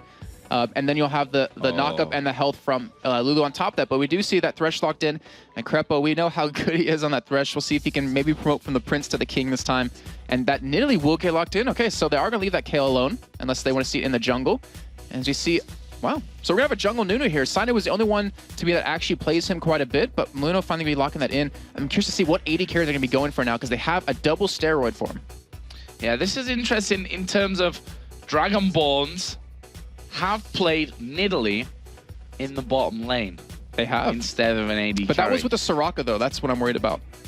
Well, I would love to see many bananas making an appearance here. I'd be definitely sure about that one. Froggen here actually hovering over Victor first of all, and just generally trolling as he goes through. But there is Lee Sin currently, which, you know, we don't see enough Lee Sin. Hopefully Dyrus does in fact shave his hair and plays only Lee Sin over nice. in NA. That would make me a happy person. But it looks like Volibear, Misfortune too. Strong picks again for EG. We've seen that Volibear, you know, he's a very highly contested champion in the jungle, and Misfortune likewise on the other side as the AD carry, one of the most popular at this stage. So the thing about Volibear is, which we've had Snoopy talk about quite a bit, is that he needs that mobility to get in there. He needs that movement speed to catch someone. So if you take Flash, you can kind of get around that. But he's against a team that has double slows against you. It's going to be really hard for you to get in there and get that initiate flip. So, you know, to me, it's not like the strongest pickup. Maybe someone who has that automatic in would be a little bit better. But we'll see how well he works with this this Volibear. And then, of course, Yellow Peak going to be on Misfortune against a team that has double slows, against a team that has the attack speed reduction out of Nunu. He's going to have a tough time really, you know, being safe this entire game. But we'll see if Thresh can do that for him. All right, now Dragonborn's hovering over the Kog'Maw, of course, the Draven band here against Hosan. So it's looking like we're not going to see that cheesy strategy of the Nidalee in the bottom lane, which worked out for them in one game. They played it again they beat EG with a game after, exactly. And, you know, maybe trying to bring that back in here, but with that Kog'Maw, looks like we won't see that. And a Janna as well. Are they doing a 4 support team with a Kog'Maw? I mean, it's kind of like in the end a 4 support, but they might be running an AP Janna here. I'm just curious to see who it gets traded to, if it'll be in the mid or top lane. Nunu. My favorite thing to play. It's the most and actually, you saw thing. Ocelot playing that on his stream as well, playing AP Nunu in the middle lane. So we saw Soaz as well. Change. Yeah. So it always a possibility. Is a thing. So let's have a look at EG then. See what they're going to lock in last. They've got Zed. You'd probably think for that top lane, Wicked. But also, of course, could be in the middle lane with Froggen. You've got the bottom lane of Thresh, Misfortune, and the Volibear for the jungle. So let's see what EG going to lock in here for their final choice. Renekton is available right now. We know how much Wicked likes playing him. Shen is taken away from him, so he can't go for that. We know Wicked can play Zed. We know Froggen can potentially play Zed. But I'm assuming that would definitely be going on Wicked. So as you were talking about the bird being open, it looks like they might go for it. And that helps Stoopy out in a couple of ways, because it can cut someone off, so they're going to have to flash over the wall, or it'll make it so he'll get a guaranteed flip every time. So it's a really nice workaround to help with the Volibear being slowed consistently. So what are Dragonborn's going to do here in terms of switches? Right now they're holding Lulu for that middle lane, and God, they're just doing this to troll on purpose. I have no idea where they're going to go with this right I can go this route then. We've seen a lineup similar to this before. It was Taipei Assassins or Taipei Sniper. I think it was Assassins in GPL. They ran a 4 support team with a Vayne. So they had a Taric, they had a Lulu, they had, I believe, a Janna, and I can't remember the 4th. I cannot remember who it was. Maybe a Lulu. It was just a 4 support though. So they just did a protect the Vayne kind of composition, and they're kind of running something similar to that right now. Shushi will obviously had a lot of damage with his spears since he will be AP, but that's going to be very hard for anyone to get to host on if he does stick to that Kog'Maw. There are the Dragonborns right now. We are seeing the switches coming on, and I'm not going to keep it a surprise because everyone deserves to know what's going on. It's going to be Kog'Maw in the middle lane, and we are going to see, I'm saying middle in the loosest terms here because who knows where they're going to be going. But it's Shushe that has Kog'Maw. Hosan is playing with Nidalee, Janna on Movet, Nunu in the jungle with a Maluno, and Yamato Cannon on Lulu. So a very, very interesting setup here. And you know, for Dragonborns, they're in that scenario where, honestly, they've not really got anything to lose right now. So why not go for something really crazy and try and catch EG out? Yeah, it's an extremely good point. They have nothing to lose at all. And if this crazy strat works out, it might give them that little bit of momentum that, like, hey, you know, guys, we can win again. It gives you some confidence, and they might be able to pick up some more wins after that. But we have... as we're looking at in-game a little bit, we have 3 people on the Dragonborn side running utility masteries. Yeah, 3 biscuits in there right from the start, and those Explorer Awards as well. So really interesting setup here. And I'm very, very excited to see how this one all plays out. Talk us through level 1 in this crazy setup, Jason. Well, level 1, if anything, it will be EG going for it. Dragonborn doesn't really have a nice team for it, since they have... It's basically 4 supports. Well, no, sorry, it's basically 3 supports, and then you have a Nidalee, which... we look at his abilities, is going to be going AP, so you will have those spears coming in. And then Shushe, who is running an AD Kog'Maw in the mid lane, or, you know, mid lane, quotes. So EG is going to be the one to go for an invade here if they want to. It looks like they will commit to it. And Dragonborns can't really defend against this.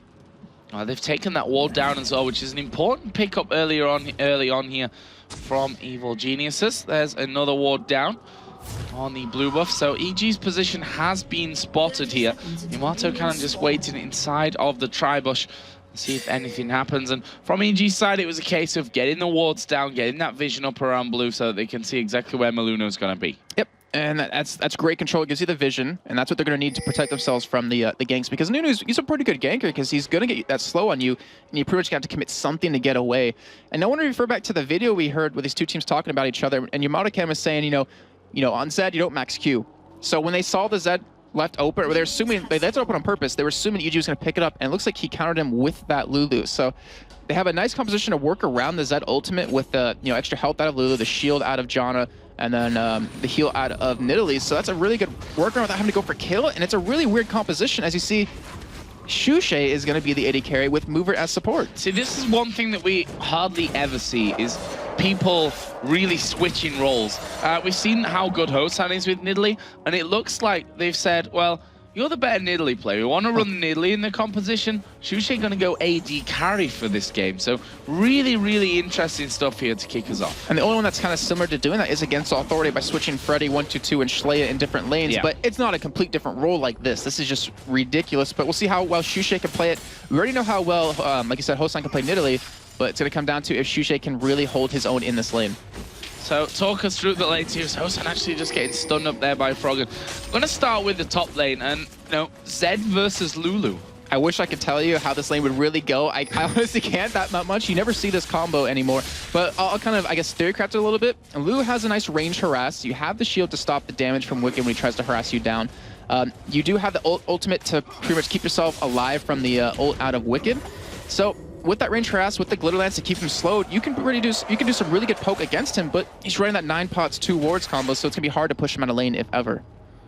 Really, really interesting start here from both sides. Let's see what Dragonborns can do with this bit off-the-wall combo that we're seeing coming out of them. There's in the bottom lane, we see Krepo just getting in range for the hook. And Kog'Maw going to be getting stronger as things go on, but needs to be really careful as the hook does land. They are going to go in on towards Shushe. There is a barrier use. Exhaust goes on to Yellow Pete as well. And Shushe just trying to turn it around to do some damage, but no first blood just yet. Yeah, that's not off to a good start either, though, in that bottom lane. Being forced to pop the barrier and the exhaust on Dragonborn's side, they're not going to have that up the next time they do meet. And we know how strong Misfortune is. Kog'Maw doesn't really start to take off till about level 6, where he can kind of, butt heads evenly. And Joe, I had to look real quick again. Yumata Cannon doesn't have any AP, doesn't have any % armor pen or magic pen, so he's pretty much like full defensive build. Yeah, and obviously you can see there with that Total Biscuit in there as well that he's going in heavily into that utility tree as well. So where is the action going to come down here first? We see Snoopy in the jungle of Dragonborns. Is he going to make his presence felt in this middle lane, just going over the ward there in that curve brush? But we are going to see Maluno coming down now on towards this bottom lane. The slow goes in onto Yellow Pete, but Dragonborn's not really coordinating for that one. Yeah, just like he wants to get his presence known. Shushe's way too low at this point. He only has a Doran's Blade, so that's going to be the only source of health regen he's going to get back. Obviously auto-attacking the minions, but he just wants to make his presence known. Wants to make him a little bit afraid to back off, maybe ward that Tri-Bush up, but they're not even afraid, as you're seeing. They're like, hey, okay, you came in, but you didn't really do anything against us. Shushe is way too low. And we might see the first one actually come in where Snoopy decides to go, because how are you going to escape a bear with Ghost at this point? I mean, Lulu's the only one that can really do anything against it because of the Flash and the Glitter Lance, but that mid lane is very susceptible to that. Yeah, we'll see how Nidalee holds up to that one. Right now, Hosan is level 5. So not quite got that Cougar form, which obviously brings a lot more mobility with it once he does hit level 6. Froggen only just hitting level 5 there. The difference in CS actually in favor of Froggen. We know how Froggen can farm, his mechanics in that sense are very, very strong, and Hosan's going to have a hard time to force him off it. And I like what we saw Shushe do. He actually went back pretty early on just to go pick up an item and heal up. Actually, well, I had to change my scoreboard around because it's really awkward to see, but he picked up a Doran's boots right there to help deal with how fast Misfortune is. But Misfortune does have that Vamp Scepter, so any harass that goes down is going to be healed up quite easily. Not to mention the shield you have coming out of Krepo. I'm so far not a fan just yet of Shushe on AD carry, but like I said, Kog'Maw doesn't take off till 6, and that's where we'll really see if he can play AD carry well. Well, Shushe is a man who, for Fnatic, he was swapped out of that middle lane role and put into the top lane. Didn't really do too well in that one, and that's the point where he ended up being removed from the team, being benched from that one. And since then has been playing middle lane for in various different teams. So really interested to see how he does on this side of things. Definitely, has the skills. I mean, these guys play these different roles on a daily basis anyway when they are hitting the solo queues. We see Snoopy there in the jungle just getting more vision down. So EG putting a big emphasis on what they can see in this game. And they're going to try to deny that blue buff away from Hosan. We see this happen every time. When you run an AP Nidalee, if you deny her those blue buffs, she won't be able to siege you that well. She won't be able to stay in lane that easily. So if they can take that away and get Froggen his own blue, Froggen will have a ginormous advantage in his lane. Dragonborn's actually headed back off to pick up golems here, so indicating that they feel a need for that extra bit of CS experience and gold coming out. As we see Krepo there almost winding up for the grab. But this stage, as you said, you know, we've not seen anything impressive out of Xuche, but he is level 5 and he is Kog'Maw, so you can't really expect too much coming from him from that point, as Move It does gonna get that ward down outside of the Dragon Pit from this stage. But a very stale start to the game, you know. No real presence from the junglers. We've seen Nunu in the bottom lane, in the top lane once, but honestly, not more than that. Yeah, and that's what I was just thinking about, is that when Dragonborns were actually winning, they had this very chaotic playstyle, very aggressive playstyle early on, but they seem to switch into this passive playstyle now, and teams are better able to deal with it. There is Froggen getting slowed. Can they actually get in there for the kill? It's a lot of damage coming down as the stun will land on towards Maluno. He just chomps down on the minion, says, well, all my health is back. Thank you very much. I'm actually glad he didn't go AP Nunu. That's one of the most frustrating things to go up against in lane. You cannot move him at all. That we'll see how well it works out in the jungle. That Blood Boil going to be very nice to give to Kog'Maw. So Xuche, he can pretty much afford to go for his Infinite Edge right away and delay that attack speed over and over. Maybe pick up a Zeal and leave it at that so he has some sort of a crit, but Hosen actually get caught here. Yeah, gonna get caught. Actually flashes away there from the stun, and that was the move that's actually saved his life right there. I mean, he did use that flash obviously to get away, but without that, if that stun had landed, that was a dead Hosan. And Snoop is now stealing away the blue. Yeah, because they got him a little bit low right there, and they forced him to blow that flash. It's a very easy blue steal for Snoopy right now. But we do have Maluno coming in around the side, and he might be able to steal away with the consume, might be able to steal away with the smite. Oh, Snoopy actually smiting a little bit earlier. They're going to get the fling on towards Maluno. Wild Growth comes down from Lulu, but will it be enough? Yes, Maluno gets away. And now Yamato Cannon chasing in here. Froggen comes around from the side. No first blood just yet, and we're approaching that 10-minute mark. So that was exactly what EG needed to do. Perfect play on their part. And we're going to see them pick up... jump through that. Yeah, you can. I was watching that too. But they're going to lock down their own blue, hopefully here, give it over to Froggen, who has that tier. And this is pretty much a step-by-step play of what you have to do to beat Dragonborns at this position. Is just keep those blues away, keep Nidalee underfarmed, keep the pressure on Xuche, and you will be able to win the game. And Yellow Pete doing a very solid job of it. He's doing a very much Yellow Pete thing, which is playing extremely solid. He's currently ahead by a good chunk of CS as well. Froggen ahead a little bit. Top lane, 30 CS difference almost for Wicked over Yamato Cannon. You see 2 cloth armors picked up for him on top of that, so he really doesn't want to be killed at all. You see Wicked with that BF sword, he's trying to potentially go for a kill here. I mean, he can get Yamato Cannon a little bit low, but with that Philo Stone, with those shields, with the ultimate, he's able to keep himself alive long enough. And we do have Xuche level 6 now, so we should see a different swing happen here, where he's going to be the aggressor and Yellow Pete's going to play a little bit defensive. Talk to us about the late game here, Jason, because now, that'll have to wait, Joe. We are going to see the box go down here. Xuche actually having to flash away as the bullet time comes in, but Mover is the one going very, very low. Can they get in there for the finisher? Flash from Yellow Pete. There is the first blood. 9 minutes and 50 seconds into the game, and it is going to go over to the Misfortune as the spear comes in. Snoopy regenerate up that awesome passive. So you're asking about the late game of that, Joe, and you know, a Kog'Maw right there just shows you that they're going to be going for late game potential. They have the support to keep him alive. They want to just like, hey, protect this Kog'Maw, let him do all the damage. Yeah, the support, not to say it plural way. They have the ability to keep him alive, but the thing is, if they can't make it to late game, then it's not going to matter in the end. They have to be able to drag the game out long enough, but with EG's setup, like they can burst someone down very quickly with Wicked if Dragonborns can't get the items they need to keep them alive, and then EG can just stop over them before they get that power, or that really strong power level. Hosan here trying to farm up the best he can underneath his turret, as we see Wicked waiting in the brush there. Maybe going to go in. He is going to go in on towards Yamato Cannon. Does he have the damage? And, well, quite frankly, no, not just yet. That armor, the double cloth armor is obviously really helping out here at the start for Yamato. So in the end, it looks like he will be backing away. So, I mean, the damage is done. If he stays, he could potentially be dove on. Not up just yet for Wicked, but, I mean, that's all he has to do is if he keeps pushing him out of lane, where he has a 30 CS, actually 40 CS advantage at this point, he's just going to keep snowballing that lane, and he will eventually get to the point where he can kill Yamato Cannon with that ult. Yeah, and I think the next cooldown with that Ignite is definitely something that he may think about going for here.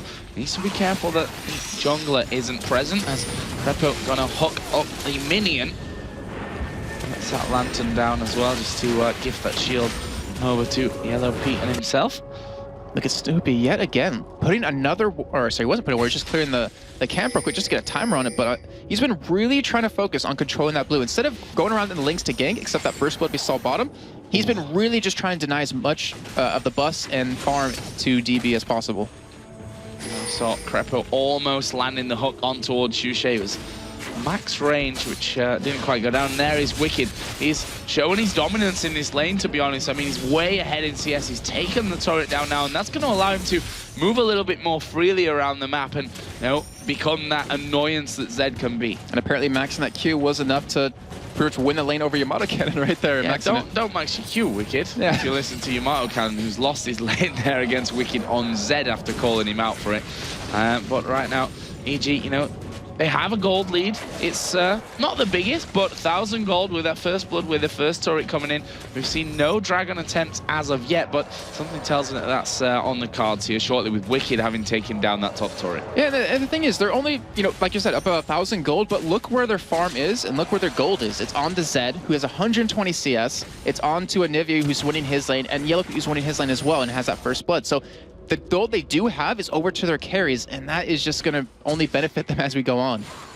So Dragon here is going to be the target. EG moving in. There are wards down from Dragonborns, but not sure that it's going to mean that much. Nidalee here going to wait with that spear, get the max range that he possibly can there on towards the Dragon. Will he be able to do anything with it? There comes the spear. Actually, he's hit Snoopy. There's a Howling Gale coming across as well, but Dragon will be smited down by Snoopy in the end. There's half of Froggen's health gone from the spear. Needlessly large rod in there now means those spears are dangerous, and there's going to be a lot of ooh. Yeah, I just realized how much I've missed AP Nidalee, but we do have engage on the bomb. Xuxe being very aggressive on the Yellow Pete. Yeah, Yellow Pete having to use his barrier there. The bullet time completely off target there. And now they're going to go in through the box. And actually, they didn't pop any of the walls. That was smartly done, actually, by Dragonborns. They just stayed in the middle of that box. As tempting as it is to just try and get out of it, much like the baby cage, I think Riv called it, of Viger.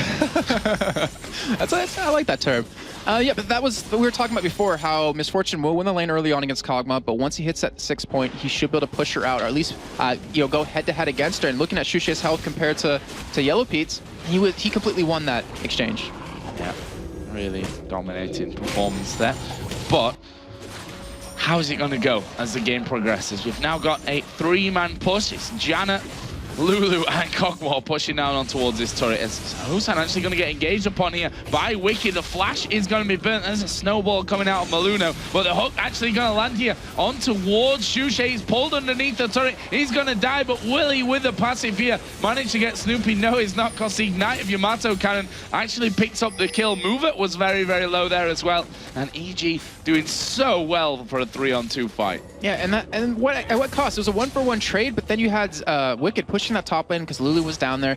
Get a little bit of damage onto, or actually got the lane pushed up quite far. Dragonborns was able to secure their own blue over to Hossan. Or no, it wasn't over to Hossan. Oh, okay, Maluno actually did take it on accident. I believe it was a red buff still. And obviously it was a 3 versus 3 fight, which I'm completely lying about when I said they did so well for a 3 versus 2, because obviously Snoopy died at the back. Yeah, but still, I mean, it was. Considering it was just Xuxe, the only damage dealer down there against Yellow Pete and Snoopy, who can both do pretty good damage. Even Thresh, you know, as long as he waits for that auto attack. But still, I mean, that blue knock over to Hossan, that was a mistake on Dragonborn's side. That is not what you want to have. Even when Hossan's not going for like mana regen, really. Yeah, he has 2 Doran's rings, but it's not as good as, you know, a Tyr or a Chalice. There is Snoopy actually going to be having that blue buff given over towards Froggen. Easily done, using the smite as well there to really get it down early on. So 2-1, 2,000 gold lead at this point. Obviously, thanks to that 2-0 turret lead, plus the Dragon that's come in there as well for Evil Geniuses. But Dragonborns, you know, they're not doing a bad job up until now. The thing is, they're going to be getting stronger as things go on as well. Yeah. So really hard one to call at this stage. Yeah, even with Yamato Cannon, he's building a Warden's Mail and a Glacial Shot. So he's going for that Frozen Heart. I mean, I can't remember the last time I saw Lulu ever build something like that. He's not even going AP, so he's going really defensive. He's basically their tank right now. He just wants to be in the middle of the fight. But Xuxe, I mean, he has a Zill, he has a Build Water Cutlass. He's trying to go into that Blade of the Rune King and also a Static Shiver Phantom Dancer for that attack speed, since he has that double attack speed buff. But we'll see if that works out enough in the end, because, you know, as the game goes on, he's going to get stronger. But if he can't get to that point, it's not going to matter. That was a strong push again from Froggen on towards Hossan. Got him Relatively low from that one as well, as Yamato kind of comes back into this top lane. He's currently 2 levels behind Wicked, by the way. We should point that one out. Obviously, the Last Whisper plus that BF sword in there. Frozen Heart is now finished for Yamato Cannon as well, and it looks like Dragonborn's going to be trying to push his bottom lane out again. They've had 3 members of DB down there for quite a long time. I mean, it wasn't Maluno this time, it was Lulu, but still, they're committing a lot of resources down there. In the meantime, Wicked's still pushing top lane, Froggen still being aggressive mid lane, winning that lane at this point, and Snoopy's just sitting there like, yeah, it's okay, I'll get some free experience, maybe a couple CS. As long as I stop your push, our other lanes are going to be pushing you down, and we're going to win this exchange. That's exactly how it's shaping up at this stage, as we are going to see the hook coming in there on towards Mover. Have they got the damage here to finish him off with 3 men? The box is down. Mover actually putting the Monsoon in there, but it won't be enough to save his life. Crepo secures the kill. Great play by EG right there to pick up that nice snipe with that Q. Crepo, as you said, secured that kill, but great play overall. We see Monacan might get caught here with this wall from Anivia. Oh, great wall coming out of Froggen. Puts a wild growth on himself, but can Froggen chase him down? Anivia not the speediest, but he's got a flash as he comes in there. The ulti ticks will finish it off. And there is the danger. You know, you talked about his record not being the best on Anivia, but it's still Froggen on Anivia. Very true. I mean, that was so well played by them both. And they should be able to secure that top turret if they want to go for it, though. We have Wicked heading towards the mid lane. Might be sneaking down towards this bottom side. They've been at this turret for so long. I think it's been about 5 minutes, and they've been unable to take it. It's only down about half health. Yeah, not the most successful expenditure of time right now. As the bullet time comes out just to clear the wave out there from Yellow Pete. Obviously want to keep as much pressure as they can away from that turret. Wicked and Froggen now getting themselves here. And that is going to be a very, very dead Janet. Nice stun coming out. And systematic destruction at this point from EG. I mean, they're going from A to B, as we are going to see the flash in there. Crepo going to be bringing Snoopy in thanks to that Lantern. Shushe going very low. Full channel of the ulti coming out of Nunu. Yellow Pete using the barrier here. Will that be enough to keep him alive? No, it's a passive from Kog'Maw that actually gets him the kill.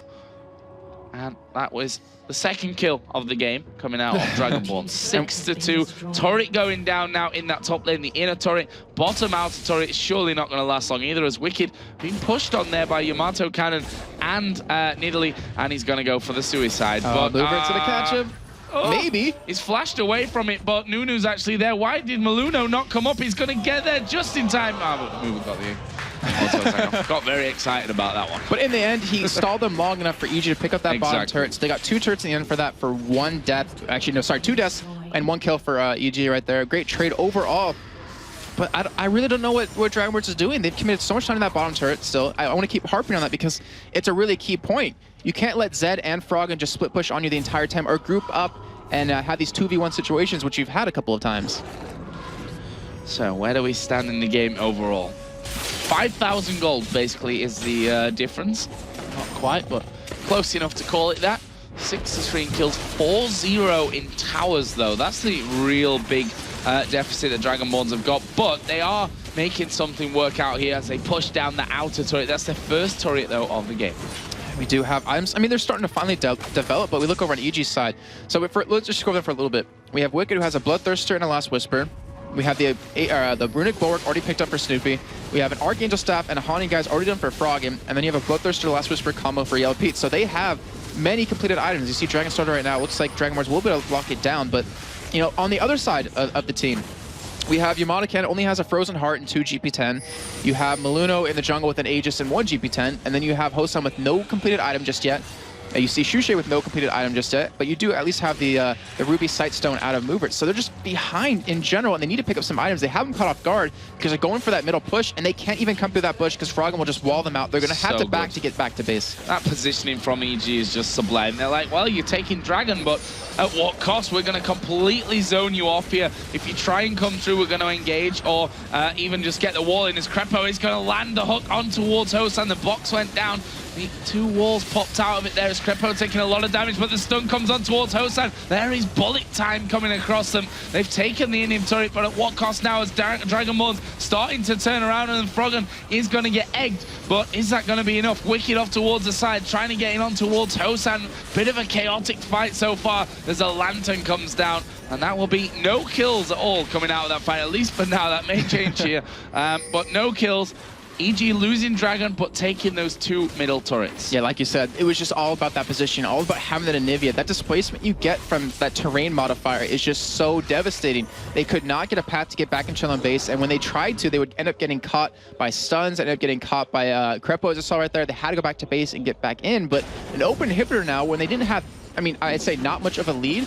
In the end, it really wasn't that big of a lead, but having that middle lane completely wide open just gives them so many more strategies they can go for. Got to be worrying times here for Dragonborns, who are 0 for 11 in their last 11 games. Don't have to be a mathematical genius to realize that that is not the best run that could have happened here for the Dragonborns. Those roster changes obviously not fixing what they were intended to, but also takes a little bit of time. We've talked about that a lot. And Dragonborns, you know, they need to find their stride here. An interesting combo that they've come for in this game, but so far, EG having the better of it. Yeah, I mean, I will give Dragonborns credit. They're trying new strategies, very, very ballsy strategies. I mean, it may not work out, but it shows where they're trying to do some really new things. And a lot of teams really don't do that. They stick in their comfort zone, and that's where they play until they maybe lose a lot of games, and they are forced to rework it. But Dragonborns has always been one of those teams that will always catch us casters off guard, even other teams, at what they're going to play. Just like that Nilly Soraka bot lane combo we've seen, now with this force support. Anything can really happen with them. Oh, double ward there coming out from Crepo and Froggen. Not the best communication, but I suppose 2 wards are better than 1 in the end. More vision and stuff like that. As Wicked here is continuing to split push, actually going for that inner turret in the bottom lane. Dragonborns actually turn around here. I'm going to try and take this outer, the inner turret in that middle lane as Maluno gets the snowball off, but he's taking a lot of damage there for the pleasure as they do back away. Wicked has managed to take down one Yamato cannon, going very, very low. He's stood inside the Anivia ultimate. And blocked by the minions there as well, I think. But look at Wicked. He's still going through here. The minion's going to come in here and help him out. He finally, I was going to say he finally decides to back away, but honestly, he's done a lot of work here for EG. Yes, he has. And the thing was that Dragonborns was trying to get that second tier turret, but Yellowfeet used his ultimate to clear that way because they knew Froggen had blue, and they knew once he got there was no way Dragonborns could push in there. So it's a great play for them to stall as long as possible. They almost even turned it around into a kill or two, and then Wicked getting that bot lane turret. And what is Mover doing?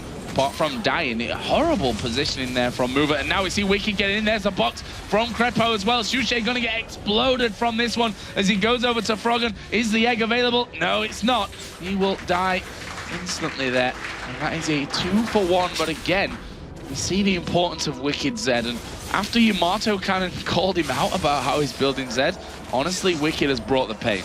Yeah, I was really expecting him to shut him down. 100 CS lead that he has, by the way, over Lulu right now. And the thing is, like Lulu went pretty much full, well, I say full support in quotations again, but you know, he's very tanky with, it was like a 21-9 kind of build just so he can survive. But what benefit has it given his team? I mean, yeah, you give the ultimate to Shushay, he gets some extra help, but with the damage EG has, with the control they have, it doesn't really do anything in the end.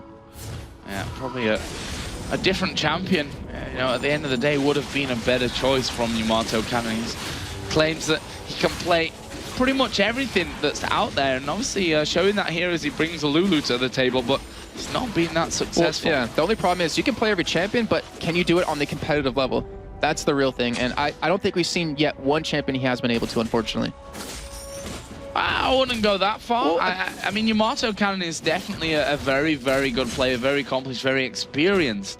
And it's hard to judge his performance when they're on a 0-11 streak. Well, yeah, let me rephrase what I said then. At least in his the compositions he has to run with, the champions he has to pick, it hasn't really been like on a competitive level to me. I think it's a little bit better. Yeah, a little bit.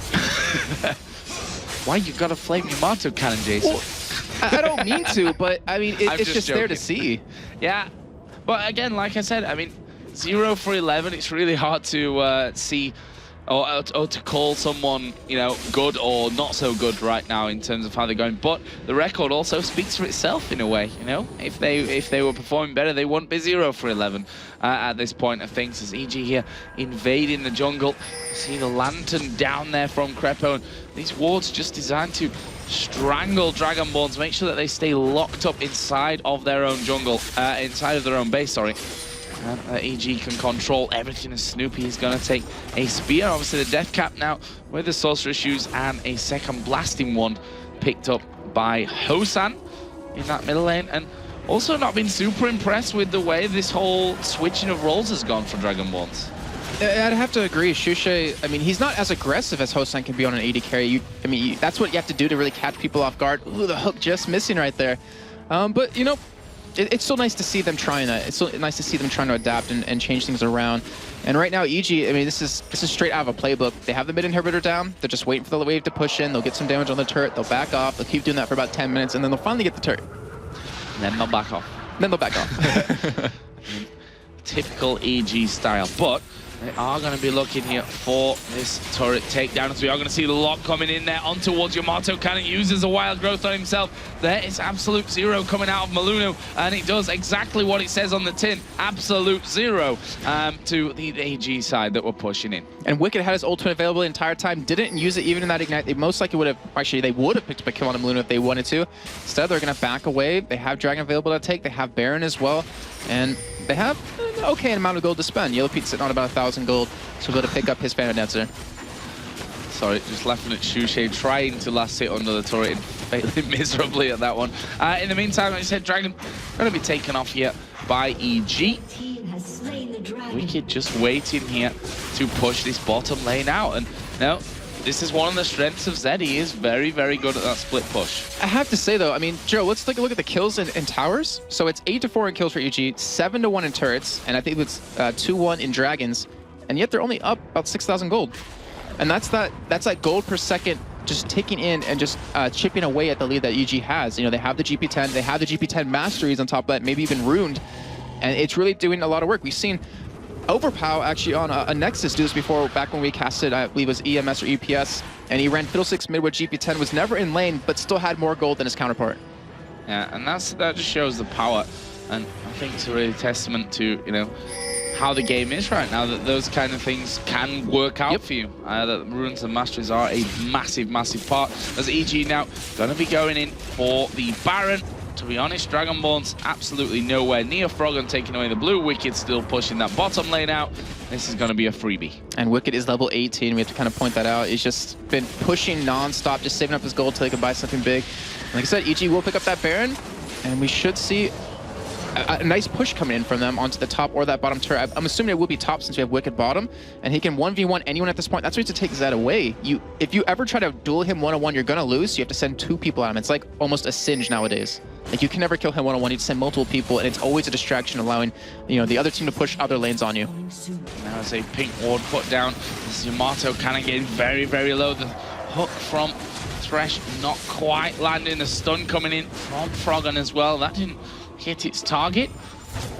Dragonborn's here being sieged on all fronts. Wicked, surprise, surprise, is still pushing that bottom lane out, and he could well take the turret here. In fact, I think he is going to, because Lulu's nowhere near as the second inhibitor turret of the game going down. And honestly, Yamato needs to be so careful here, because Wicked, if he goes in, will kill him.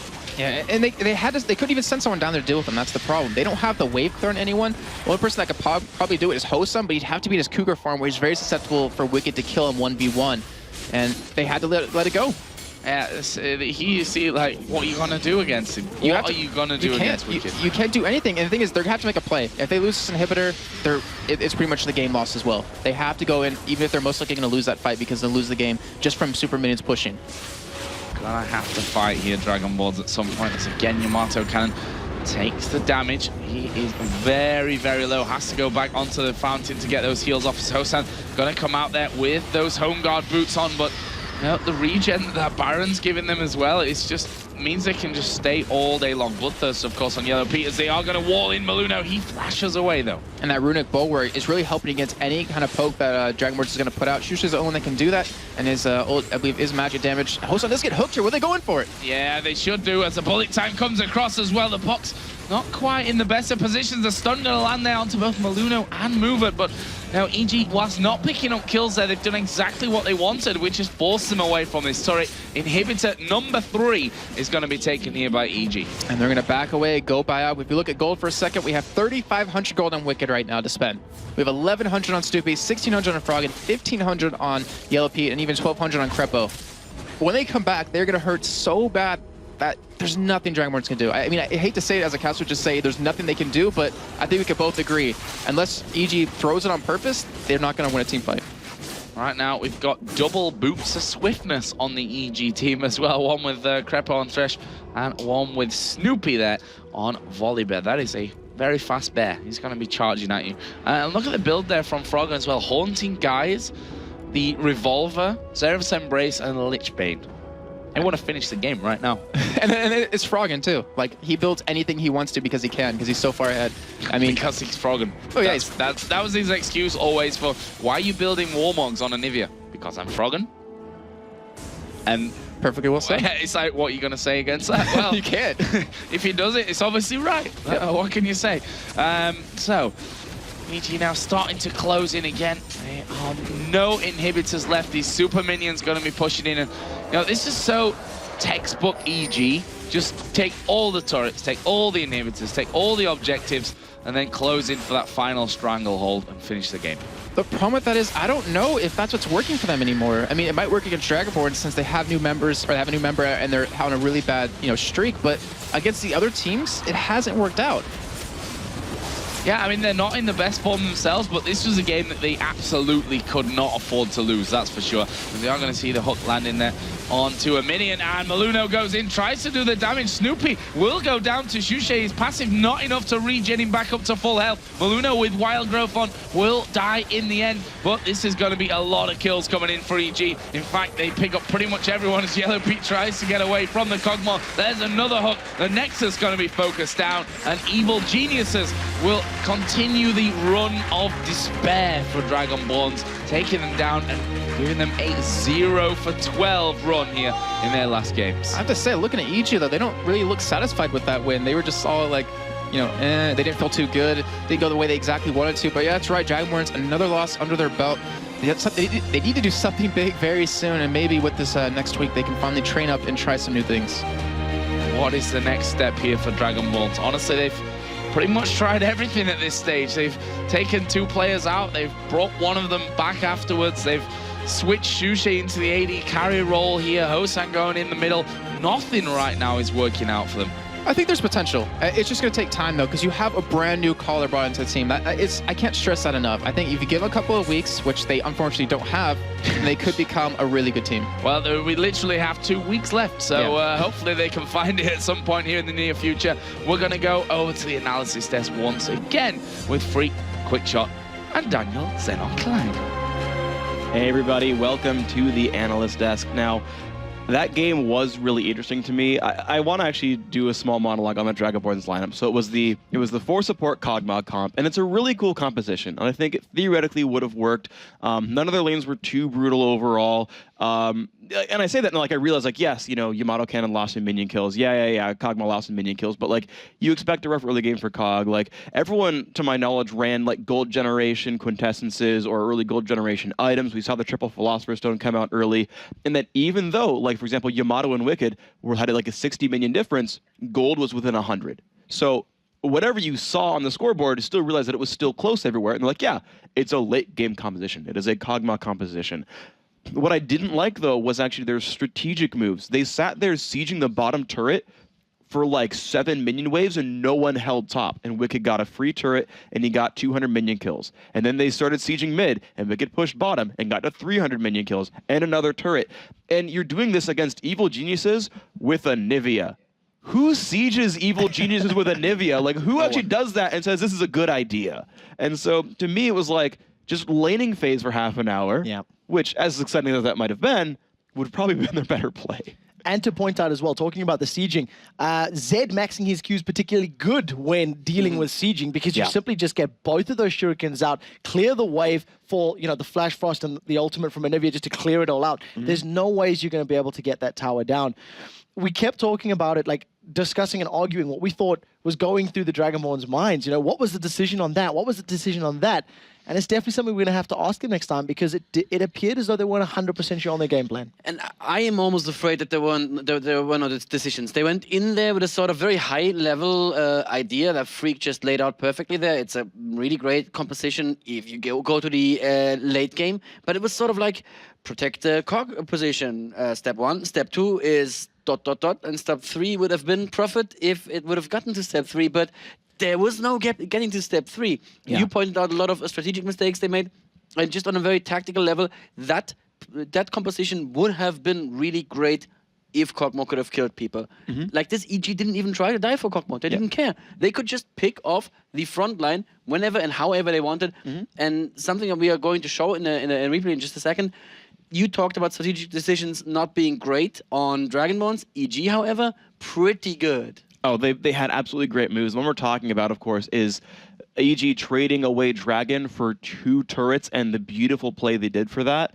And Trevor, if you want to bring us that replay, it's good. Well, take a look at this. Let's jump into the replay. I'm going to keep the scoreboard up and the minimap just to really demonstrate the difference in this matchup. 20 minutes on the clock. It's only a couple of thousand difference, and that's predominantly from those tower kills. Now, as we pointed out already, Dragonborns, they start off the dragon, and of course the rest of Evil Geniuses immediately respond. So, Daniel, you were particularly impressed by this play. Talk us through what's happening. Look, immediately Misfortune and Anivia go to mid lane to push the wave out as quickly as possible. Wicked comes along with them as well. And now look at the Wraith brush and how EG established dominance over that brush. No one can step in here. Dragonborns should be recalling right now, but they still try to find a way to go in there to attack the EG from behind. They, however, can't afford to go in there and EG get the mid tower for free. And they're still in position to keep on pushing because Dragonborns have now looped around the Lizard and they still can't go in there. They cannot fight this from the side. They just don't have what it takes. I mean, a hook lands, second turret is down, and now the fight breaks out. EG just got 2 towers completely for free. And it literally just came down to vision, to positioning, and to effectively champion blocking. I mean, in the middle lane there, or in the Wraith brush, you actually had both Zed, you had Thresh literally standing there and saying, well, come at me, bro. And as they moved on to the inhib turret, you had Krepo just standing there, winding up his chains, going, well, as soon as anyone does decide to fight, I'm just going to put the box down, and immediately you can see people begin to disengage. So great play from Evil Geniuses. I think if you want to play a stall tactic to the late game, it's the wrong team to pull the strategy out against. Yeah, anything that's low action, Evil Geniuses really does the best in. When you look at Wicked's sort of Facebook post about, you know, why they're having some trouble is that they're not practicing individually enough, but their minds are still sharp as ever, right? The moves that they made, the strategies that they formulated, I mean, that was a game where EG won with strategy, and you saw that is their strength, right? And you played a strategy game against Evil Geniuses, and that's a big risk. Now, overall, right, again, we talked about the Siege, we talked about Froggen, and we are going to name Froggen as our MVP for this game because he just held off that Siege for so long, enabled the Wicked split push, just stopped everything that Dragonborns are trying to do. That's all you can really say about that. And, of course, the crystallized walls. Yeah. Time and time again, the number of members of Dragonborns that he managed to lock up in a position, you know, force them to, you know, burn flash to get to safety, managed to get the stuns. He literally just held the Dragonborns in place for the rest of Evil Geniuses to either take towers or secure a couple kills in the very low kill score match. And I just want to say 2 words about that because people watch these games and it's like, oh yeah, of course, this is exactly the place to put the wall. It's between the tower and the side wall of the base. Where else would you have put the wall? But, well, realize that not only do you have to pick the exact right distance between yourself and the wall, you also have to position yourself correctly so that the angle of the wall is so that it makes that connection. And having that sort of overview while also making sure that you don't position yourself so far forward that you can get picked off and killed. I can't do it, and it takes a lot of skill. And if anyone in the world can do it, I think it's Froggen. And it certainly seemed to be that game. Now, of course, to get our next match underway, before we get there, we do have some words from the 3-1 and 3Z from last match. That's going to be Wicked. Shocks, take it away. Hi, I'm here with Wicked. Wicked, I want to get you for the interview, of course, because you got taunted a little bit. I don't know if you saw it, but Yamato said, hey, Wicked, don't max Q on Zed. Well, I think it was pretty well against Lulu because I don't even need to go close to him. Absolutely. Can you talk a little more about that matchup and also the rest of their team comp, of course, sending Hosan mid with Nidalee and the Kog'Maw bottom, but for Shushe, which is uncommon? So I think we had kind of an advantage against that combo because we used to run it ourselves a bit. It was different, but we used to run Protected Kog'Maw where we just protected Pete and he was killing everyone. So we knew kind of what to do. I mean, we knew they're really good in team fights where we were excelled in split pushing. So we just tried to split push around the map all the time.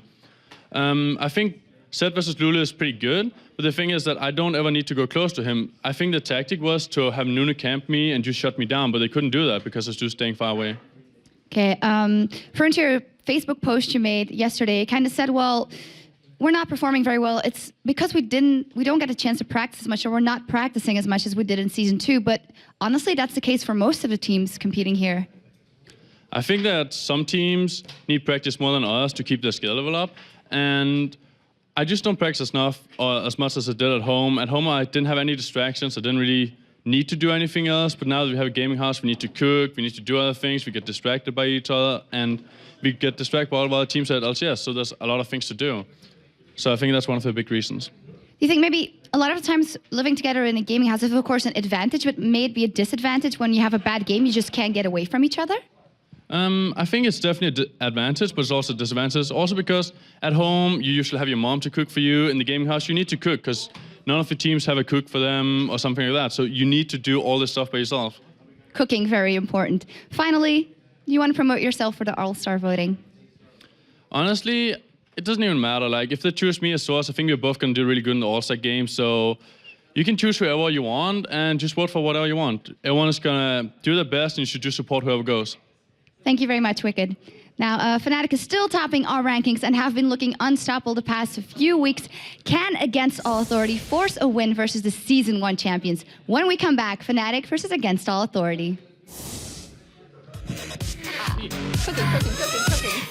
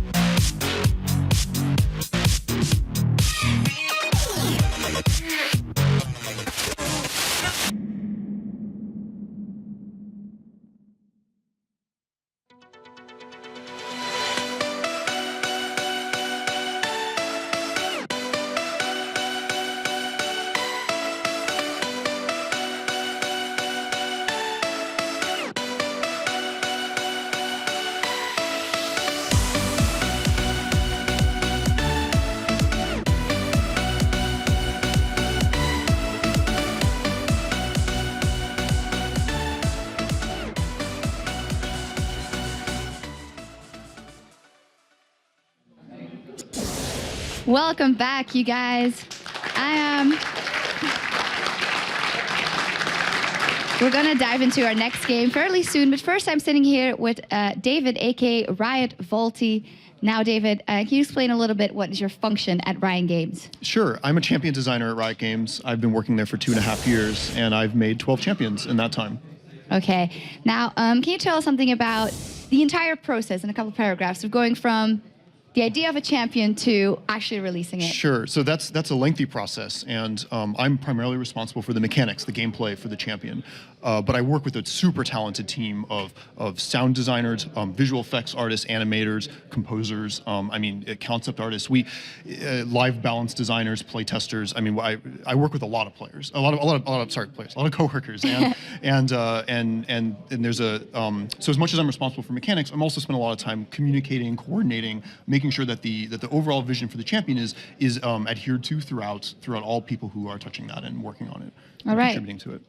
You said there's a bunch of champions you worked on. Are there a couple that you're particularly proud of upon release, and some you might be a little less happy about when they were released? Sure. So this year, for instance, I worked on Draven, Diana, and Kha'Zix, and I'm very proud of all of those, and I think that they're fantastic. It's super cool to see them played in the LCS. Kha'Zix, for instance, it was really cool to see him played yesterday, and I'm very excited. I'm very excited about where we've seen Kha'Zix play has been, and where we're maybe going with Kha'Zix in the future. Yeah, we're talking about that a little. You have a specific view on Kha'Zix for the future. Yeah, so it's really important for players to have the experience in playing Kha'Zix of feeling like they have free choice between evolutions, that they could pick between different ones at different times based on the game state, who they're playing against. Unfortunately, well, not unfortunately, it's a matter of course that here we are, 7 months, whatever, out of Kha'Zix's release, that the W evolution Void Spike is basically really powerful, and people know that at this point. So we're looking to mix things up in the near future, and I'm really excited about that. Okay. Volibear is also one of your champions, That's right. And by the grace of Diamond Frox, Diamond has been played tons. Are you happy with the way he functions in game right now? So I'm actually really happy with Volibear in game right now. I think that he is a huge frontline presence, which is super cool to see. That's actually really difficult to accomplish in League of Legends, and I think Volibear fills that role really well. He's this intimidating power. He sits on the front line. He controls the space really close to him really well, but he doesn't do a lot of things at range, and he needs the support of a team to take advantage of his awesome opening plays.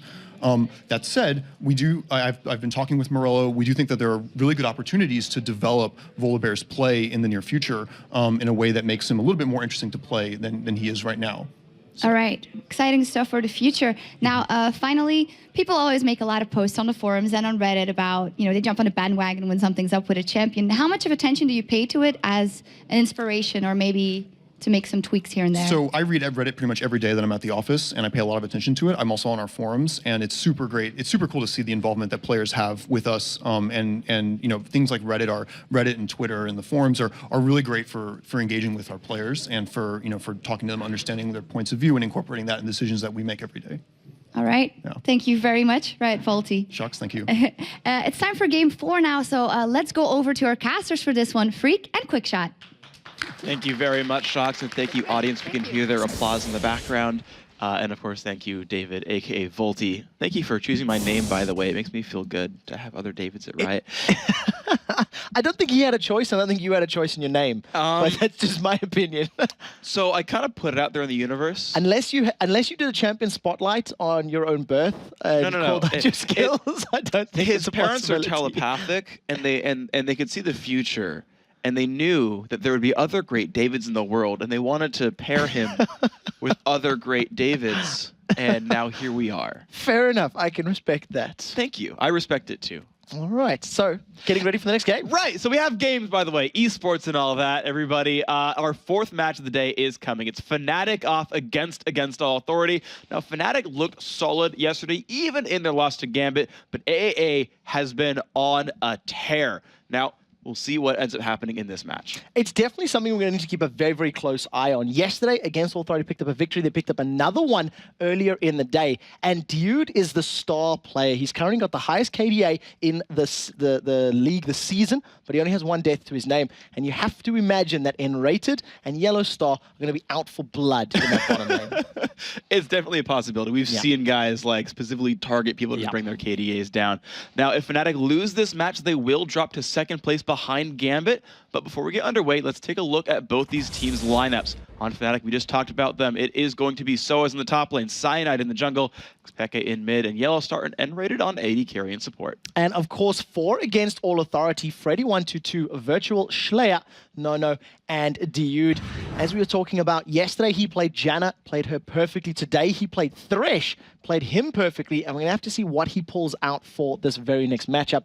It is also going to be the very, very last time that these two teams meet, because Fnatic are currently 3-0 up against All Authority. Well, and that's really, you know, Fnatic, right? Like, they're, if nothing else, consistent. Like, okay, sure, they're 1-3 against Gambit, but heck, even that's consistent. Yeah, to be fair, it's the only team that's beating them at the moment. Yeah, you know? I mean, they've lost one to Wolves. Yeah, they lost one to Wolves in a kind of a very narrow base trade where they couldn't quite close it out. Chaotic match. But yeah, they've not.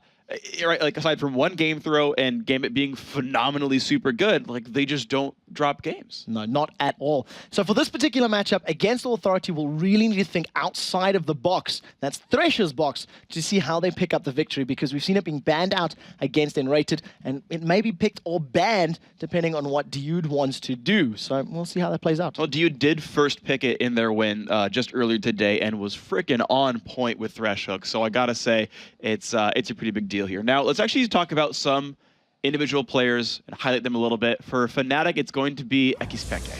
Now, mid laner for Fnatic, of course, you are saying it in the traditional Spanish name. Xpeke, as the rest of us know him, Saturday's performances yesterday. Twisted Fate twice. He had a very strong performance against SK, camping that bottom lane, picking up kill after kill after kill, and obviously not having as good a time against Fizz.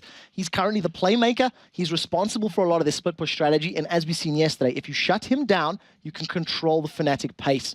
He plays a number of champions, but primarily focusing on those assassins, and champions that have the ability to roam and split push. So we'll see what Xpeke is prepared, because he may be facing off against either Schleyer or Freddy122, depending on how they want to position themselves. And that's really just kind of depends on what kind of champions they play, because we've talked to them, and it's Freddy who's more keen to play in-your-face assassin-y type guys. And, well, again, you look at the results from before, and it was Fizz that shut him down. So to AA's credit, maybe they want to make sure that Freddy gets an assassin and goes up against him.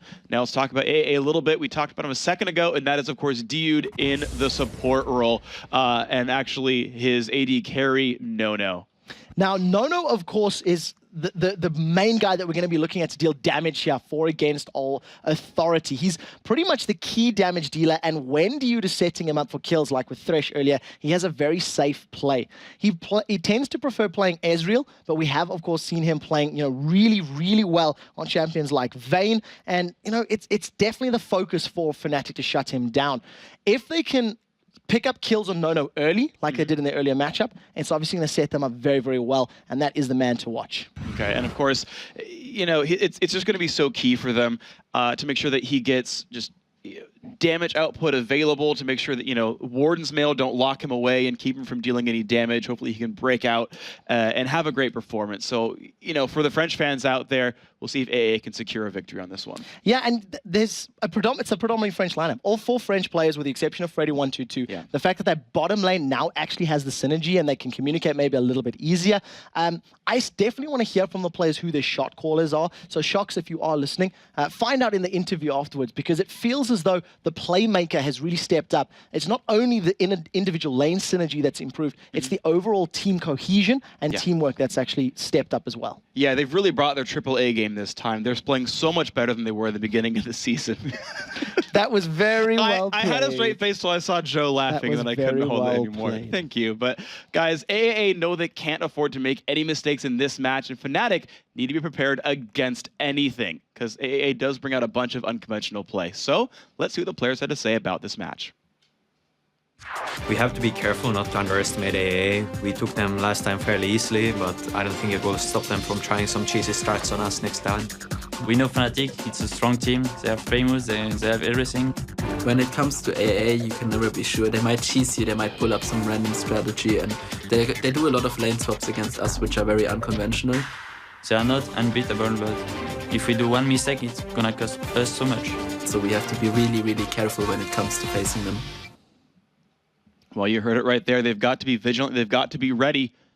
And right now, again, I think Fnatic are the wardens. They're the ones that, you know, they're the authority that Against All Authority needs to combat. And it's going to be an interesting matchup, really. Yeah, it's going to be a tough one for Against All Authority. They've just got this new support player in there. We really have been talking him up a lot this weekend for good reason. But now the pressure is on. This is arguably AAA's hardest matchup of the weekend, and it is against the current first-place team in the season. We've talked about it already. If Fnatic lose this, their win percentage will actually drop them below Gambit, and it'll push them to second place. So Fnatic are trying to hold on to that gold medal right now, and AAA are just trying to dethrone the current league champions. And it's interesting as well because it's really the big testing ground for AAA. They're undefeated so far in this weekend, and this is really like, okay, guys, you've beaten guys in the bottom 4.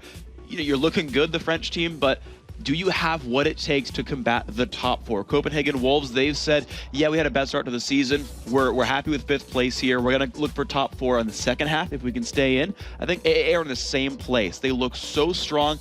Right, we just saw them with a couple of really, really great victories in a row. They're another team where it's like, you guys are looking really good for top 5 and really good for top 4 next half.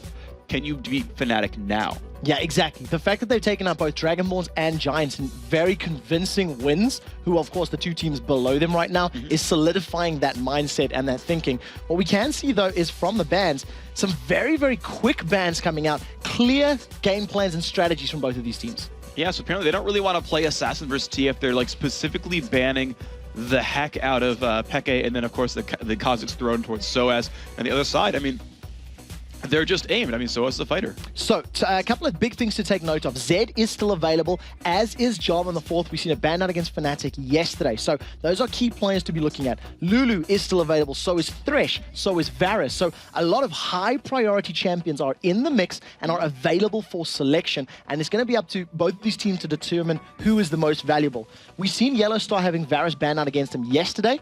And arguably, it's his strongest AD carry at this moment, and you can see first picked. And I would agree with that in general. And the one thing I also want to point out, though, is, of course, the Elise instant locked in for AA. I know Jason made that call last time, where if you leave that unbanned, they'll try to pick it up, and that was the last ban.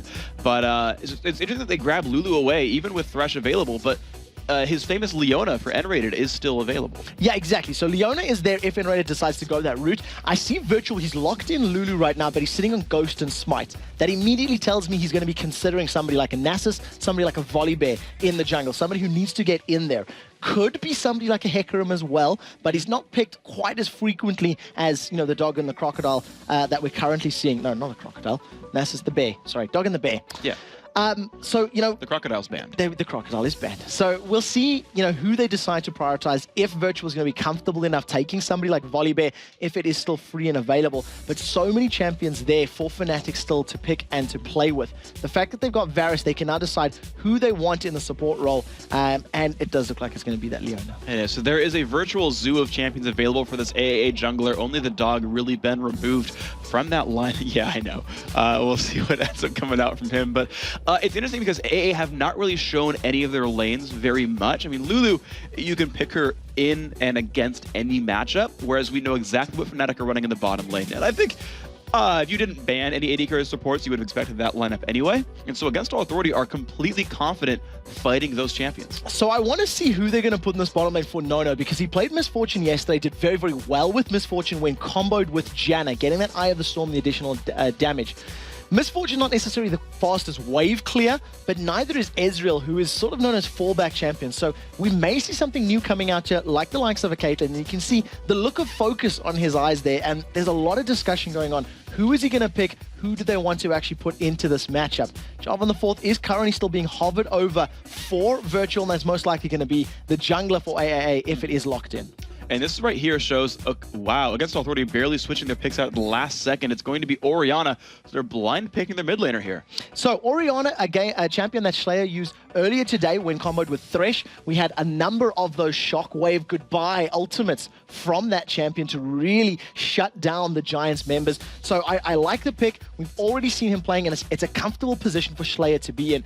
And if you could add up the damage combination of both Orianna and Elise, and having, you know, the potential for Command Protect, Repel, Shockwave, that's a very, very guaranteed ultimate landing for Orianna. It's going to be really, really strong. And right now we see that Peke is considering Kassadin. We saw Exterminari actually run that against the mid lane of Against All Authority, and it actually worked quite well as that Orianna was really not able to shove him out. But Fnatic still making some decisions in their minds overall. And ooh, they've got a lot of damage to go with a whole lot of lockdown. They've locked in the Rumble. Okay, so Rumble's locked in. We've seen a fantastic Rumble from Kevin yesterday, SK against Evil Geniuses. He hit each and every single equalizer spot on. They did combo that, of course, with a Twisted Fate gold card and some additional CC around there. So if you synergize the Wither, along with all of the CC, the slows, the stuns that Leona's going to be putting down, that's a lot of damage from equalizer. Locking in the Ahri is an interesting pick. Wants to play at range, maybe staying away from Orianna, and just trying to avoid anything that, you know, Slayer's going to be putting down. But we haven't been blown away by the Orianna performances we have seen in the last 2 weeks here in the EU LCS. Yeah, I mean, the last one I saw that was good, I think, was the Against All Authority game. It's the best Orianna I've seen. Blow away, no. I think the game in general was already well in hand, but we'll see what ends up coming out here. And, you know, Nono, of course, still deciding what AD carry he wants to grab. This Fnatic lineup, though, I like a lot because you have Peke on a sort of comfort pick of an assassin, a highly mobile roamer. The difficulty, though, is this isn't something like TF or Zed, or I guess something like Zed or Katarina, where you're not 1v1ing so hard necessarily. Like the duels from Ahri are all right, but not at that same level I would feel like Zed. It's also a lot more difficult to get 100% of your damage combo down for a number of reasons. The fact that your W and your R have those sort of homing missile segments attached to them, unless you catch your opponent out 100% solo, some of that damage can go awry.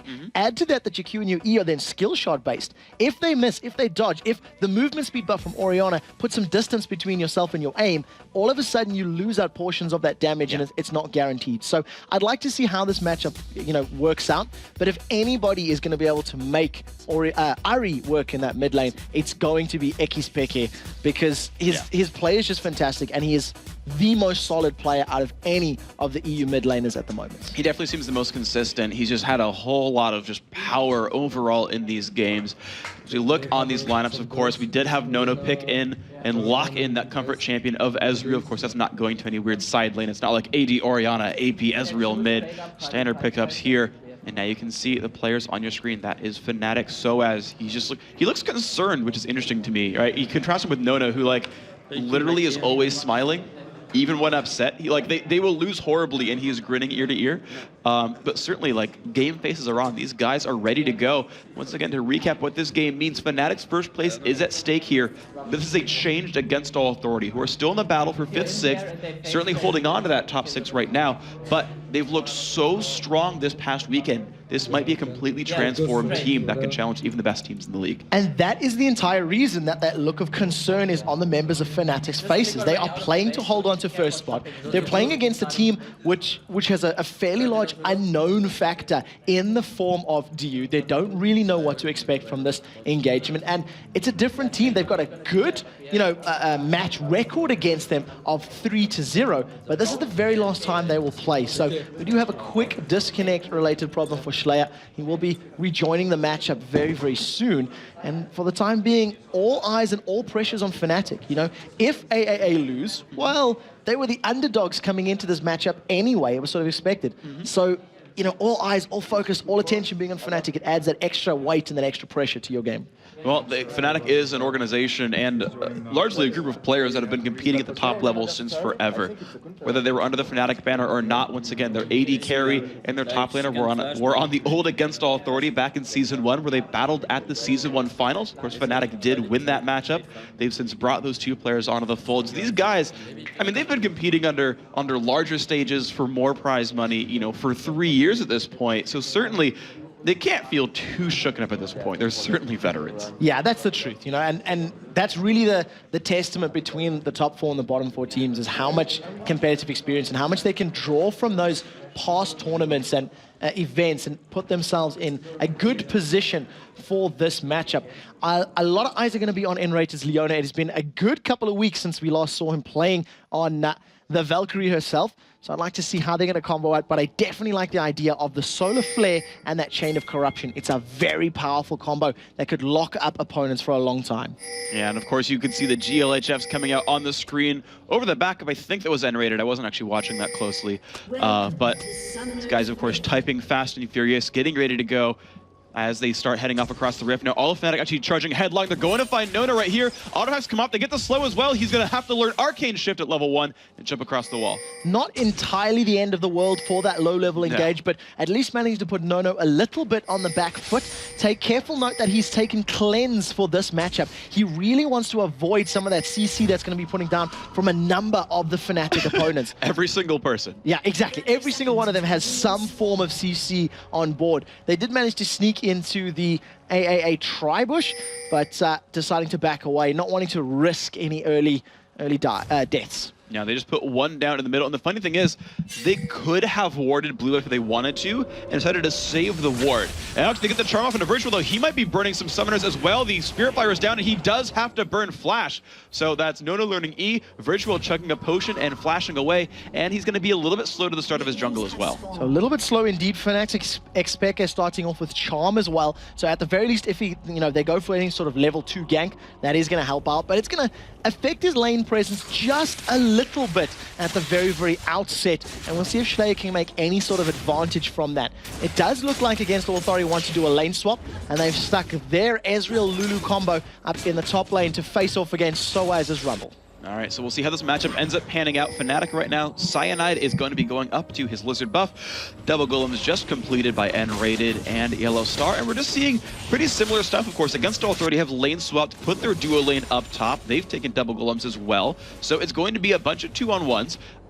Both Elise and Rumble actually function pretty similarly in that they don't need a ton of gold. They're both going to build similar items early on, and so both getting starved out won't hurt either team's plans too much. And I want to talk about the runes and masters we're seeing just a little bit here.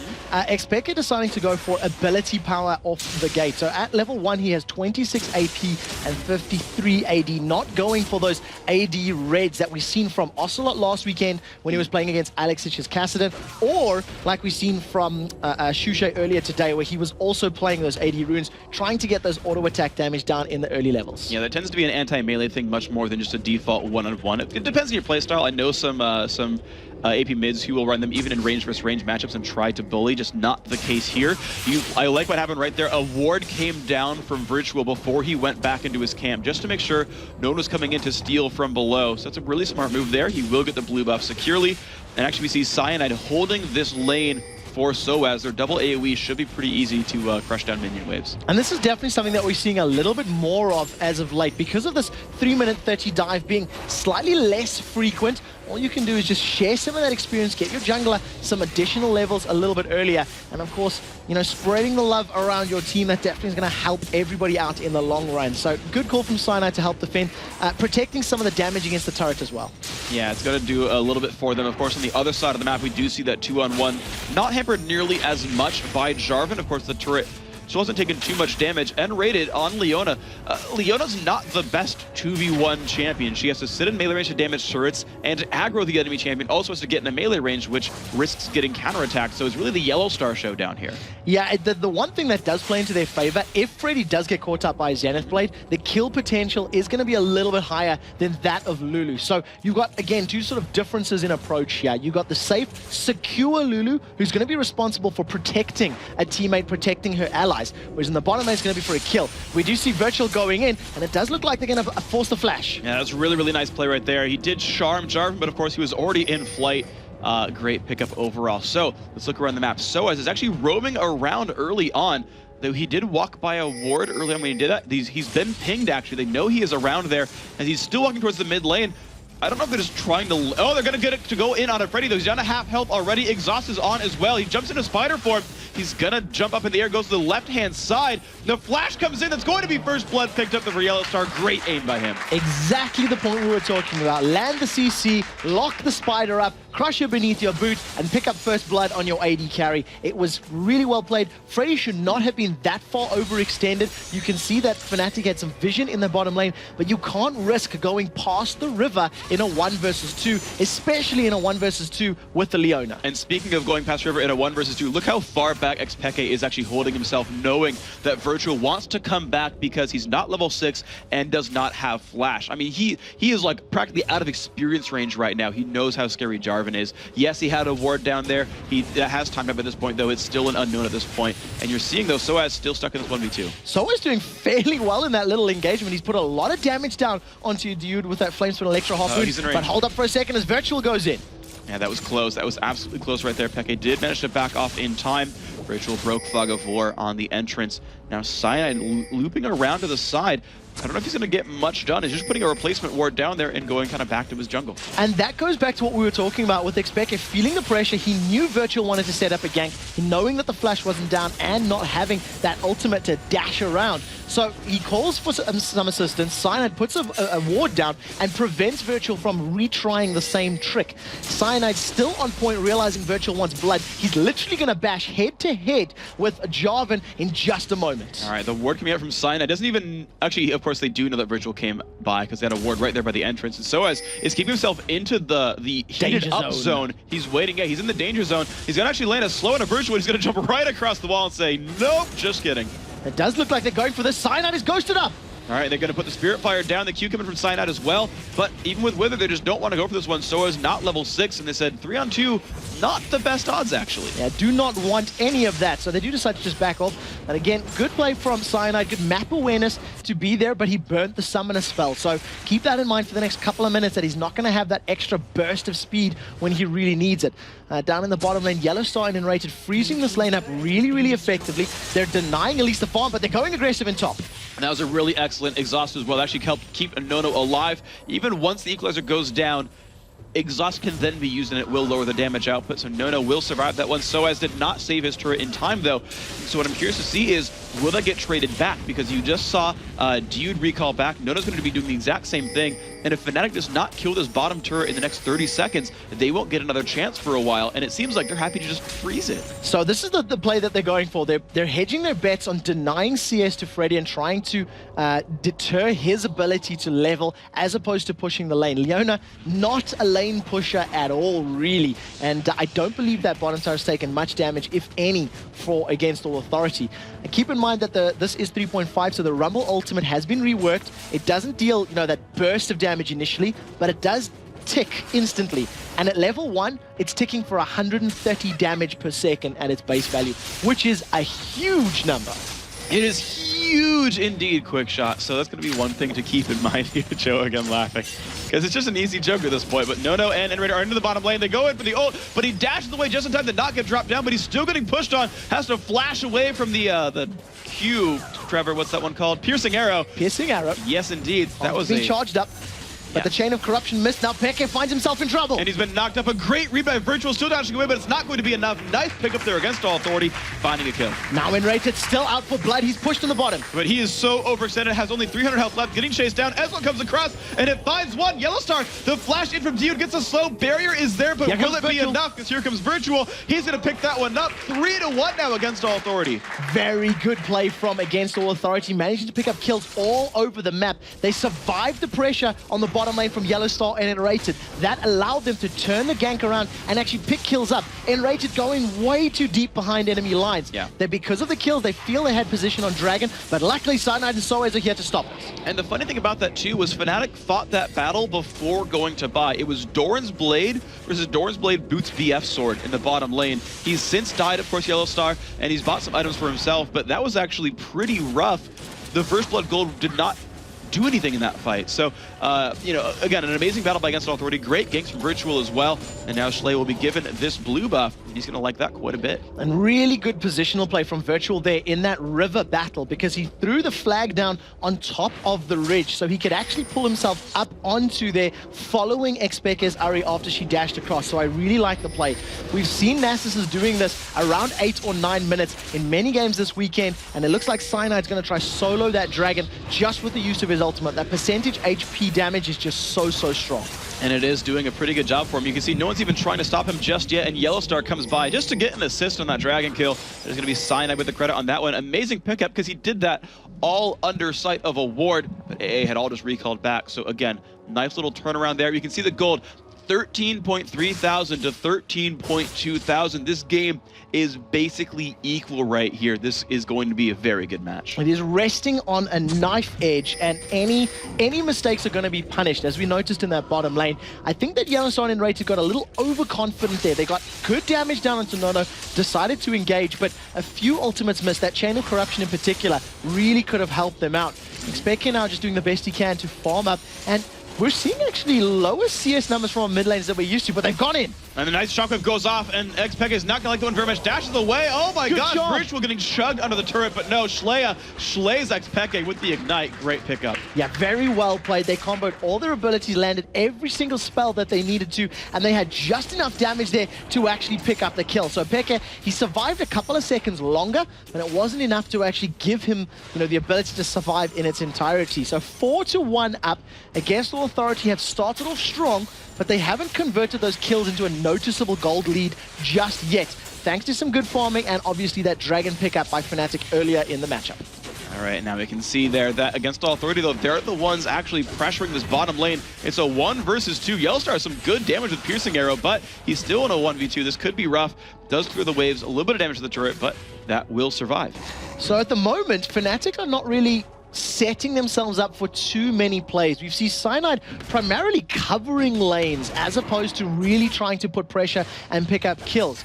On the other side of the coin, you've got Diud and Nono who push down the top turret. Now they've moved this bottom lane, they're pushing the bottom turret, and against All Authority, this is them in control right now. They're setting the pace, they're setting the tempo. We've seen more presence and pressure from Virtual than we've really seen from Cyanide, and it bodes well for them if they can continue this for the next 10 or 15 minutes. And it's going to look pretty good for the French team overall. So, let's see what they're going to go for next. Right now, they've not really started anything. There's no easy objectives on the map. You're seeing, the bottom lane trade back and forth, nothing really grabbed there. Of course, Soaz has already lost his top turret, so there's not much that can be done there either. So we've hit kind of a laning phase again now for Against All Authority. And this will be interesting because this is now a battle of mechanics. You look at the gold lead, 16.2 to 16.2 basically. What you're going to see over the next couple of minutes is who's got better mechanics and better one-on-one fighting. And you see Soaz and Freddy going one-on-one up in the top lane, trading some damage. Ultimate is available, but Nono's been caught. And a lot of stuns onto him. The ult comes by as well, but he cleanses it immediately, tries to run away. Exhaust is on the Lulu ult as well. Ult comes off from Nono. They're still trying to face this one down. Of course, Exhaust is stopping Yellowstar from doing anything. And Nono, of course, is huge there with that wild growth. And he just pokes everyone back. Such good micromanagement from N-Rated there. He was waiting for the E to come out, and Nono, they're still in trouble. And he jumps right back in, but here comes Virtual as well, and suddenly that's the danger zone. They're trying to run away. N-Rated down to 300 health, Yellowstar down to 500, N-Rated flashes back, Q comes out, Dunk comes out as well from Virtual. Will Yellowstar trade back? Looks like he's not going to want to. E comes out, dodges the Mystic shot. He's going to go for the snipe, but Soaz forced to run away from the turret. It's Cyanide that helps pick up the kill, Ignite making that one happen, but here comes Peke down to the bottom. It's Virtual who's going to be in danger, lands the charm. What a charming shot that was. Peke, the shield there, the Ignite not going to be able to kill him. So just a 1-4-1 across the map. Yeah, 1-for-1. They get top laner for support, so you have to feel Fnatic will be a little bit happier about that one. It also allows him to deny some CS and put pressure, but the shockwave goes down. And it's a lot more damage than a Yellowstar, but as in the immortal words of Joe, it's more of a meh wave, not a lot of AP just yet onto Shlea, so not a kill picked up there. Top turret will go down though, so Fnatic makes that one happen. So top lane, after that entire engagement, Fnatic come out a little bit superior. They get a tower trade, as well as a noticeable CS advantage now on their top laner, Rumble. Elise is falling behind, 65 to 87, and all of a sudden our mid laners are duking it out in this bottom lane. They rotated because of the battle, and now you've got Xpeke and Shlea going toe-to-toe until one of them decides to recall and shop. And we'll see what ends up happening from that. Of course, the ward coverage, a little bit equal on both sides, actually. Pink wards in both those bottom brushes. Virtual grabs his Lizard buff up for himself, so he will continue to be a big ganking threat. It's interesting, though, to point out these two junglers because you've got a 17 minion kill lead for Cyanide, but a 3 kill lead for Virtual and Jarvan. Let's actually have a look at how much gold that equates to when you look at the differences. 3,600 there for Cyanide to 3,800 for Virtual. So the Dragon and, definitely keeping them in game as well as that 20 CS. Not really making too much of a noticeable difference elsewhere on the team. Blue buff is secured there for Slayer. We'll have a look at the items just as we get back into this matchup. So Enrated now positioning himself in this mid lane. You can see that Yellow Star's moving there as well in reply to having both Nono and Dude there. It does look like Nono is going to be going for an Infinity Edge first. So it's not traditional on Ezreal's, but it works really well. I'm actually a really big fan of that myself, just because his team does not have a lot of persistent frontline damage threats. Orianna's a bit utility focused. Freddy's going to be generally going into the backline with Virtual to kill, to assassinate the squishies, and so it's Nono to hit things in the frontline. It's going to be interesting to see how Freddy is going to be playing that Elise role, because he's currently got a Negatron Cloak and a Kindle Gem. So his base numbers are very, very good on, both Spider Form and Human Form Q, but there's not a lot of ability power to back that one up. So we'll see how effectively he can, get some of those base numbers down and then rely on Nono to close it out. But I definitely like the combination, the potential combo of having, Elise go in there with that Repel, follow it up with a Cataclysm or Wild Growth, etc. Dragon instantly respawns, and Fnatic have positioning and vision at this moment in time.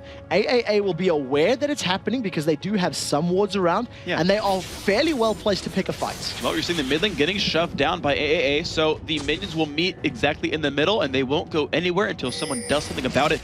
The two mid laners right now at the bottom half of the map, wave clearing back and forth as well, and it's going to do the exact same thing here. The minions will meet in the middle, and they will just kind of sit there. And of course, top lane, no turrets are even close to being threatened. So it's going to be an interesting minion push here. It's Fnatic who shoves the mid lane down once again. AA must react. So the previous time Dragon was picked up, Fnatic were putting pressure on the mid lane, and they allowed Cyanide's Nasus to solo Drake. He turned his ultimate on, and he took it down alone.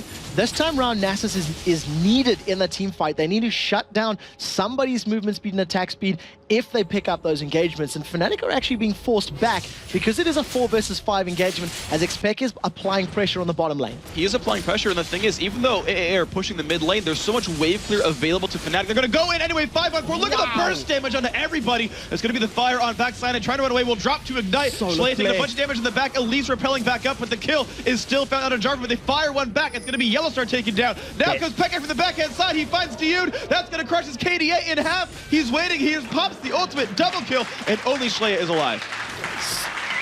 Wow. The two things that happened there, right? Solar Flare locked up and stunned the entirety of Against All Authority, and so as his Equalizer from Rumble just shredded HP bars. It decimated the health of the French team. Slayer, however, did get, I believe, a 4-man shockwave, 3 or 4 man under the tower, which in itself was fantastic. But what a reply from Fnatic to go 4 versus 5 and trade, I believe, 4 for 1 in that fight. I was at a complete loss for words when I seen the combo. They all went in a line, and that is the area effect crowd control combo we see from just a number of teams, both sides of the pond in the LCS. It's a couple of lockdowns with Rumble, and it just destroys team fights. If you all go in together, it's easy to land the spells, and you're just stuck there getting burned to death. Now, Virtual is looking at Dragon, but he is spotted by a Gruber on the side. We'll see if Fnatic can stop this one.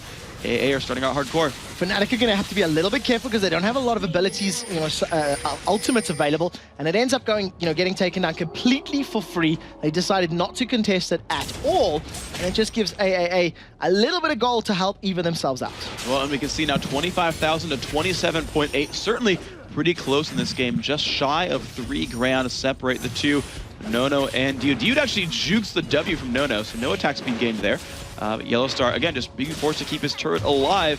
Neither of these bottom ones have gone down yet. Yeah, not just yet. So at the moment, Yellowstar, 165 CS. He's slowly pulling ahead in terms of those CS numbers, even on kills, even on assists, but going a different route in terms of his items. So going to have a little bit more sustain in these fights, and obviously will be able to regenerate that health if they decide to go for those prolonged sieges. If he takes any poke from his opponents, he'll be able to just auto-attack some creep waves, generate that HP back, and continue the siege. So if Fnatic play that sort of slower type game, waiting for the correct opportunity, it obviously will play into their favor a little bit. Virtual sniffing around the bottom lane, but decides to back away. All right, now I want to kind of point out some of the builds right here. So the Infinity Edge is done for Nono, but something that is interesting and new to me is look at Schley and Peke. So Schley went Rod of Ages, and he's now starting on, looks like Morella Namicon, versus the early Athenes on Holy Grail for Peke. So Xpeke obviously going for the cooldown reduction as well as the mana regen of Athenes. When we've seen Peke playing sort of these skill shot champions in the past, actually when he's played Orianna in the past, he tends to just spam his abilities, get them out as quickly as possible. On the bottom lane, Nono's been caught. And he actually arcade shifts forward into the enemy team. Look at the CC combo there, just immediately blows up. I don't know if it was a misclick or if he thought he'd juke things that way, but either way, it did not work. Fnatic finds that one, and the Rumble ultimate actually keeps AA from taking down the mid turret. So Soaz is able to defend the mid turret with the equalizer. He's got Rylai's Crystal Scepter as well as a Haunting Guise. So get that magic penetration and the slow to just stack and make it even more effective. It buys him time to push up the middle lane, and now you see on the bottom, Yellow Star is going to carry on chasing with Enrated because there's no one to reply. They picked up the kill, and they're going to get a lot of free damage on this inner turret. It's going to be going down to 2/3 right now, maybe down below half as well. And of course, the team is there to back them up. They know Freddy's at the top half. They've got a complete numbers advantage right here. That Golem is going to go down, and they might just save for this turret. They will actually. Blue buff is stolen, and they've also taken 2 turrets in a row. Completely for free tower and completely uncontested blue. Now, fair enough, Nono was not available. He tried to snipe it with True Shot Barrage. It did not manage to work, and very good play from Fnatic, realizing the numbers advantage and realizing the presence and the pressure that they had. Not to be, outdone, however, Freddy replies with some damage of his own, gets a good number of creeps up in that top lane, and, luckily Soaz is able to recall in time to at least pick up a few of those stragglers. And there you can see the value of good wave clear. Schlea was in the mid lane, got stopped by Rumble, did not get around to that right-hand side in time. Of course, now you're seeing it fire right back. Schlea, Nono, and Co are running in for this one, and no one is around for Fnatic. That's going to be a free mid turret. And it's interesting to see, normally the high tier teams are always just diligent and able to block these turret kills. It is actually very interesting because of the fact that these teams are all over the place. We had, a fairly dramatic fight on the bottom blue side tower that resulted in both bot lane red towers going down. Because of that, it allowed Freddy to push top lane, which meant a lot of Fnatic's focus was like, okay, top lane, top lane. They went back to shop, but they couldn't get to mid lane in time, and all of a sudden, Against All Authority could pick up their second tower of the game. So back and forth chess, game being played with each team saying, well, I'll move my pawn to B3 and you move your bishop to C8 or whatever. And, they're picking the right moves at the right time and securing the towers. All right, well, we'll see if AAA can move as 5 and find something for themselves. Move it on around. Peke is still chilling in the mid lane, has, of course, that stolen blue buff. Dude actually is starting to ward sweep a little bit, so he's putting pressure over Baron Nashor. They do run away from Yellow Star. Nice slow comes out onto him. Dragon up in 2 minutes. Baron, of course, available. And just a wealth of sight on both sides here. Yeah, a lot of vision available. Fnatic playing the numbers. They know where their opponents are, and they're putting pressure up in this top lane. Cyanide is hanging around in that bush, and they've got it on Soaz. He flashed the ulti. Oh, the last possible second he got away from that one. If Schlea had gotten the shockwave down just a fraction of a second earlier, they would have found that one. But of course, with so many members committed top lane, Fnatic has a free push on this mid lane. They've taken I wouldn't say unanswered, but they've taken 3 turrets in a row without anyone stopping them. And they've caught out Freddy. They've locked him in place. The Solar Flare goes down. He does flash Solar Flare and actually goes back in. Peke is now caught alone. He drops down 1v2, does not kill anyone. Cyanide now in the mix, and Raiden is nearby as well, but it looks like they're outnumbered at this point. Fnatic are forced to run away. Cyanide taking damage, knocked into the air. Schlea finds that kill. Soaz caught alone as well. He has not found anyone. However, Yellowstar does fire back on the jungler, Freddy. He just might survive, but Fnatic are not done fighting. They find a bit of damage on a Nono. Will it be enough? Looks like the answer is no. No, they will not have enough. 3 for 1 there. AAA win that fight. 3 for 1 trade. Nobody touched Yellow Star. It could have gone better if Yellow Star was a little bit closer or a little bit able to put damage. It's not over yet, though. He's going to sustain some HP. Can he catch anyone else? Well, Yellow Star is pretty much staying at full health by hitting minions. Of course, Nono, not nearly the same amount of sustain. He went 2 Doran's Blades and no Vamp Scepter. So it's hard for his health bar to stay up in a long fight. And in that particular engagement, they managed to catch Fnatic out. Fnatic, they did one of 2 things. They either baited AAA to the top lane and then rolled into the mid to pick up the inner turret, or they realized AAA are going top, pull a regression, keep them busy, and will cheekily pick up the tower. What they didn't count on is the speed of the reprise attack, the counter attack that Against Authority put down, and it ended up costing them those kills. Gold, though, is fairly even for most of the lanes, with the exception of top and AD carry, which you can see is a fair chunk difference, actually, thanks to the 3 towers and obviously a good amount of CS. Yeah, I believe it's, what, 2 unanswered dragons, if I remember properly. Yeah. Of course, the next one is back alive. We'll see if Fnatic can go for the hat trick here. Ready, 1, 2, 2, Nono and Slaya chilling up in the mid lane. The rest of their team grouping up as well. Both teams know this is going to be the next major force on the map, is who can take over Dragon. Soaz stands on top of a ward. They definitely know where Fnatic is. They definitely know where he is indeed, and Xpeke, he upgraded that Nizi Large Rod into the Deathfire Grasp. We've seen that earlier today. His burst potential is very, very high, and look for him to land a charm, followed up with DFG and absolutely everything else. Fnatic have got positioning and timing on Drake. They've started it. AAA are coming from the side. They've got vision. Will they pick a fight? Well, they don't seem to just yet. Of course, the Dragon has been taken for free. So as chugs through a volatile Spiderling.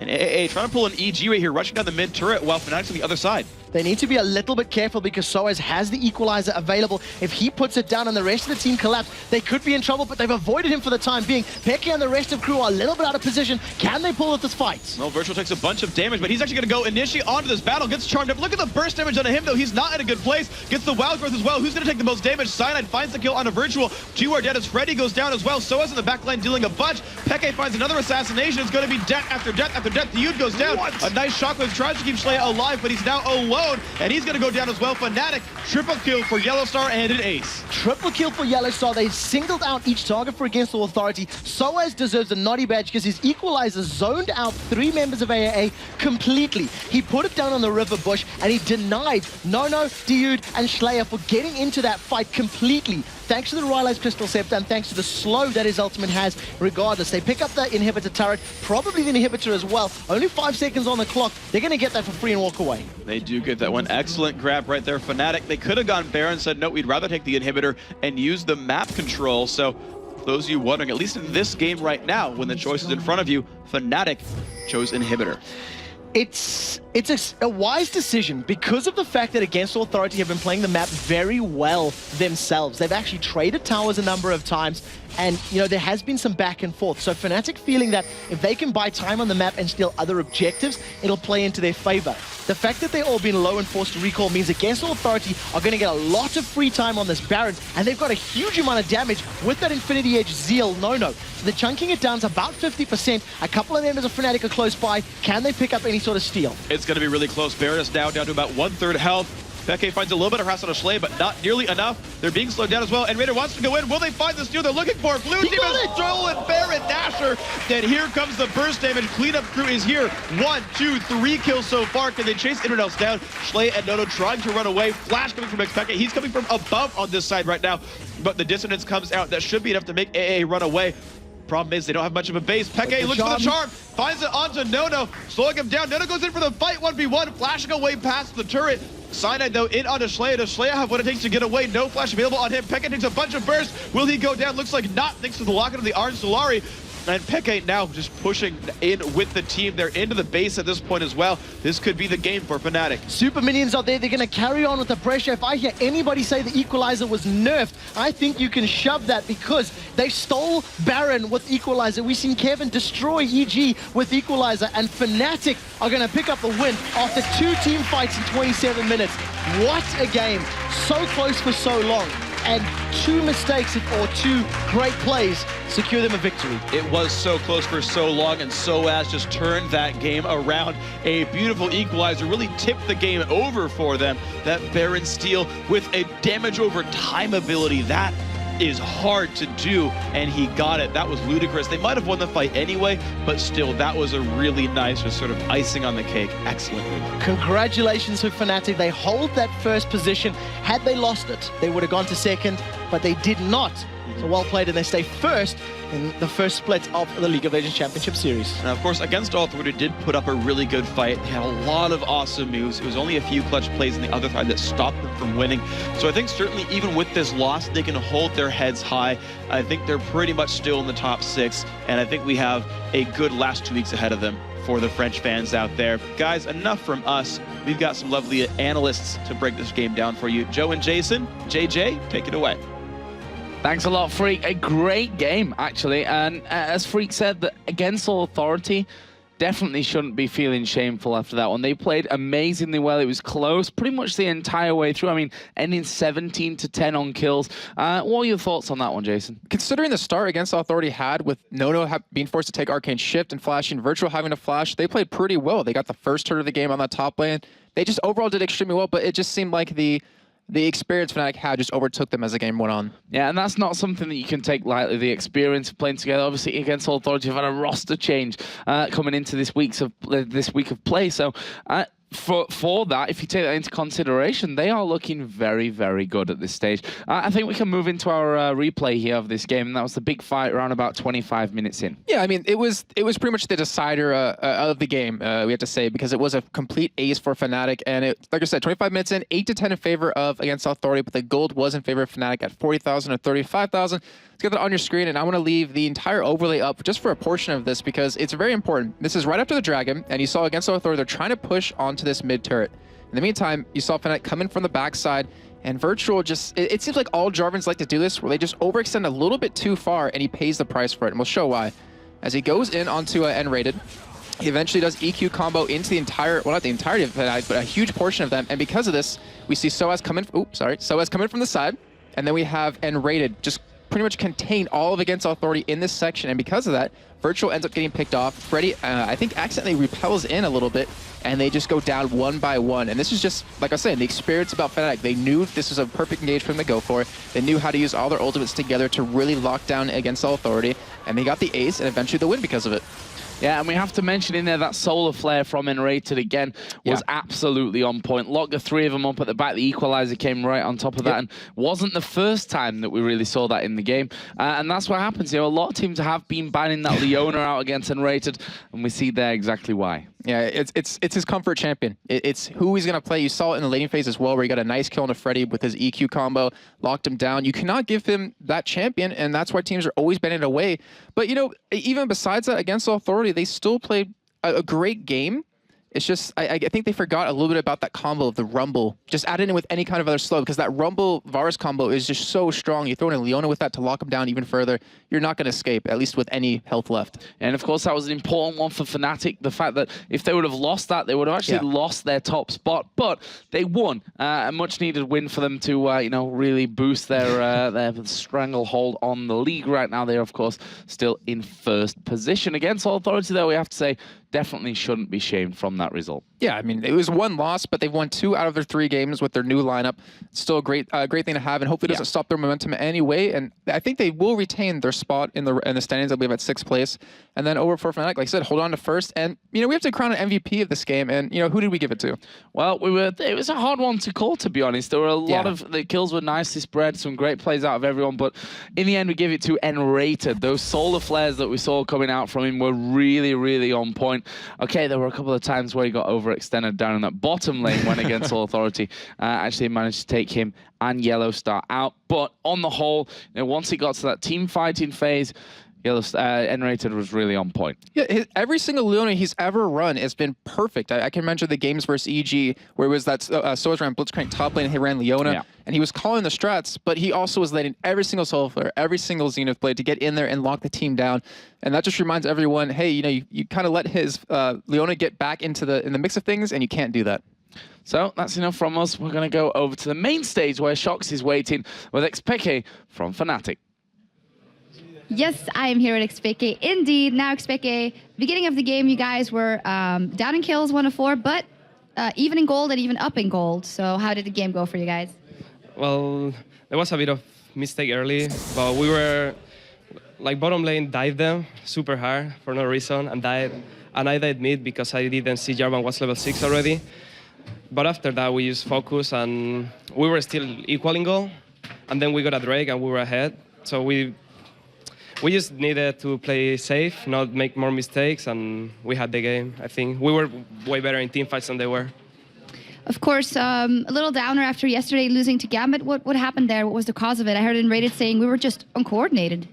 Yeah, just against Gambit, it was just, I don't know. We were not coordinated at all. Like, we had this plan, but when they picked Fizz, it just went out of control. We didn't know what to do, but I think we should have played normal lanes. I should have gone mid, because I can lane against Fizz, but we wanted to destroy him, and we wanted to put you mid, but that worked the other way around. I got destroyed top, and he was 2 or 3 levels ahead of me. I was level 1, he was 3. I don't know.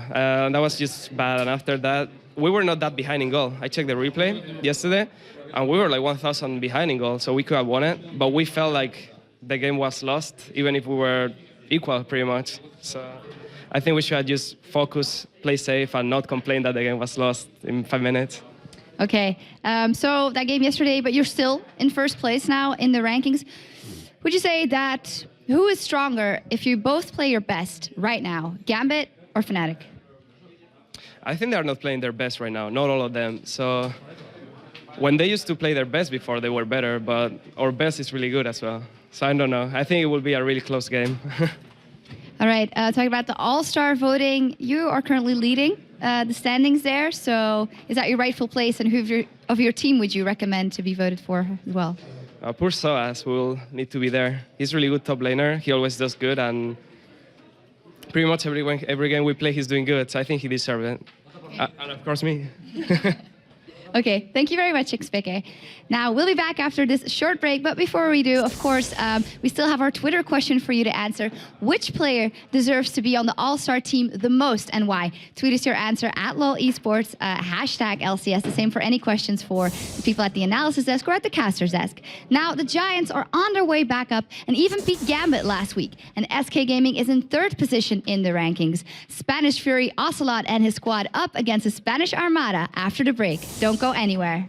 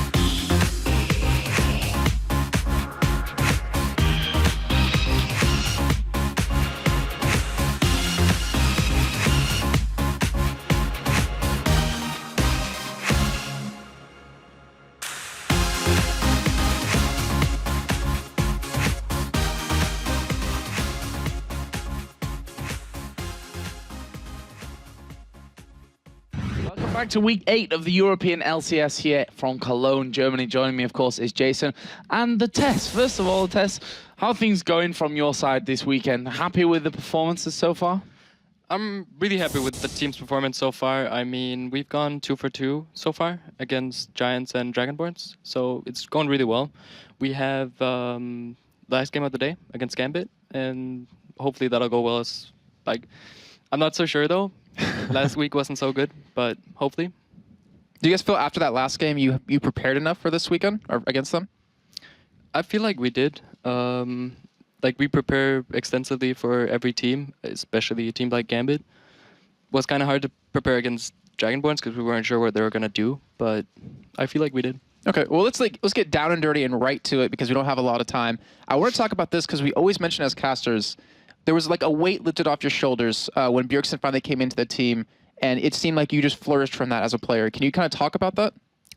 Yeah, I mean, when Bjergsen wasn't on the team, it's just not the same. Like, I was kind of the person to focus, I guess, for the other teams, and I got ganked a lot, I got focused a lot, and when Bjergsen came into the team again, besides the obvious, like, we can talk Danish again and stuff, he just draws a lot of attention.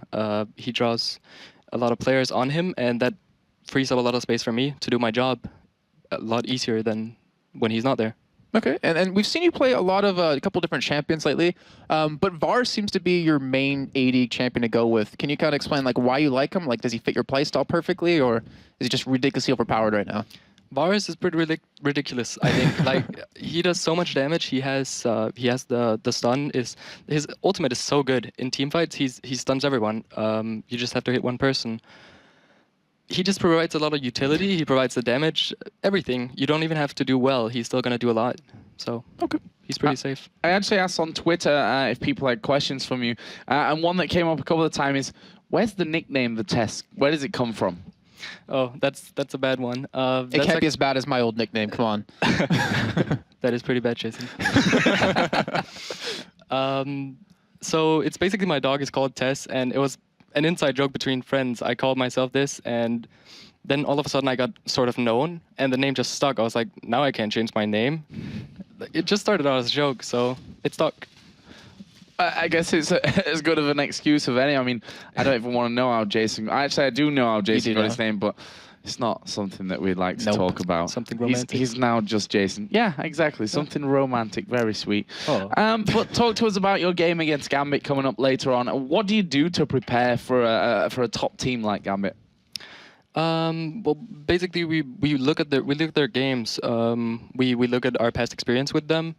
We try to predict what they're gonna do, and obviously we have to focus on what we want to do on our own playstyle. But it's mostly trying to predict what they're gonna do and trying to counter that. And another question from Twitter here. Obviously, your former support, XL winner, left the team, and Deficio came in. What was the reasoning behind that whole switch? So me and Winner weren't working that well together. There was some communication problems. We had to talk English for a while. That was also a problem for Winner. So we felt like we came to sort of a breaking point 3 weeks before the LCS qualifiers where we kind of had to do something. So we decided to bring in Deficio and see how it went, and it actually went a lot better. And from there, it's just gone really well. Yeah. And speaking of that, and taking it a little bit further, because this would be perfect to talk about in that situation, against Authority, Keralis, or Diode came in for Keralis, and they've seemed to be like a completely different team. Like, what's your thoughts on that? And how does changing a support really affect you as an AD carry? Like, because it has to be really hard with synergy. You need the synergy. I mean, the synergy was there a lot more with Deficio for me, and it seems like it is that way with Nono as well. Obviously, they're both French, so it should be pretty natural for them. Other than that, might be he's bringing calls to the table as well that Keralis wasn't. That happens often. That happened with us, and that can bring a whole lot of new stuff to the table and some new plays. Are you afraid of against Authority at all now with their new lineup? I don't think we have any more games against them. We try not to be afraid of any team though in the LCS. So I wouldn't say so, but they definitely look a lot stronger. Okay. Talk to us a little bit finally here about your whole situation with the team here in Cologne. Do you have a team house? How are things going, in Cologne life?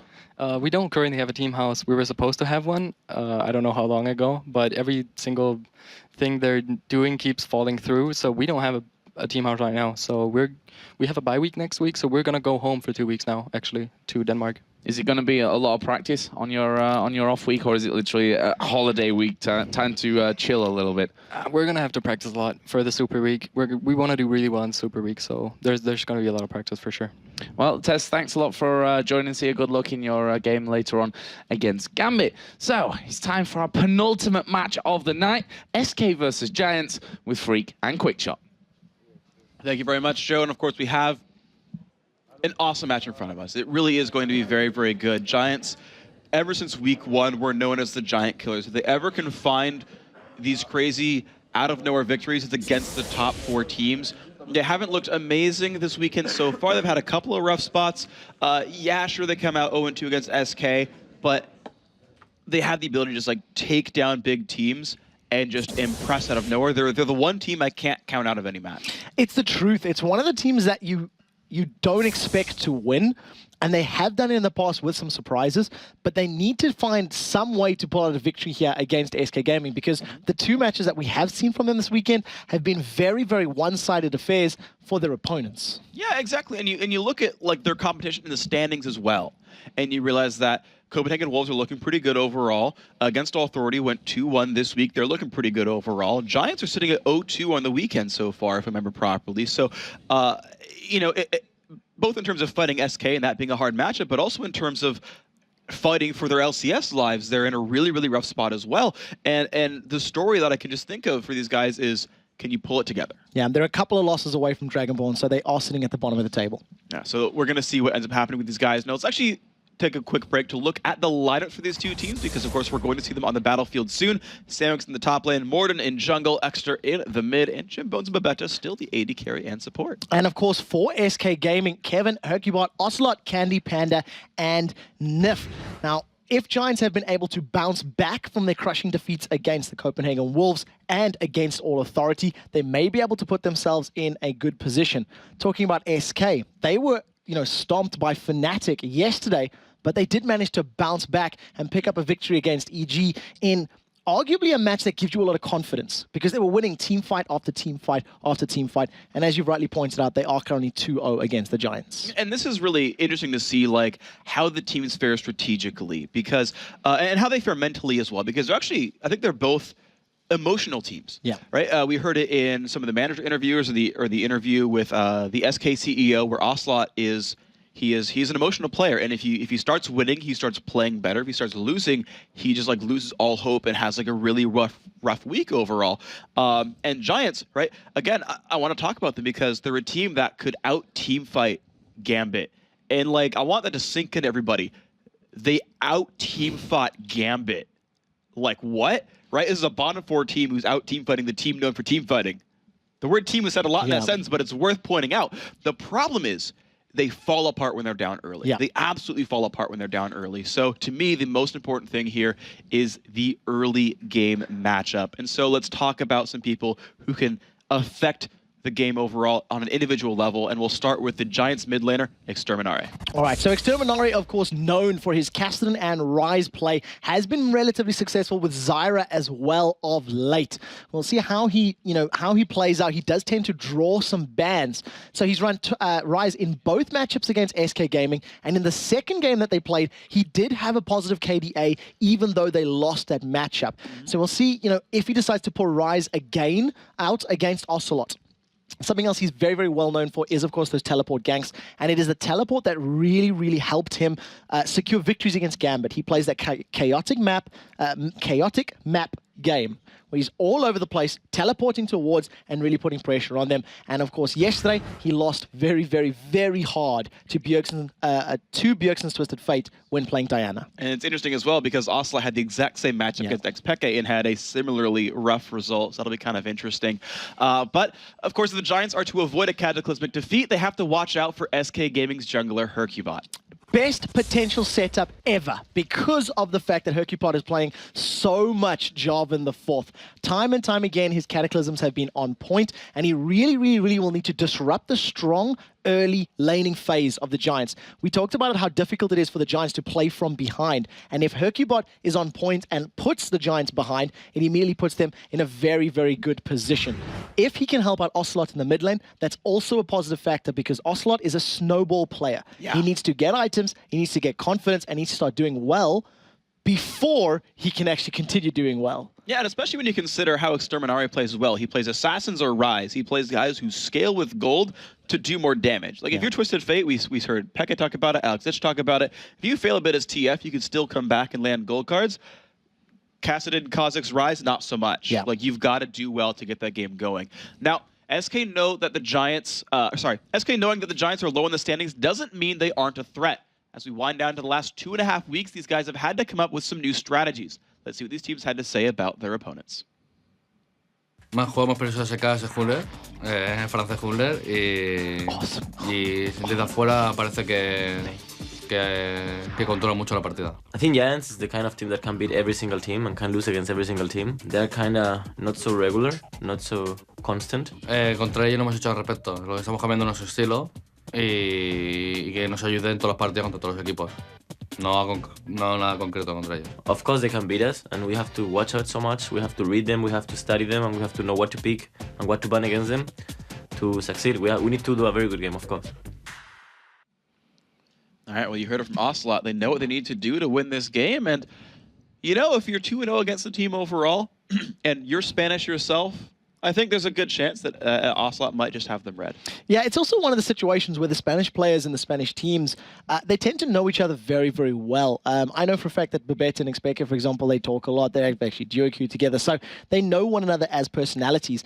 You heard in the matchup, Giants actually saying, look, Hercubot's their most dangerous player because they realize that as a team, if they get behind from the jungler, it puts them at a disadvantage. Yeah. I want to touch on Morden in the jungle for the Giants. He's somebody that's been trying new champions, has been playing a different set of junglers to what everybody else has been doing. Unfortunately, not picking up wins with those junglers means he's not getting the recognition for being an innovator, but he's the only one that's really going against the current right now of the Diamond Procs jungle meta. Sure, and I mean, if there's one guy to follow in terms of jungle champions, Diamond is the one, and certainly it's working for most of these guys. I do want to see it work out, though, right? I want to see Morden pick up some wins, at least more than they have already. So, hopefully it works out for the Giants. I'm just, thinking about these teams, though, right? We kind of go back to it. The early game is just, it just seems to be SKs. Yeah, like, it's the one part. I agree with that. I also feel like the ability to control the lane is definitely going to be in favor of SK if they manage to get the right picks. Because if they give away the likes of Zyra to Babetta, again, it's going to put them in a negative spot. When we seen him playing it earlier today, he still had some very, very good ultimates, even though they lost their matchup. Babetta is really key to setting them up, giving them control, So we'll see how that plays out. The one thing Giants cannot afford to do is poor decision-making if they do fall behind, because they tend to get very closed up, clammed up. They tend to not go for objectives, not push for team fights. They literally feel aimless on the map, and that's the best way to describe it. That's the one thing that, on the contrary, I've seen Gambit do so incredibly well is no matter if they're winning or losing, they viciously control every single dragon.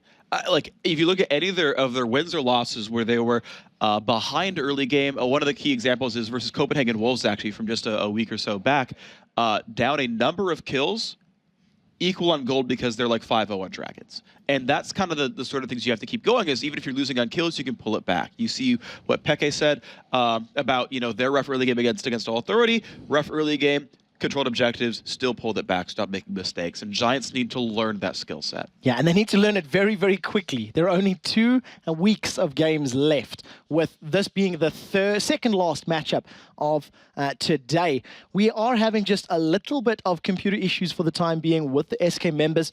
So we did actually start picks and bans, and then somebody dropped out immediately. So we do apologize about the small delay, but we will get this match up and running very, very soon. In terms of what is actually at stake in this game, there's not a whole lot in terms of the teams, because even if SK Gaming lose, they are still going to be safe in that third position for now.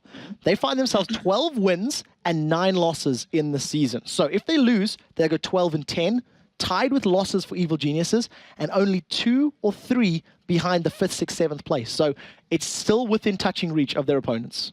Okay, and that's going to be interesting to see, right? As the season race winds down, and you heard the Fnatic Wolves, I think I just said, the Copenhagen Wolves saying, they've got a bye week next week, so for some of these teams, there's only 1 week left to play the game, right? Only a few matches left for these guys. And so you start winding down and realizing there's a just very small number of games left to play for each team.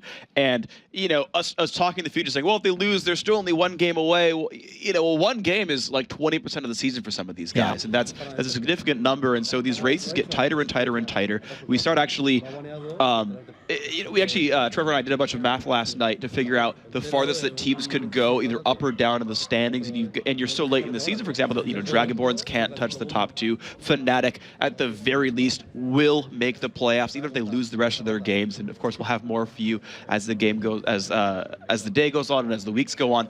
We'll get you can follow your favorite teams more and more certain with more certainty to know where they might end up. Now it's going to be interesting to note. You said that the Copenhagen Wolves have a bye week next weekend, and of course the fact that they have that the last week in week 10 is a super week here. Friday, Saturday, Sunday. I think there's 20 games that weekend alone. Yeah. The Copenhagen Wolves are going to have a weekend worth of information and knowledge and games to spectate, to then come in and surprise. They have that week to theorycraft, to think, to plan, and it's definitely going to play into their favor if they can make it work. Yeah. If you're sitting on the Giants side of the coin, you are sitting in 7th position right now, 6 wins and 13 losses. Tied for losses with Copenhagen Wolves, but 3 wins less. So your win percentage is just below that 50% at the moment. Yeah, and realize, also you kind of talked about the getting the week to prepare and all that. Realize that not all these teams are in Cologne, right? You look at Gambit and Copenhagen Wolves as big examples. The flights back, getting set up, getting, not necessarily like reacclimated to being at home, but just the extra travel time where you're not 20 minutes away from your house again.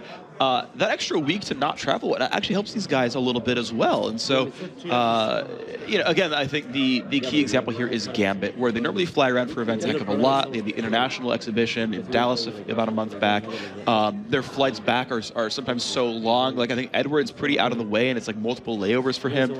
And so he doesn't even get to play the next day at all. Right? He'll leave Sunday night or Monday morning, and then Tuesday practice starts. And then, they got to be back for Friday or Saturday.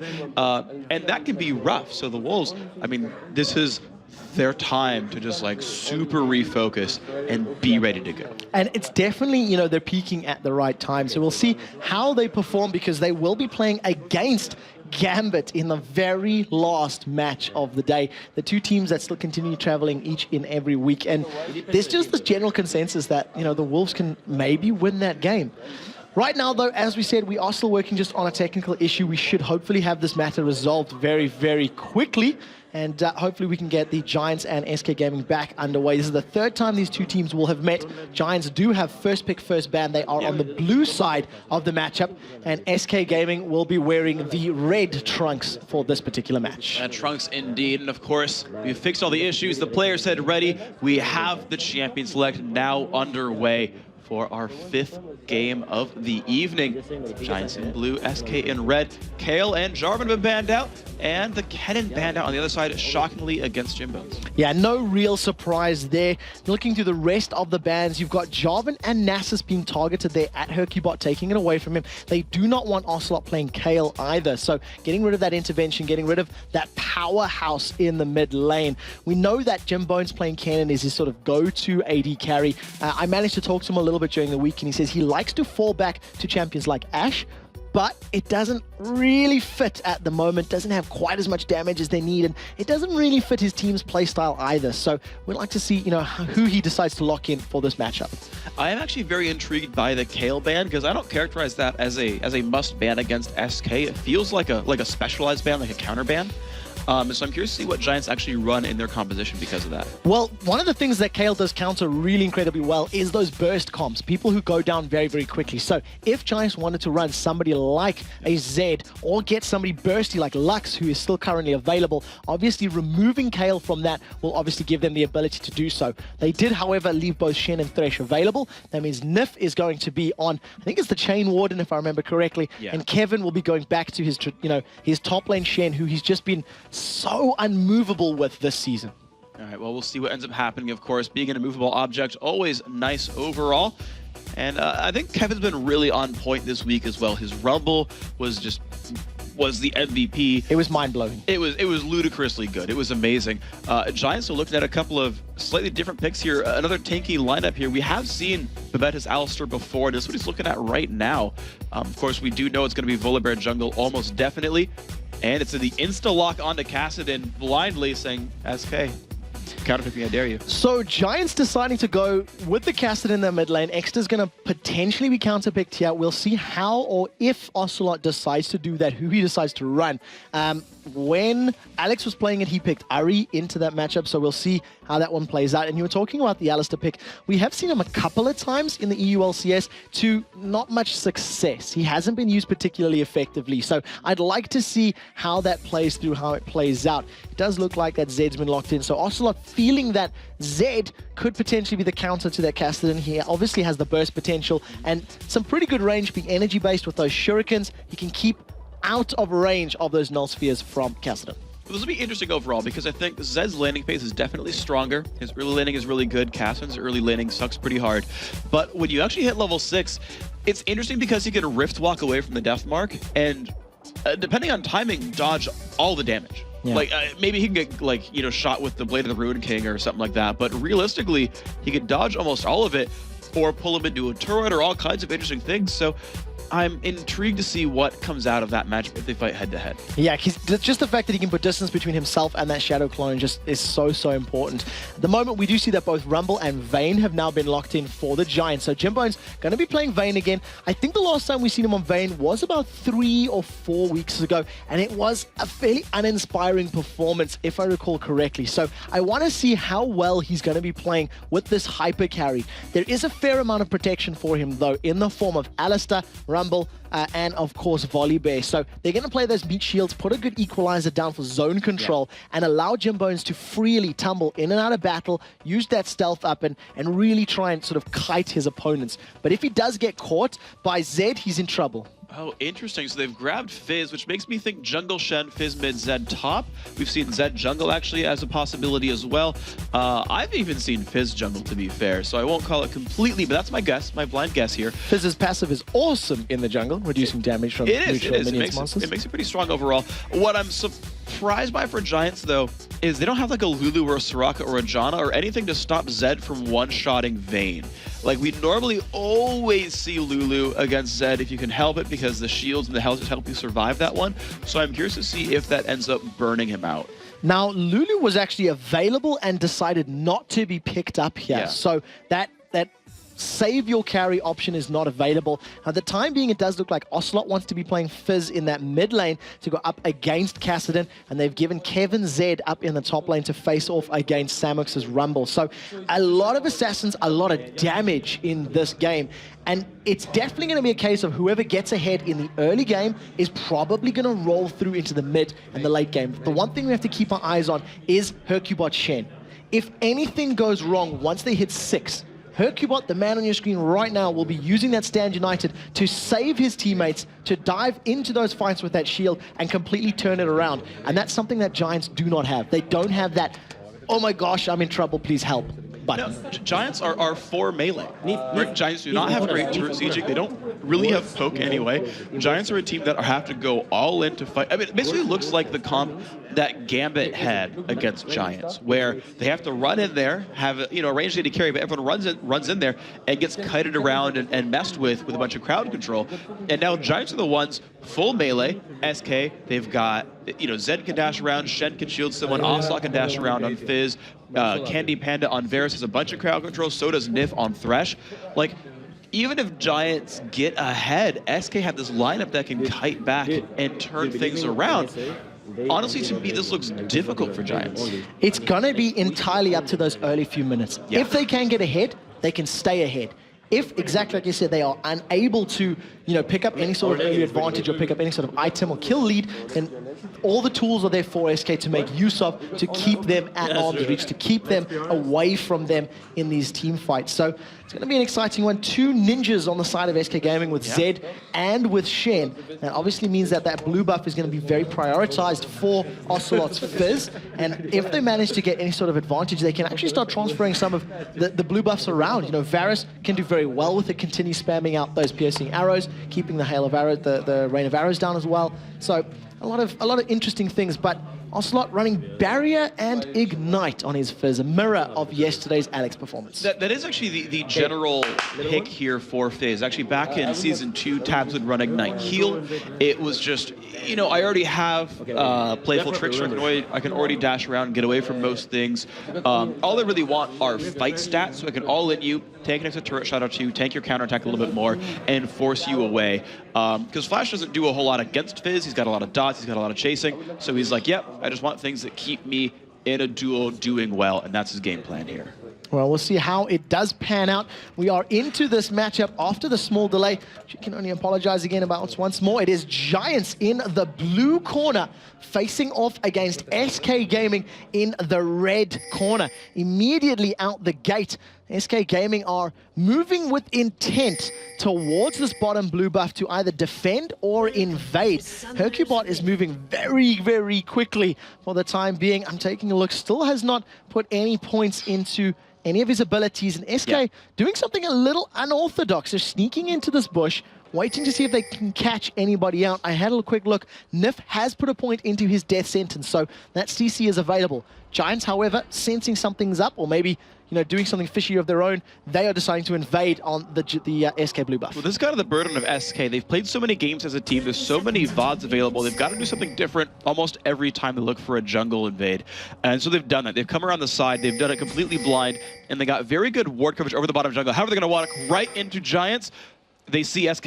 This is very, very scary. There's full vision. Hercubot's about to face check level 1. And there we go. The silence is on. Hercubot takes a bunch of bursts. He gets taken down. First blood goes to the AD carry. Pavetta running away. He's going to get taken down, though. Kevin flashes the wall. Now Esther forced to flash away as well. The damage comes out from Candy Panda. Double kill for the AD carry for SK. Now Morden running back. It's a 4-on-3. Where's it going to be? Morden still running. Chunks of health potions. Still getting chased around and only has a point in his slow. Not anything else. Ocelot misses the jump. Oh, the death sentence whiffs as well.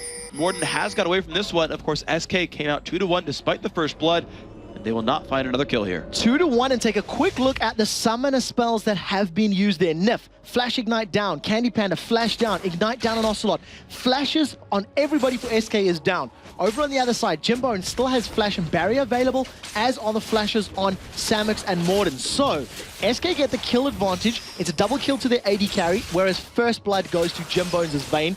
They do manage to steal the red buff away as well and get out relatively unscathed. So overall, advantage SK. Oh, that is absolutely massive. You can see a 200 gold lead for them. Morden gets his own blue buff, but Hercubot's getting his own red right now. It's 2-1 as far as jungle camps are concerned, 2-1 as far as kills are concerned.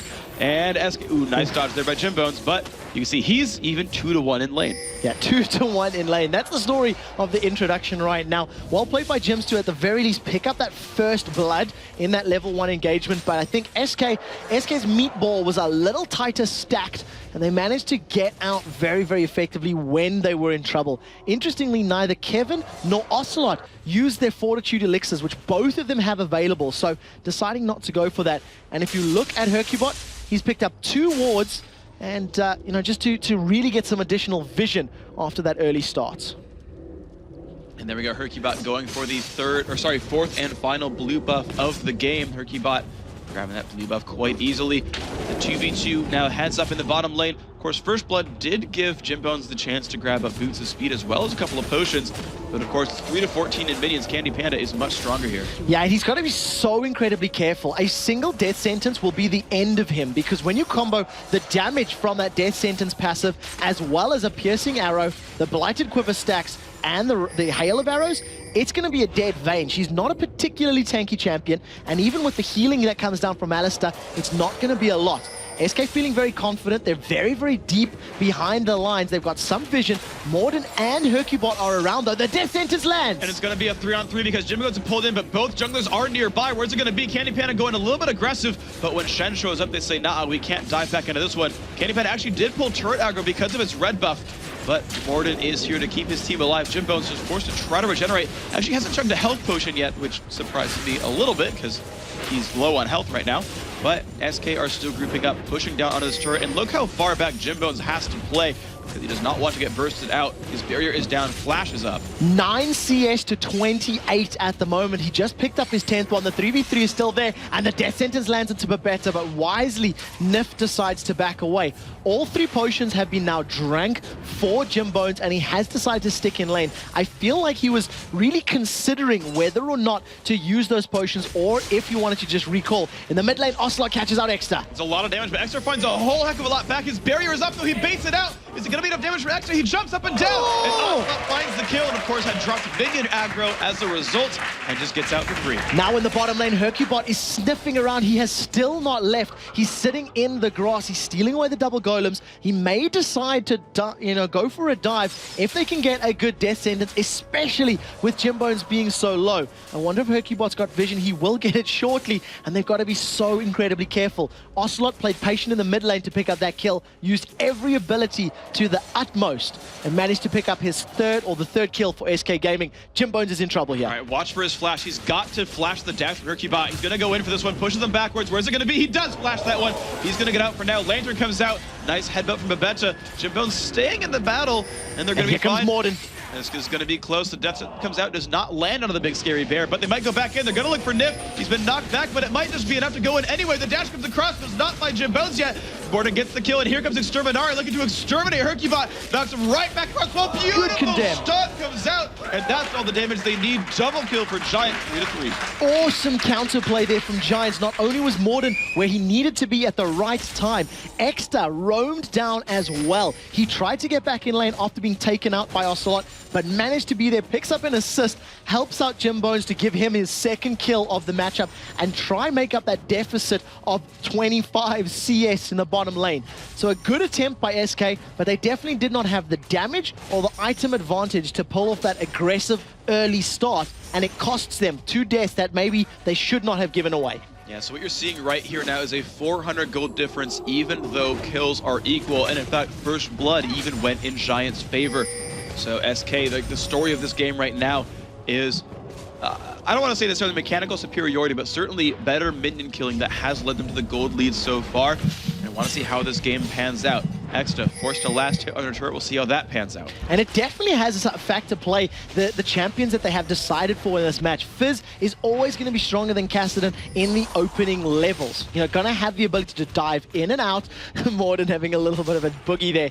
But, the ability to dive in and out with that Urchin Strike, jump out to safety. You can see that Ocelot is level 6. He has Chumma Waters available, as is his Ignite. Is he going to go aggressive? Because it looks like he wants to.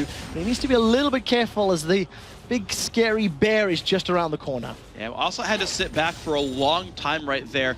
The minion wave was frozen right onto Extra's turret, and Ocelot couldn't do anything about that. He knew if he got in too close, he'd get jumped on and get CC chained. It was just getting kicked by Volibear, so he played it far, far back and waited for the wave to push back out. Now it's in no man's land again. We'll see if Giants can force anything. Morden has only just decided to back away from that mid lane. He lost a lot of time for CS. I do not even think he was within experience range there either. So, it's going to put him a little bit behind. But luckily, he already has a 10 CS lead over Hercubot. Nif and Candy Panda are trying to set something up. You can see just waiting for that death sentence to wind up. 0.5 second channel time on that missile. And of course, he can cast it when looking any direction. It's the only spell in the game that you can wind up facing left, but fake out and throw right. See if that ends up being a big deal overall. Many do throw it from the brush where they're blind in the first place, but this is a ward in this brush here, so they will see that Nif is around. A ward in the Chain Warden's brush. I like that. That's a good one indeed. It'll be better later, okay? give me version 2 in that one, it'll be fine. Jimbones in a battle with Candy Panda, trading damage back and forth. And I definitely want to point out, Jimbones' condemns have been really good this matchup. He used it in the bottom lane to help fend off the gank by Hercubot, forced him back. Then once Hercubot did go for the taunt, he flashed over the taunt. A couple of moments later, he pins Hercubot to the wall. And again, in that engagement, really just getting rid of Candy Panda, saying, do not want, please get away from me, and keeping distance from his opponent. The one thing that you do have to look at, 40 CS difference right now between both of these AD carries. And it's really going to be a lot of pressure picking these CS up under the tower because he cannot afford to fall further and further behind. He is trying to sustain back up right now. He's just got that Vamp Scepter Doran's Blade plus an Alistar Friend, trying to keep himself in decent shape, but you're seeing that number just really start to grow towards that one side. Hercubot, of course, uncontested in his jungle, and the gold lead now 800. It was only 200-300 before. It's getting larger and larger and larger, that lead. The only one that's really holding, well, actually mid lane are holding their own for Giants, but the top lane is also very close, 63 to 72. Samex is keeping up, though we're not watching very much. So the pace of the game has slowed down just a little bit, you know, from that, you know, opening craziness and aggression. Yeah. But the thing is, it can happen from anywhere because there's so much kill potential from both of these teams in every single lane. You know, that's definitely something you have to remember. If Rumble manages to catch Zed with some Electro Harpoons and maybe a Rolling Thunder Fling from Volibear with the Equalizer on top, that is going to kill Kevin so incredibly quickly if he cannot get to safety. The moment, though, the focus is on the bottom lane as Morden is trying to help out Jim Bones, trying to help the hyper carry in their team, because really it's Vayne that's going to be required to carry this team once they get out of the laning and mid game. Well, we'll see what ends up happening. Morden looked for a gank there, couldn't really find it, turned right back around while still in Fog of War. Samex, we see him heads up against Kevin. Kevin is winning this lane by a little bit, to be fair. He's up what's going to be about 9 minions after this one. 8, I think, is the actual number. There we go, 8 minion difference right here as they equate themselves in minion waves. But I think that's where Giants need to get some pressure. Yeah, that's so true. Interestingly about Kevin as well, he's got that Cutlass already, you know, straight out the gate, wants to work towards Blade of the Ruined King, but he's maxing both Q and E almost simultaneously. Chain lands onto Baveda, but that's mostly just to frustrate him. So Kevin Zed, 3 points into his Q, 3 points into his E, after the previous game where we heard some strong words from Yamato Cannon saying, shouldn't max your Q. It's just interesting to see how the pros prefer to level the champs.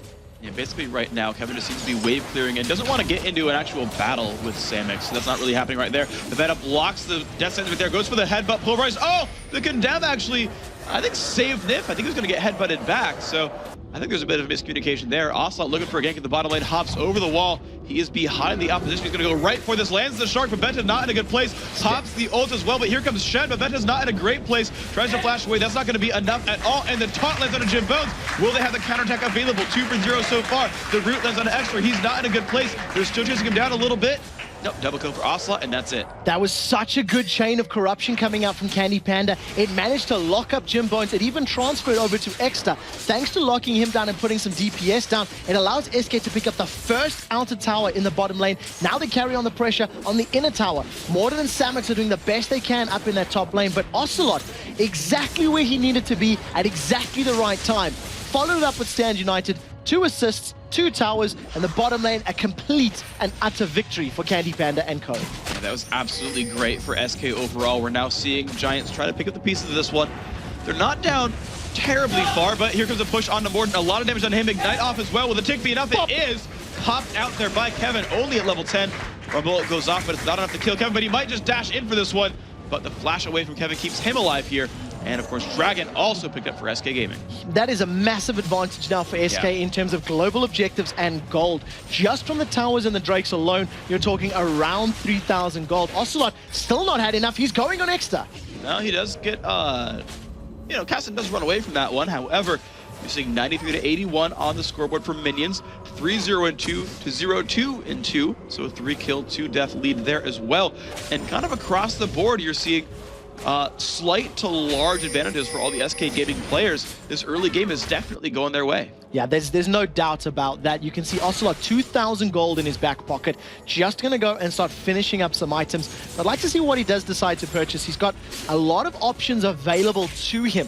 We see Hercubot as well picking up those boots of mobility on Shen. So really wants to be the ganking map presence jungler right now. And you know, when your team's ahead, if you can be in the right place at the right time to either counter gank or set your team up for a successful defense, obviously you're going to hold that lead, and that's what it's all about. And we'll see if Giants can turn that one around themselves. It's the blue buff getting focused down right now. See a damage output coming from Extra. Picks that one up. 85 minions on him. Has a shiny blue buff. Hasn't actually gone tier like we've seen from a lot of the other Castans so far. Is just going for the early Rod of Ages. It may hurt his late game AP. Put some damage on Ocelot. Does get his death sentence though. Looks like they won't go in for it though. Yeah, there's not enough support there for SK Gaming to really pick that fight. Even though they caught Kassadin out, they didn't want to jump in on that one.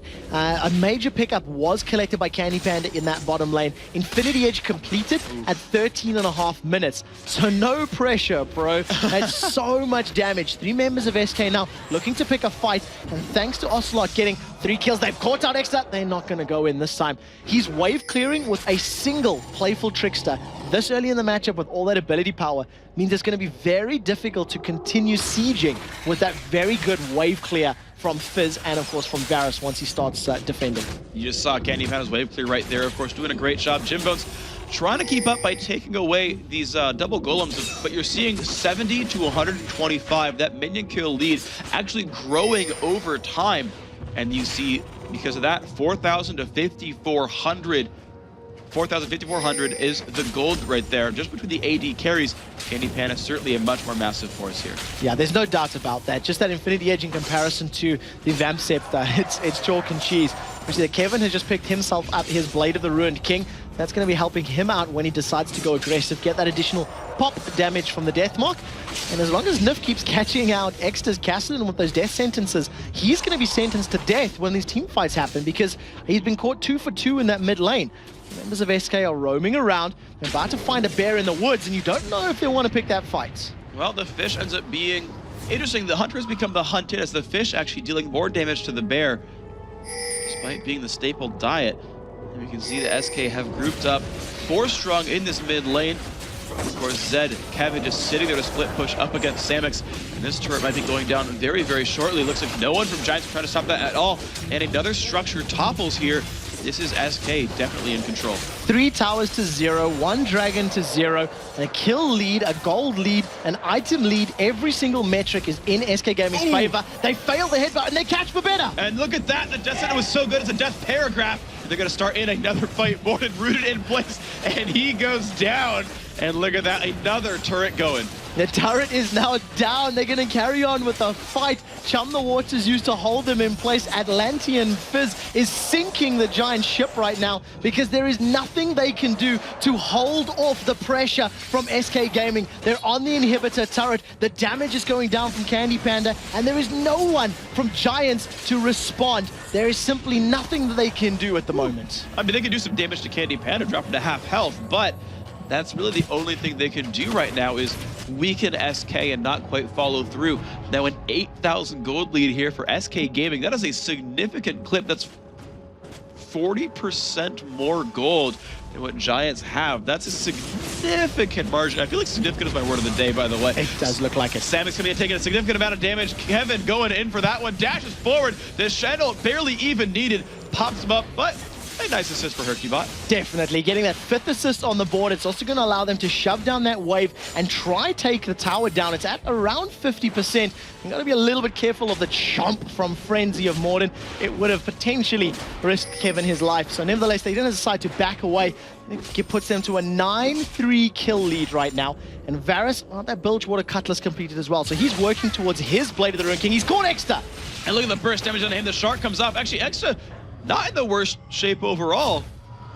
Did he rift walk the damage? I feel like he rift walked the damage from the shark. Did he rift walk the damage? We're definitely going to have to ask the analysis team to double check that one because that left both of us speechless. That was a... I blame Unso for not catching it. That would have been a perfect timing on Riftwalk if that were to happen. So we'll definitely check that one out. It does appear that he Riftwalked it. Wow. There you go, ladies and gentlemen. New one for me. I didn't even know you could do that. I didn't either. And I thought like, oh man, his reflex is so bad. The shark came out. He didn't change courses at all. And then, well, color me silly, he got that one out really successfully. However, of course, it doesn't change what's happening in this game right now, which is Exterminare being kind of 1v1 against Candy Panda, which is something I think the AD carry is going to win. Ult comes off as well. Exter, I don't know if you can rip off the damage from this one. That's going to be a bit more difficult. Gets the slow. The flash comes out. He's still slowed. The E is going to be enough. Nice pickup there by Candy Panda. Hail of Arrows too strong, allows him to pick up his 4th kill of the game. He used everything he had. Morden's picking a fight with Kevin, and I don't know if he should be doing that, but here comes Rumble. Oh, the equalizer a little bit off, though. Doesn't even land much of a slow, and Kevin gets away. Of course, the haste he gets from Blade of the Ruin King also helping him out quite a bit. Of course, with all those resources to the top lane with extra dead, they know there's only 2 members at most who can answer this dragon, and they won't even try. SK Gaming gets another neutral objective. Very well played again from SK Gaming. They had map presence, they had map awareness. Kevin drew some numbers, and it allowed them to safely and securely pick up their 2nd dragon of the game, extending that gold lead to almost 10,000 gold. And that's generally the breaking point. When teams get a 10k gold lead, you start feeling like, all right, it's basically their game to lose. And when you think about the damage and the power that Ocelot's Fizz has right now, with Chum the Waters being a little bit over 1 minute between each individual cast, anytime they want to go aggressive with Earth or with the Shark, as it were, in this battle, in this game, it's so much damage, so much CC, and you either run away and have no presence in the fight, or you get munched and nommed and go down. And Jim Bones is toying with his life at the moment. A little bit. They did have a ward and knew that the team was off to the right-hand side. Looks like he's not getting jumped on just yet. Samek's trying to keep Kevin warm and keep him from killing the turret, but it seems that he's cold-hearted and wants to kill it anyway. The minion has slain that turret with a lot of help from Kevin. The minions are gone. He's going to keep shoving off that lane. Ocelot standing on top of a ward. No one's going to fall for that trap, buddy. No, not right now. They do have some vision, so you have to compliment Giants' attempt to control the vision side of the game right now. They've had a lot of wards placed on their side of the map to try and, at the very least, keep tabs on where SK Gaming are and what they're doing. But it's not really affecting the match so much because they are so incredibly far behind. SK have stacked up as 4. Stand United is available for Hercubot if they want to pick a fight. And Samix is going to be careful. They've caught Extra. And that's going to jump over to Morden as well. The ult comes off, trying to keep them off the turret. They're actually going for the fight on a Candy Panda. The ult comes off. He's trying to stay alive because of Shen. Nif does get a little bit of a knockback. Shark doesn't hit onto anyone. They're still going in. Morden gets a flip on Hercubot. The box comes down. Morden trying to run away. He's regenerating, and he might just live. The Ignite almost kills him. He does actually go down. Samek's not in a good place either. Jimbo's not in a good place either. He pops down to the death mark. And Babetta going to get dropped as well. 4 for nothing so far. Now Extra is alone. Can he get away from this one? He's looking for 1 extra kill, and he's going to find 1 on the Fizz, but he goes down 5-1. A triple kill for Kevin. 500 bonus gold does go into Extra's back pocket, but what a team fight from SK Gaming. It actually forces the surrender vote there. I do have to say that Babetta's headbutt got Kevin on the other side of the wall, which made me giggle just a little bit. Kicked him out the fight, but SK, what a performance. From the first blood to the control in the bottom lane. 1 mistake in terms of the fight of overextending, but other than that, it was their game in its entirety. They played that one incredibly well. That looks like the SK, that's the number 3 team in Europe right now. Certainly a well-deserved victory. The handshakes, of course, on your screen once against Giants versus SK. SK came out rather convincingly in just 21 minutes. I mean, seriously, a great game from them. And the last little stretch of the season is looking good for them, I would say. Yeah, definitely. It's going to help them out, getting those additional wins to try to close the gap between first, second, third. And if they don't lose anymore, their end-of-season statistics look potentially good. They definitely have the shot overtaking first and second if things go a little bit south for the ones in top 2, but we'll see what ends up happening. But to break down this game, let's send it over to our lovely, glorious analyst desk. Joe and Jason, take it away. Thanks a lot, Freak. So, SK Gaming coming out victorious here again, and honestly, it looked like another day at the office for them. That was, I have to say, probably one of the easiest wins we've seen all weekend, and we've seen quite a bit of stomps, but, I mean, that was just that systematic play, just step by step by step. I mean, we saw actually some really cool play out of the Giants in level 1. They were able to pick up that first blood, but they picked a fight they really couldn't win in the end because we saw Candy Panda pick up 2 kills off of that and just snowballed that bottom lane in the end. Yeah, we can actually move straight into the replays for this one. And again, it's that last team fight, the Ace, which actually forced the surrender out of Giants. Yep, I mean, go ahead and get that on your screen. As you just said 20 minutes in, and it was a last-ditch effort of the Giants. They wanted to go for an attempted push in here. They had a 5v4 situation since we had Herky about the bot lane, but as I will just show you, it kind of didn't work out for them in their own hand because Candy Panda got very low, so they made the call, let's go in.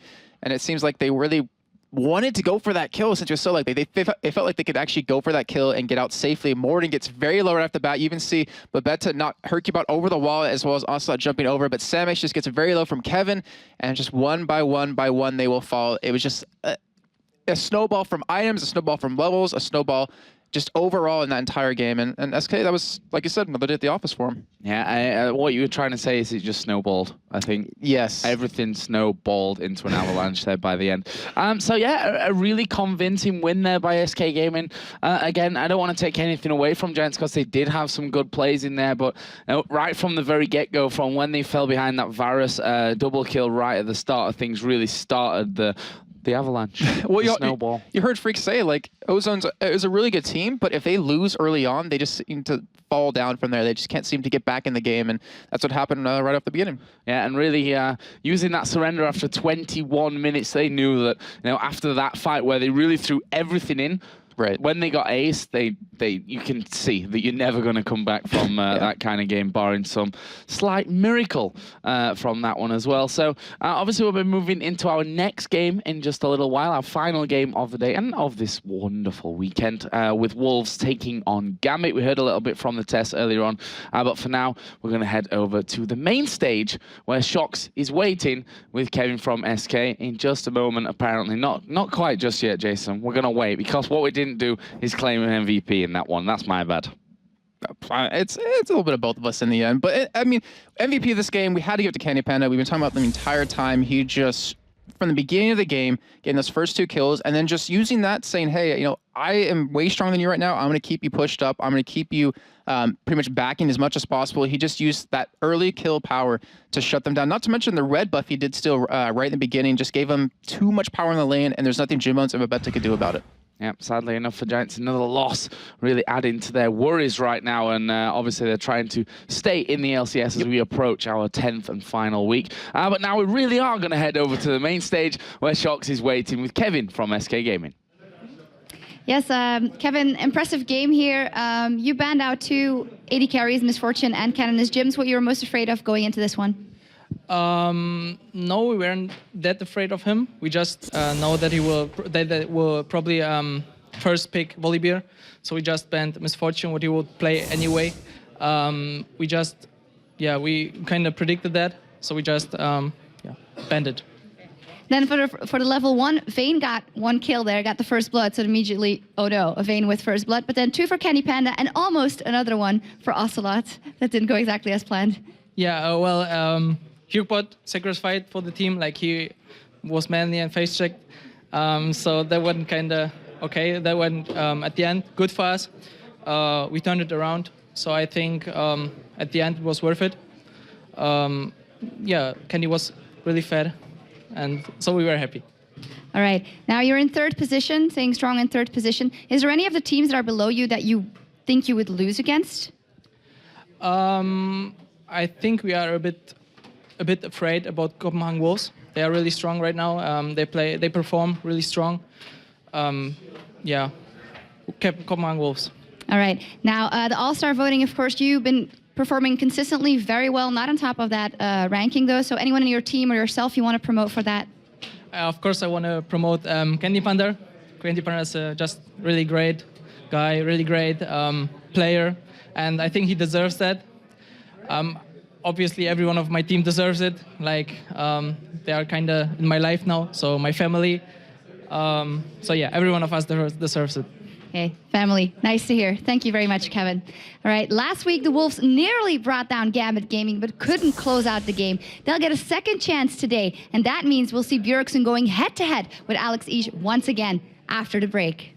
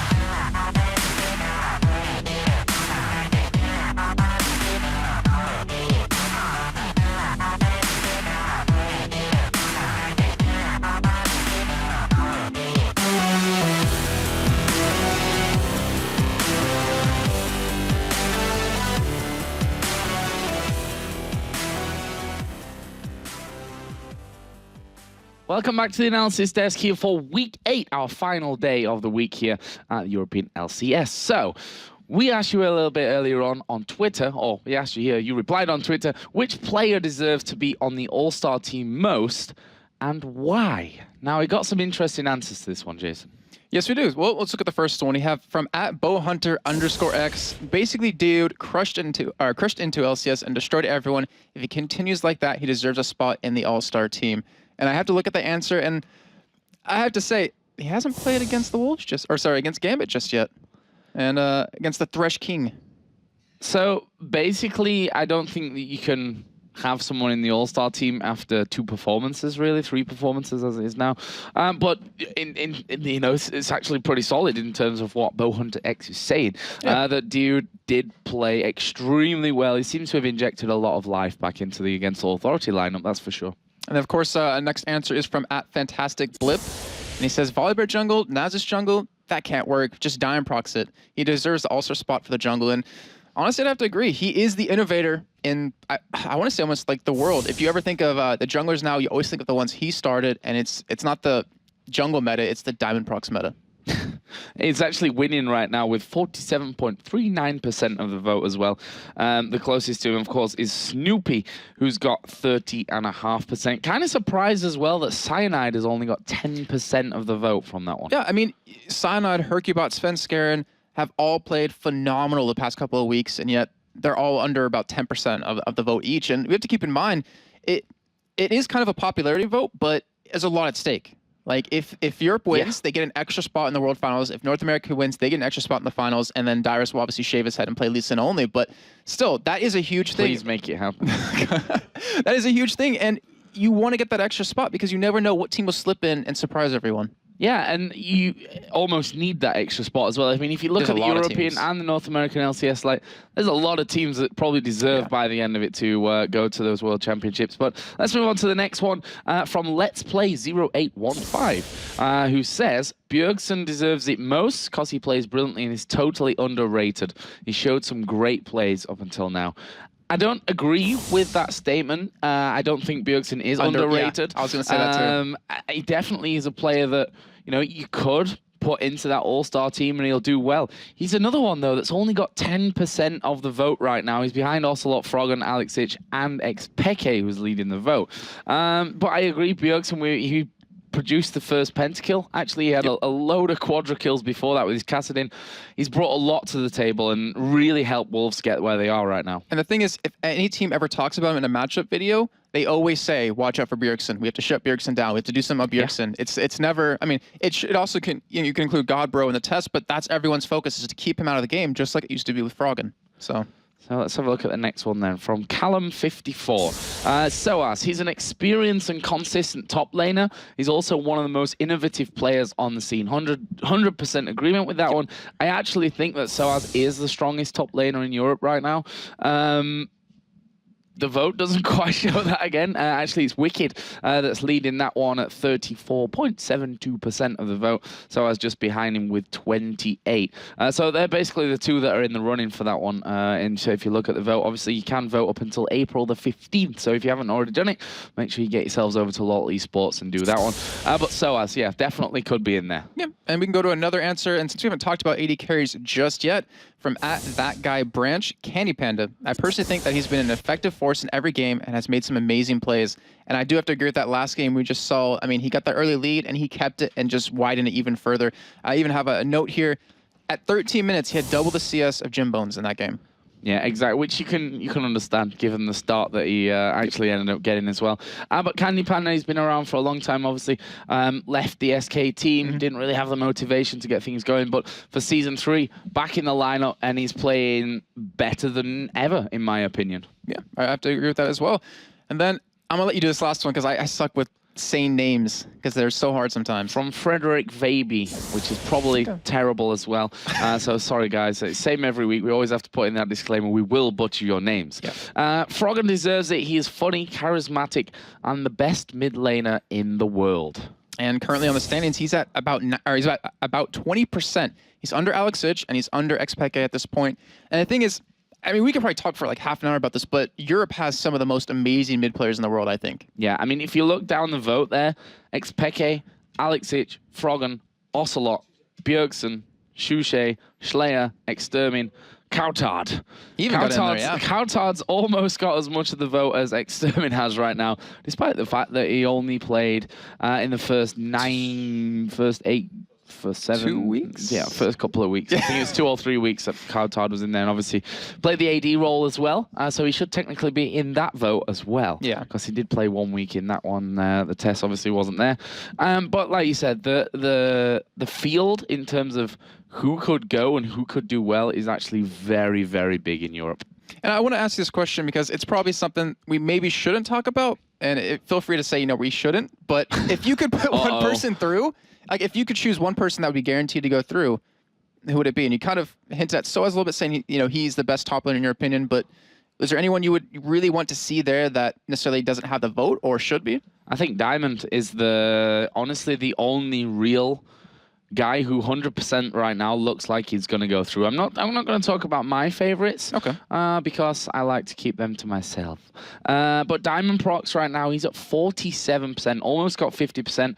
If I'm not mistaken, he's the high. Oh no, he's not. Edward is the only other person that's got more percentage in terms of the vote up until now. Obviously, in that support role, he's got 52.1%. He's ahead of Crepo, who's on 31.9. So, the two Gambit Gaming guys in the jungle and the support role look like they could be part of that all-star team come the end. And that's something I want to talk about next, because America doesn't have this problem, but in Europe you have many teams with many different backgrounds and languages. How are they going to bond together into a team? I think what they should do is choose a different language. I'll speak that Everyone just learn to balance it up. No, it's obviously very, very difficult. I mean, if you put Diamond in there, who, don't be fooled, he understands and he speaks decent English as well.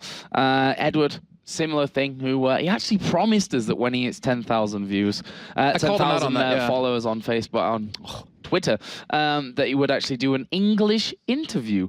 So obviously we do have Gambit Gaming coming up next, so maybe, just maybe, we'll get a chance to bring Edward up and have a look at his English. So, time for the last game of the day. It's the Copenhagen Wolves versus Gambit Gaming. Let's go over to our casters from this one. Quick Shot and the lovely Freak. Thank you very much, Joe, for that lovely introduction. I'm so glad that you have still compliments to spare. It's so nice, thank you. Now, guys... Well, it's your last game in Europe. It is, at least for now. We're sad. Ever. Wow, Joe just wants to get rid of me like as soon as possible. I don't, Oh, Freak. thank you. It's been fun. It has been fun. It's been a great set of games overall, a lot of great casting partners, a lot of great experiences. Hopefully I can come back. But yes, I'm shipping out tomorrow morning. But let's get into the game, of course, because we are here for esports, not me talking at you. So, as we see this weekend, the Wolves have left behind some carcasses. They left behind Dragon Bones, but their hunger's not sated yet. We're going to see if they can continue. The hunt is on. Can they take down the Russians? We'll see. Yeah, it's definitely going to be a tough matchup for them. Let's take a look at both of the lineups for these teams. Copenhagen Wolves will be on the blue side this time round. And of course, Gambit wearing their home colors of red. For the Wolves, Godbro, Sven Skaren, Bjergsen, The Tess, and Deficio. Meanwhile, on the other side, you all know him. It's Darian, Diamond, Alex Ich, Genja, and Edward. So, of course, earlier in the day, we've seen the Copenhagen Wolves taking down the Dragonborns in a very, very good one-sided affair. Coming into this matchup, they are 0-2 against Gambit, however. So we'll see if that history has anything to play off. But both teams have had solid performances, and this will result in potentially the first loss for either team Yeah, I believe they're of the both weekend. 2-0 on the weekend so far, so certainly these guys are coming into this one looking pretty strong. In an interview with the Test, he did say that they spent a lot more time preparing for this match, that they feel they may have fixed the problems that they had, and actually feel pretty good coming into this match. Again, this is a team who said that they're looking to be a top 4 team in the second half of the season if they can stay in. And they've got to overcome teams like this to do it. Well, this team is definitely the underdogs in the matchup. According to the public vote, 74% of the people out there feel that Gambit are going to be the favorites for this, and 26% feel that Copenhagen Wolves are going to pick it up. And like we said, you know, it's up to them. See how confident they are. See how after picking up the victories yesterday and today, is it enough to carry through the preparation? Because Giants have been the only ones that have been able to take down Gambit to date. And it's interesting to look at, really, because you look at the prior games, and Copenhagen Wolves have had strong early games. They've had bad losses, sure, in general, but you look at them against Gambit specifically, and no, early game, they're in pretty good shape. Early game, they definitely have what it takes. And so we'll talk about some of the individual players and how to kind of control that early game. And I want to talk about their support, their old coach, and that's Deficio.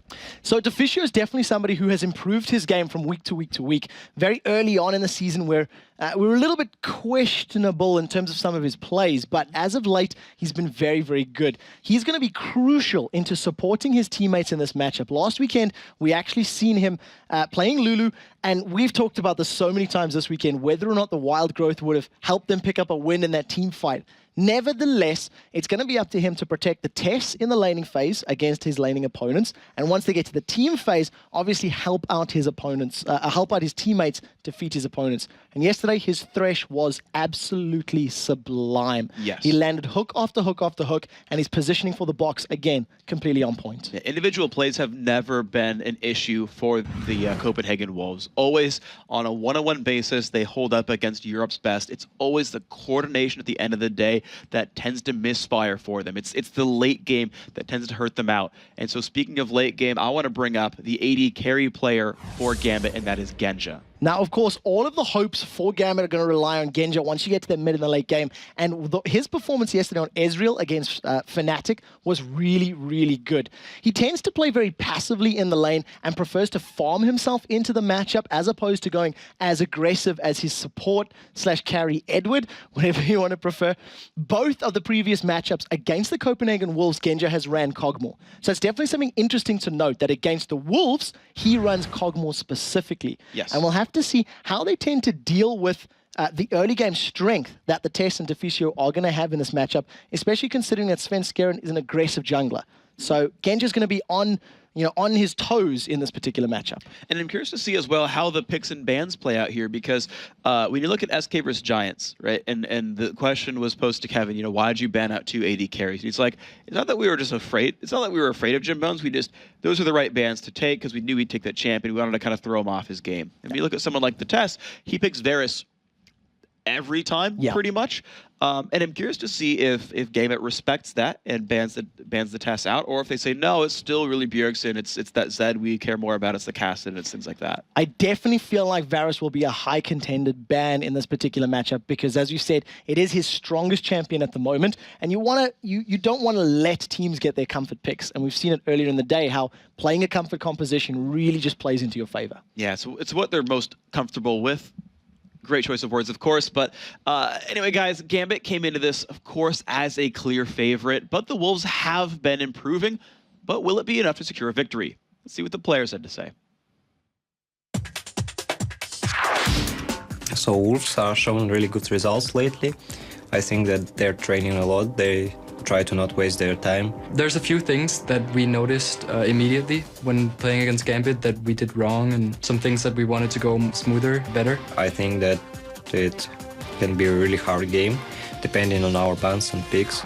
Pretty much no matter what they pick, they will make it work out. So it's up to us to kind of destroy their flow in the game and try as best as we can. Wolves are not as strong, I think, as SK or maybe Fnatic, so I think we can handle them. If we can win early game and try to snowball it from there, we have a chance, definitely. But we really need to play our A game.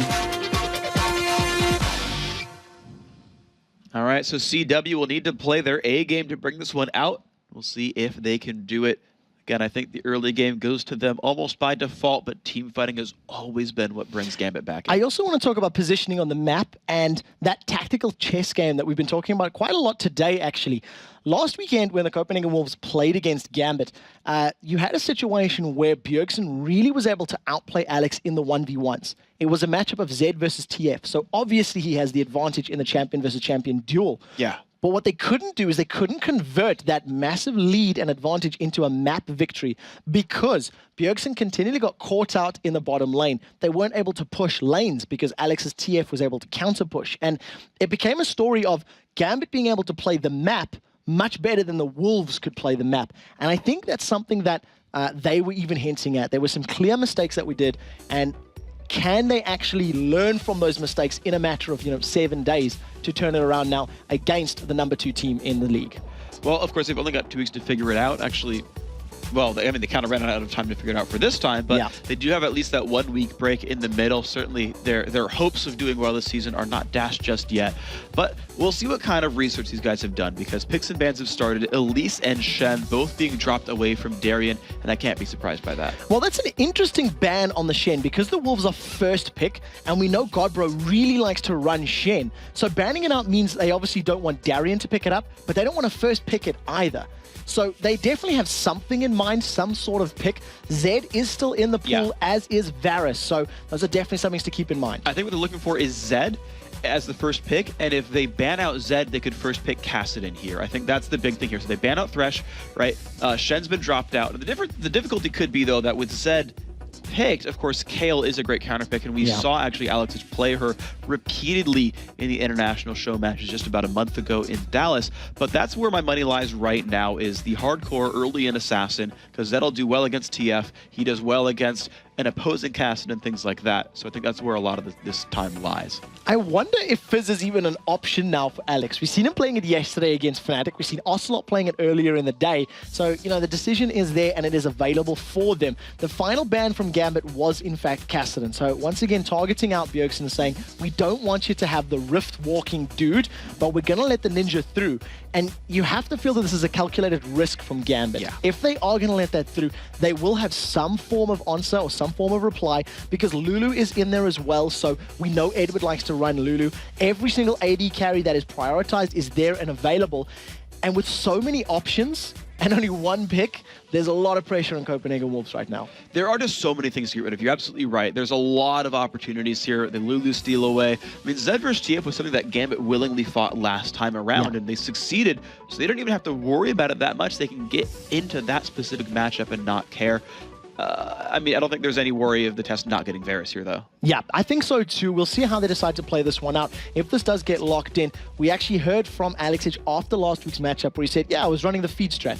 Go 0-6 and win the game, because he knew that he wasn't going to win the lane, but it didn't matter because they had a map strategy and they had presence to actually win out the game. And that is what it ended up resulting. You can see a little bit of smiles there for Diamond Prox talking about some strategy, and I'd like to see what their reply is, what their answer is to Zed. Immediately looking to lock in that Lulu for Edward, and again, it's been one of his go-to support champions. We're not too surprised by that. Lulu just makes so much sense here, right? It's the anti-Zed pick. It's just so good in general for Edward. It allows him to play aggressively or passively in lane and just be an awesome lane bully. Darien, kind of thinking about what kind of champion he wants to play, actually does lock in the Renekton. So we haven't seen a first pick, an early Renekton pick in a while that I can think of. No, it has been a little bit. We have seen Renekton a number of times though, so we'll see how they decide to play this on, because you can almost expect Bjergsen to take Zed in that middle lane. Rumble is available, as are a number of supports that I'd like to see who Deficio is going to play, because he has been playing Thresh and Lulu as sort of his primary type of supports over the course of the season. Sona is in there, but I don't know if they would go for Sona, so we'll see what the pick is. They might try to pull something out like a Zyra as well. And pressure now on Copenhagen Wolves. They've got their mid/top laner. Varus again, the AD that the Tess has been playing so significantly and so well with throughout the course of the matchup. And we'll see what does actually get locked in the next few seconds. Yeah, right off the bat, you got to realize that the Wolves are looking to start fights, get into battles with Zed. This isn't, a poke team. This isn't a disengaged Zyra type team, really. It's a team that wants to get into battles. And Svenskeren, ever the initiator, is going to go for Xin Zhao once more. And when Jarvan's gone, shockingly, Xin Zhao it is. Yeah, we talked about this yesterday, how Svenskeren likes to play aggressive junglers. And after talking a little bit to the Copenhagen Wolves, because they rely on Svenskeren for initiation, for him to dive in there and create the opportunities, it leaves Godbro in the top lane to play the tanky champions and to play, the beefy sort of damage-soaking type of guys. Now, he has been doing that with Shen most recently, and I'd like to see what he decides to play today, because his primary champion has obviously been banned out. Yeah, meanwhile, actually, it's Gambit picking up Misfortune. Their usual, actually, so not the Kog'Maw I was expecting to see here.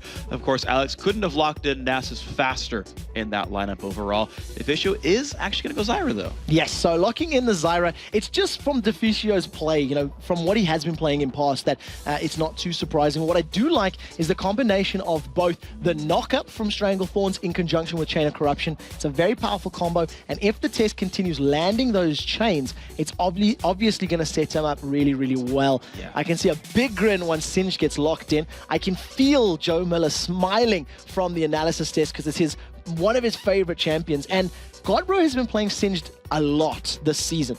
Keep in mind that it's 3.5, so his ultimate, the crowd control reduction, is not there, and it just means he can get killed a little easier if they catch him. Yeah, so I think Twisted Fate here is the obvious lock-in here for Gambit. They need a hardcore initiator. Fizz, I don't know. I don't think they could really start the battles with that. Of course, I could be wrong. But what I'm interested to see, though, is how... Oh, it actually is going to be Kayle. So way all back to the beginning, they have taken the Kayle to actually block out the Zed damage, which will, of course, keep Genja alive. But what I'm interested to see is how Gambit now starts fights, because they don't have an easy way of kind of jamming themselves in there and making the battle start, but maybe they don't need to because the Wolves will come to them. So there's a definite difficulty here for the Copenhagen Wolves. They're not going to be able to pop anybody with Deathmark because of Wild Growth and with Intervention. They do have some consistent damage from in the form of course, Varus, Singed, and even Xin Zhao with auto attacks, but they've got a very beefy, tanky front line with Renekton and Nasus. And if they go head-to-head and they start bashing on one another, that ultimate of both Renekton and Nasus, the damage over time, the magic damage over time, is really going to stack up and help them out so much in these team fights. So when they engage, it's going to be very, very key. And whoever has their ultimates up, I feel, is going to have a big advantage in these team fights. Absolutely. I mean, you look at Copenhagen Wolves, they're going to go all in, and it's can they kill someone who's not ulted by Kayle quickly enough, basically? Because I think we have to assume that Alex will be on point with the interventions. He's been playing her long enough. He's got great reflexes, and he's got the intuition, and I mean, he even plays Zed himself, so he's going to be able to read all the moves that Bjergsen makes, and I think make a lot of great moves out of that one. Genja's been so on point with Misfortune since I Am Kiev over a year ago. Like, I can't see any misplays here from Gambit. I mean, you talked about it earlier, comfort picks. Gambit, I think, through and through have comfort picks. Yeah, they've played this composition a couple times before as well in terms of exactly who they are playing. They definitely have, that comfortable zone.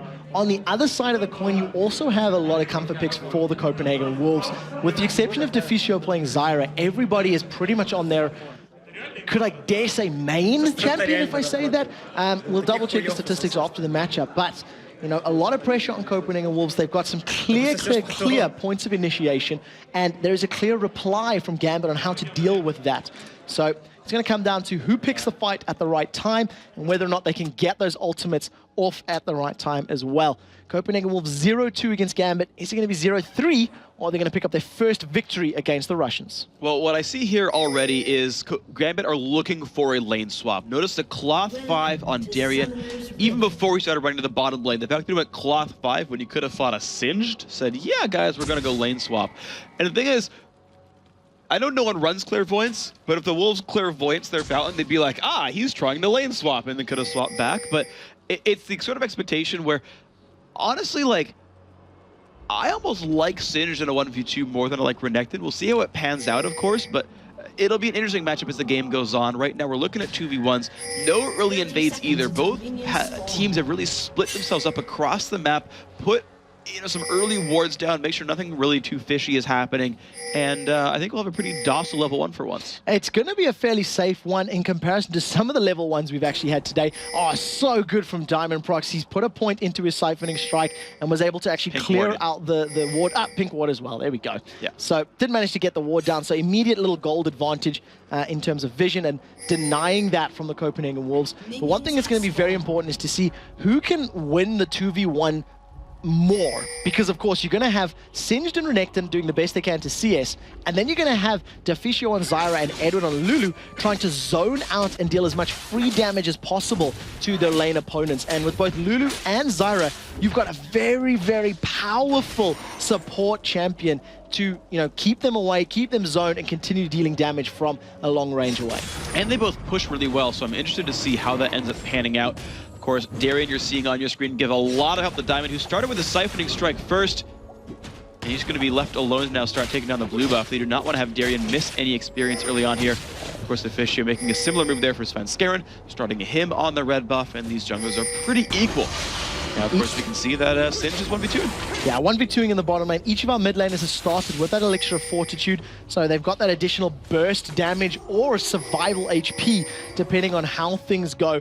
Bjergsen's going to be a little bit hard-pressed as long as those Righteous Fury swings are up for Kayle, because of course it's going to give him that range and just keep him a little bit on the back foot. So we'll see how Bjergsen decides to handle it. A number of potions in both of their back pockets, and he's got his own range of his own using that Shadow Clone and the Shuriken. All right, so we're seeing everyone kind of mix back around. The dash over the wall from Darien, still getting zoned out. And I want to point out the mix in styles between these two lanes, because right now you've got a pretty big minion wave shoving up there for the Wolves, but they're not pushing too hard. They're not using cooldowns on the minions, and of course neither are Gambit Gaming. So they're both playing the zone game right now and not worrying too much about rushing down a turret dive. Take a look in the middle though. Oh my gosh, the damage up there on Alex. First Blood actually picked up by Diamond, and they don't do enough damage. Alex with the red elixir just survives. Red elixir drank on both sides, but Alex was able to flash away from the last tick of damage, had the potion drinking, and managed to pick up that last auto attack strike with Righteous Fury. Really good micromanagement. Diamondprox is sniffing out the top lane, and Svenskeren and Diamond are literally facing one another. If they had vision, it would be a stare down, and who's going to blink first? Well, it looks like Diamond's going to be the one knocked into the air. You thought he would have smelled him. Dogs would normally have a good sense of smell, but instead, he is the one forced to run away. Though no summoners burned on either side, Wither was enough to make his escape. Now we can see that nothing really exciting happened in the bottom lane, though, of course, both junglers were at the top half. Yeah, so nice little counter pressure there from Svenskeren, but Godbro taking a lot of poke from the double up as well as that glitter lance, just trying to counter push that lane as much as possible. And as usual, just trying to see who can push the tower down the quickest. Varus and Zyra a little bit ahead in CS. Obviously, that will start to even it out. Svenskeren still hanging around. He's got full vision of Edward. As you can see, that ward. Is he going to jump on? Nope, not at this time. I'm actually surprised he didn't jump onto Edward, because he saw him come in there and knew there was no support for Edward nearby as well, actually. But didn't want to go for that one. Maybe not even reveal his location. Genji putting a lot of pressure, and we're seeing really what's happened in this lane is Godbro's had a much worse time than Darien. He's 6 minions down from what the Crocodile has, so certainly the Mad Chemist not in as good of a spot just yet. However, the Tess is significantly ahead of his opposition as far as AD carries are concerned. Yeah, so he's going to continue to snowball that lead if he continues playing the way that he is. And you have to feel that Singed, not necessarily as easy to last hit with under the tower. Yeah. The poison damage is a lot less consistent. You can't really control it. And, if you start adding it all over dots, etc., it makes life a bit more difficult. Whereas with the Crocodile, you know exactly how much damage your Kolbamik is doing, your Slice and Dice, and more. Now, the Winged Huskar Xin Zhao is moving into this bottom lane. There is no vision for Gambit, so they won't know that he's there. And Deficio's got a very good ward there to force Darien out the lane. They've completely shut the way. This turret is going to be theirs for free, absolutely. And they can hope, maybe for their sake, hopefully, swap back in time to keep their own top turret alive. But the turret's theirs. No, they don't even want to go for it. They just want to zone him out, and they run into this brush, hoping to get a free kill onto Diamond. We'll see if he smells this one out. It actually looks like this time his sense of smell is working. He's going to give that one away. But what we're going to see, I think, later on from Singe, though, is the fact that he actually succeeds pretty well without items at all. And when they swap back and it gets this one-on-one sort of matchup, Singe tends to do really, really well just with levels. And so I think that's what we'll end up. We'll see those equalize back out. Of course, you're seeing them proxy the minions down. No farm is being grabbed at all from Darien. They're just letting the minions force the turret down because there's no XP or gold grabbed by the Crocodile. Really good move by the Copenhagen Wolves to balance out that difference in CS and start to deny those levels like we were talking about and just keep the giant Crocodile from getting giant at all. And the fact that they've held him back for so long is about 2 full creep waves worth of golden experience. It's literally evened up those lanes now. Finally, the minions push down the tower and it gives them that very early a map advantage, and we'll see how soon Godbro decides to rotate, because if Genji and Edward continue pushing, they might get that top tower fairly soon. Yeah, so the bottom lane for the Copenhagen Wolves is recalling right now. Svenskeren notes that Diamond is in his jungle, and he doesn't really like that very much. Of course, Svenskeren does not have Smite, nor does Diamond. They're not fighting a fight just yet, and actually we're seeing Lulu recall in the minimap. Diamond did get forced out. So it looks like the Wolves actually may have saved their turret. So despite First Blood, it's 8.7 to 8.8. The gold basically equal. The test, though, in a fight up against Darien, he's not going to like this very much. The root comes out. That might just be enough grasping him. The slow there as well. Darien, is he going to get close enough? Remember that he could flash the wall, and he picks up the kill for it. Exhaust is there. Deficio is now alone. This is going to be certainly a double kill. Nice pickup there for Darien. Yeah, hanging around a little longer than they should have. The Tess and Deficio actually started to recall a moment or two before that, but for some reason just got caught out or interrupted by Darien in that bottom lane. So all of a sudden, Renekton, who was sitting, a little bit less, not having the CS or the farm that he needed to, all of a sudden 2 kills in the bag, looking a lot stronger and a lot scarier. In the top lane, Godbro was forced out as well, very, very low. He burned his Insanity Potion earlier in the lane, so he couldn't even use that to regen. We'll see whether or not Bjergsen can defend. He's gone on Edward. He's gone all in onto that one. A lot of damage being dealt. Nice jump from the clone as well, and it's going to be enough. The active from the Cutlass does enough damage, and Minions are actually holding his turret alive just barely as the test comes in, but the ult comes out from MF. Will it be enough to shut the turret down? Of course it won't, because the test is here, and Genji does not want to 1v2 this, so Copenhagen Wolves just barely keep that turret alive. First kill on the board for the Copenhagen Wolves does go to Bjergsen, and if you look at the experience bar on Edward, we'll catch it in just a moment, he was literally 1 or 2 creeps away from hitting level 6. If Wild Growth had been available, he would have been able to pop himself up, get that health, and potentially survive the burst from Zed. But it was not the case to be, and a good timed, aggressive play from Bjergsen gives him the first kill on the board. It'll balance out a little bit of that CS difference, but he is still 20 creeps behind Alex's Kale. All right, and we'll see what ends up happening out of this one. Of course, the first blood assist gold did go to Alex at the cost of Bjergsen's life, so certainly mid lane has not been friendly to that poor ninja. We'll see what ends up happening as this game moves on. 11,000 to 12,000 gold, so Gambit have found themselves a 1,000 gold lead now in this game. Alex and Bjergsen fighting off 1v1. Of course, not much all-in available to the ninja, as Kale does have her ultimate. And Alex just keeps shoving over and over again. Yeah, it's just a bit of a farm fest for Alex since he got that very first kill of the matchup, or the assist rather. And obviously, without having Death Mark, Bjergsen's not going to go aggressive. Godbro is picking a little bit of a fight with the Crocodile, but I don't think he's got enough damage just yet to win out that lane. You can see Godbro is just trying to work towards that Catalyst as quickly as possible. Positioning is good for Diamond Prox, though. He's coming in from the side and expect another stun and Wither to go down. Godbro must realize this, and he's running a pretty good route away. He pops the ultimate. Of course, there's no tenacity on the ult anymore, so the Wither's going to be very, very strong. Gumbo trying to run, has burned Ghost as well. The dashing from Darien, is his stun going to be back up in time? Wow. It's going to be close. Ignite is off on a Darien. They forced him to run away, but Godbro burned ult and both summoners for that game. The micromanagement from Darien was so good. They're landing every single ability, staying in range for the entirety of Dominus, and actually getting the slice and dice, just timing it so patiently, waiting for some distance to get put in, and then jumping in. Genja and Edward are getting jumped on again. Can he get a second kill? He's looking for it. A lot of damage is available to Bjergsen. The Q comes off. Deathmark not quite enough damage. He's been ignited, is forced to run away. The ult coming out from Deficio to keep his team alive. However, there's been the numbers there at the Dragon. It's going to be there picked up for free, and now the damage on a Deficio. Ult comes off. That might just be enough from the test. Piercing arrow charge as well. Genja takes some damage. Also slowed by Bjergsen. Available. But they are still trying to chase this one down. It's going to be very, very close. close. He actually flashed the way, and there's the bullet time. He finds Deficio. Bjergsen forced to run away. Can he get out, though? It's going to be close. The slow is there for Alex. Had his ultimate, but did not want to die with it. So much damage coming out there from Alex. Just one auto attack following up that Reckoning is chunking down the HP. And a very patient Bjergsen stops at the line, waits for the bullet time to fly past, and then casually saunters on behind his tower to stay alive. Nevertheless, Deficio goes down, giving another kill over to Gambit. 4-1 up, 2,000 gold lead. And they're setting the tone and the pace of this matchup right now. Yeah, those bullets almost bought enough time for Alex to chase down and catch on to Bjergsen. Couldn't quite do it, though. The first top turret, though, dangerously still low on health. While Godbro, oh, nice flip by him.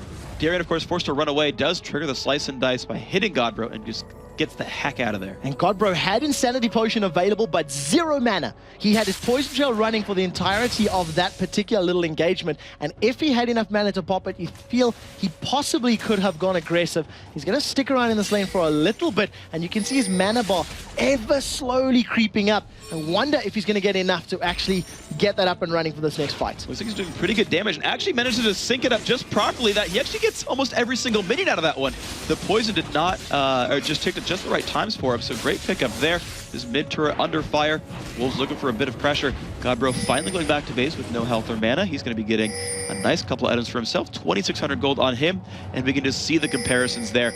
Gambit generally richer. Yeah, exactly. No, they're winning out their lanes. Outside of their AD carries, they are winning in CS in the top and the mid lane. They've obviously got the kill advantage. The one thing they do not have on the board just yet is a tower. Yeah. You have to feel that will be happening fairly soon. You can see on the minimap a large wave of minions against the Wolves tower in the bottom lane. And up in the top lane, it's very, very low from that early pressure that Genja and Edward were applying.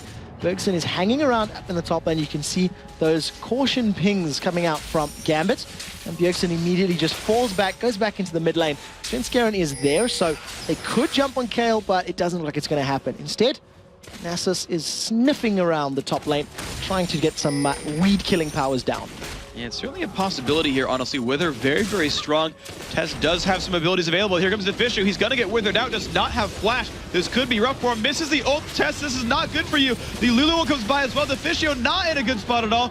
Decides to sit there and just tank the damage. Falls over.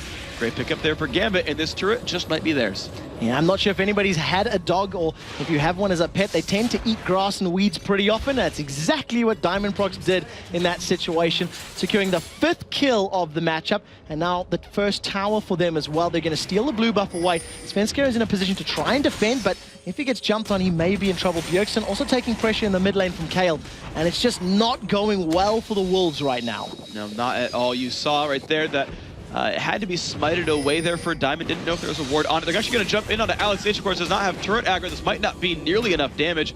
In fact, he won't even bother ulting, just runs. Actually, this is going to get pretty risky now. Turns for the counterattack. Wither there onto Svenskeren. Will they have the damage they're looking for?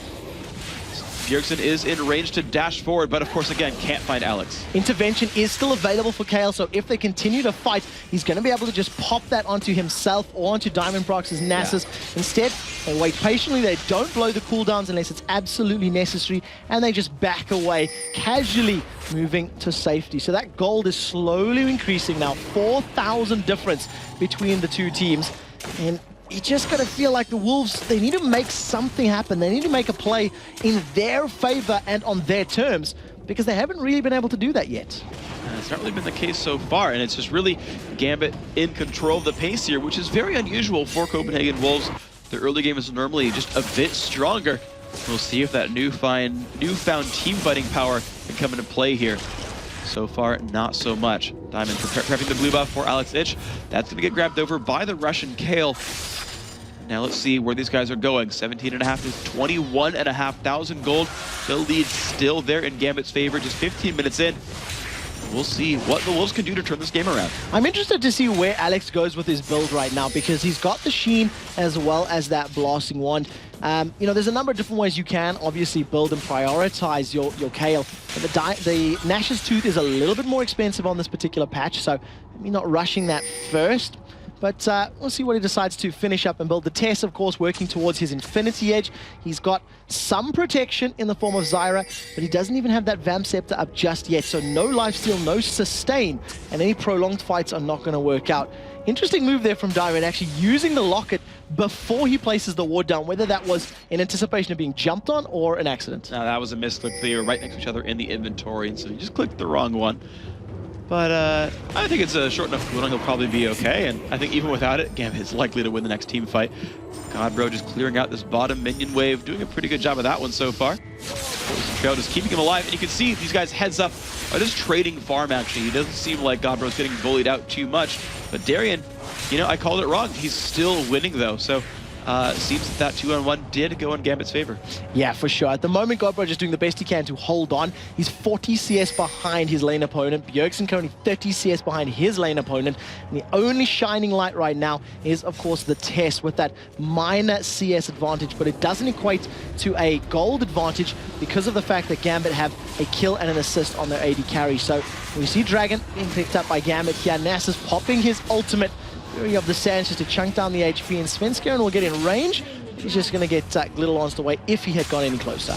Yeah, now we can see again this bottom lane now just heads up 1v1, and it's not a fight that Godbro seems to be winning. He could go for the fling here. No, he is going to go for it. Darian might be forced away actually, but the thing is he's now being surrounded by Gambit. This could be enough damage. The knockup is there from Lulu as well, and Edward secures the kill, but here comes Svenskeren. Will it be enough damage? He's trying to put some onto Diamond. The ult comes out from the Tess. It does land. Edward is sticking around, so he'll get rooted as well, and here comes some explosive damage, but will it be enough? Because Alex has shown up and joined the party. Everyone is so incredibly low on both sides here. Alex looks like he'll be surviving that encounter. The ult just doing so much. He's now turning onto the Tess. Svenskeren finds one, though he's killed Edward. Alex is surrounded. He goes down. Another support secures a kill, and it's 2 for 2 in this fight. 2 for 2 in the engagement. The Tess was completely untouched, and Genja the whole time was pushing the top lane. He's going to put a lot of damage onto this inner turret. He's probably going to pick it up, in fact. So Copenhagen Wolves happy with the kills on their team and happy that the Tess was completely untouched in that fight. But they've lost a tower for that, and that just means that Gambit extend that gold lead even further, and they will be happy with the trade. They got Dragon in that. They got 2 kills, and they got a tower, whereas all Copenhagen Wolves picked up was 2 kills, and not one of them went to the Tess. And that is a pretty rough spot to be in.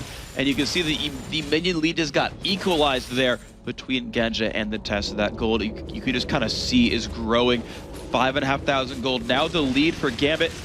6K to 5,600 among those AD carries. 6K in the top lane versus 4,200. I mean, just across the board, you are seeing over and over and over again, Gambit is doing better here. Yeah, it's just a case of being, dare I say, outplayed individually at the moment. You know, they had their setups, they tried the 2v1s, then they, rotated back to the original positions. And for the time being, it just feels like whenever Gambit make a play, they make that play stick. And to be fair, Copenhagen Wolves haven't exactly been in a position where they could set anything up. So hopefully they can find an opening, find an opportunity to actually put themselves in a good position. Blue buff has respawned for Copenhagen Wolves, and Gambit stole the previous one. They're trying to contest this one. All right, they're going to go in on Alex Ich. His ult is available, though. And he's going to finish doing the damage, of course.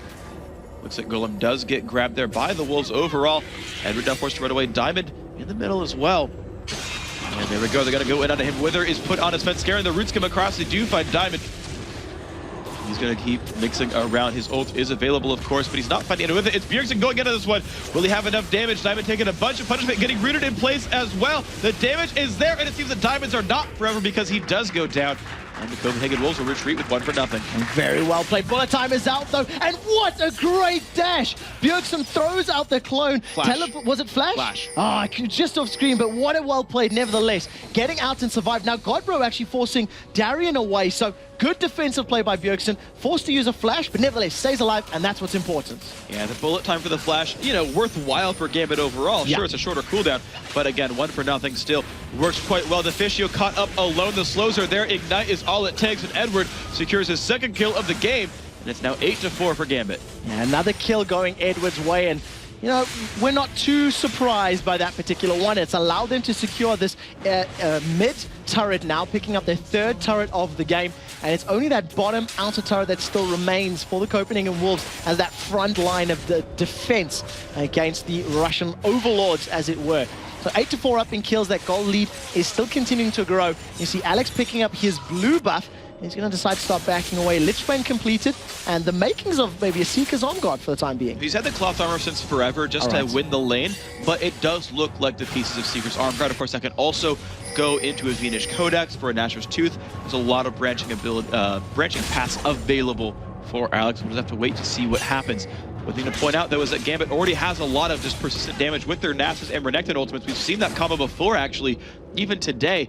And so they could just take a game out. He could easily just go Zhonya's and say, yeah, we'll just outlast you in a battle. And it would make a lot of sense as well when you consider the damage threats coming out of the Copenhagen Wolves. It's Xin Zhao Zed and Varus. Eventually, Singed is going to whittle you down, but it will take a very, very, very long time of magic damage. So it allows Alex to actually not prioritize magic resist in this particular matchup. You can see that Seeker's Arm Guard has actually been completed, and he's grabbed himself another Blasting Wand just to keep his AP up. And he's got a fairly spiky build right now. Gets that Reckoning down, and you know, all the additional magic damage from his Righteous Fury and the Lich Bane procs are going to be hitting pretty hard. Yeah, they will absolutely. This is going to be an interesting fight overall. Edward getting knocked up into the air by Svenskeren, but of course now as both teams kind of group back together, Edward turns back a little bit. You do see, though, that the brothers, Nasus and Renekton, are in the top lane, just counter-pushing. And, of course, Gambit were in a 5v3, so they didn't really want to get jumped on there, or 4v3, rather. Didn't really want to get jumped on, but there was no real pressure from the Wolves. They didn't have too much intention to pick a battle under that mid-outer turret. Instead, they're just trying to bide some time, try and build themselves later and later into this matchup. And talking about the late game, both teams scale pretty well the longer this matchup goes, but you got to feel that the spike damage that can come down from Copenhagen Wolves is easier blocked or defended by Gambit. Exactly. You called it right that he's going for the Zhonya's.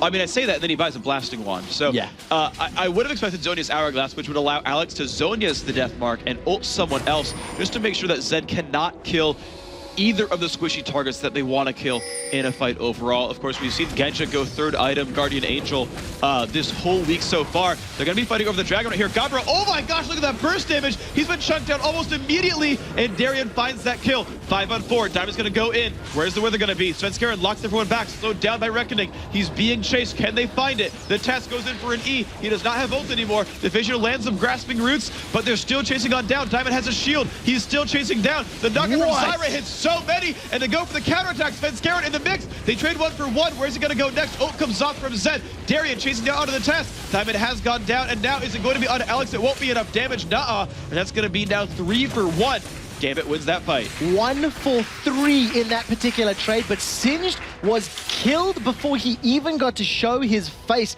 That was a point-blank assassination from Gambit, removing his presence, removing his life force from that matchup. Copenhagen Wolves were chased all the way back with their tails between their legs, and they could do nothing until Deficio delayed their deaths by a couple of seconds with a very well-placed Strangle Thorns. It knocked up 4 members of Gambit, but it was too little, too late, I'm afraid, and then it still ended up costing them their deaths. Yeah, so again, you just see how bursty and powerful Gambit are. That Lich Bane Kayle, we've seen it over the last maybe month or two, kind of replacing the Nashor's Tooth Leandries you used to see, and it's been working so incredibly well. There's so much burst coming out from Alex, and of course, an armor stat coming out from Godbro, right? He's worried about Genja, he's worried about Diamond, he's worried about Darian, who are going to be more physical than anything else, and it's Alex who just eviscerates him in those fights. Diamond once again, no ult this time, but soloing the dragon. And an interesting point that I always point out whenever I see Nasus and Renekton is the predominant damage is of course going to come from their auto attacks, but when you think of the ultimates, you've got to remember that magic damage over time. Renekton is currently level 15, he's about to hit level 16, and that ultimate is going to go to about 110 damage per second, if I recall correctly, for that for Dominus. Then of course you've got Diamond Prox, who's got a level 2 ultimate, which is going to be 4% of max HP per second. And it's a huge amount of magic damage consistently ticking over before you even start adding in things like the Sunfire Cape and the splash from Righteous Fury. It's pretty brutal overall. In a long-term fight, they can certainly keep up with Singed, who's not having the best game, right? 0-2-0, pretty good minion kills, but not getting fed so much because there's almost no global objectives picked up for the Copenhagen Wolves. So, you know, you compare his 170 to Darian's 180, and the gold difference is just massive between the two. So, the Wolves need to find some way to stabilize one out, get Singe to be tanky, get Svenskeren a bit more tanky, and then turn a fight, you know, in a longer format. The Wolves are being bullied around the map. You still see Godbro shoving around the side lane. He's going to heads up against Genja, which actually, if I'm Gambit, I don't mind trading, really. Yeah, that's not too bad at all. Genja's going to be able to just farm himself up. He's got that GA after Last Wish from Bloodthirsty. Gambit stacked up in the middle. Have they stayed a little more than they should have because Wolves are going in? Yeah, it's going to be a lot of damage on the Svenskeren, though. I don't know if it's going to be enough to keep him alive. The lock, the knock up, the roots, they're all there. The aggressive Gambit is just stuck in one place, but Darian is refusing to go down. Svenskeren forced to run away. No, Singe does find one. He's showed up before Genja has, but Godbro, will he survive the encounter? Looks like he will. They find one for nothing. Alex should not even ult Darian in that fight, but now it is the rest of Gambit have shown up. Genja is here with that Guardian Angel, pretty much immune to Zed at that point, and it's going to be them still winning the turret despite losing a champion. And you've got to prefer the turret over a champion kill any day of the week. So well played to Gambit to once again maintain the hold and the Strangled Thorns on the map right now, because there's nothing that Copenhagen Wolves can do to really hold off any of their property. They are simply being, out bullied on the map, and then there's just not a lot that they can do. They do need to get some additional magic resist. I'm still waiting for an Aegis of the Legion or a Runic Bulwark to be completed just to help survive some of that magic damage that's coming down from the members of Gambit. For the time being, it's all Gambit. Yeah, and that's kind of the funny thing. You mentioned the Aegis or Runic Bulwark, right? Svenskeren opened up with Lock of the Iron Solari. He's starting Aegis now, but because there's been no global objective control here, Deficio couldn't branch out. He's got Philo Sword, Ruby Sightstone. His job is warding. He's not able to buy a second support item, so it's Svenskeren after his first, trying to start a second. Oh, wow! Bjergsen, despite Alex Sitch's ultimate, just one-shots the heck out of him. Great pickup there, and Bjergsen's now trying to build tanky to survive. He has enough damage to one-shot people. Yeah, I really wish we could have seen how that played out, because if you look at the summoner spells, Ignites were used on both sides, Ultimates were used on both sides, but Bjergsen managing to come out ahead in that particular engagement, and that's definitely going to just help him out just a tad, especially considering how First Blood he gave it up to his lane opposition. Yeah. And I imagine that Ruby Crystal and Giant Spell had a lot to do with that survival effort. For the time being, Needlessly Large Rod was picked up by Alex Sitch, so he's going to be closer to that hourglass as three members of Gambit now start chunking down Baron. Once again, Fury of the Sands by Nasus being used, but Svenskeren is here and he does have Smite available. He is spotting it out. Let's see if he can take it away. He's going to get jumped on. Gambit turns in unison, and it's Darian pushing him away. Svenskeren knocking back. Gambit returns back towards Baron. It's very, very, very low. Red team does pick it up. Darian rooted in place, but the Wolves, despite really a 4-on-4, now soon a 5-on-4, don't want to fight this. They're going to go into this one. Diamond, he goes in, he lands with her. It's going to be Deficio, forced to flash away. They turn onto Darian, but he is the tank. I don't know if they really want to kill him first. They do burst him down. Bullet time comes across. Lock used to keep them alive. And now, where's the focus going to be? Edward is at half. The ult is available for Alex. Trying to flash away is Bjergsen. He's trying to survive. Alex dropped the half health as well. Godbro putting down the poison, trying to zone the enemy team away.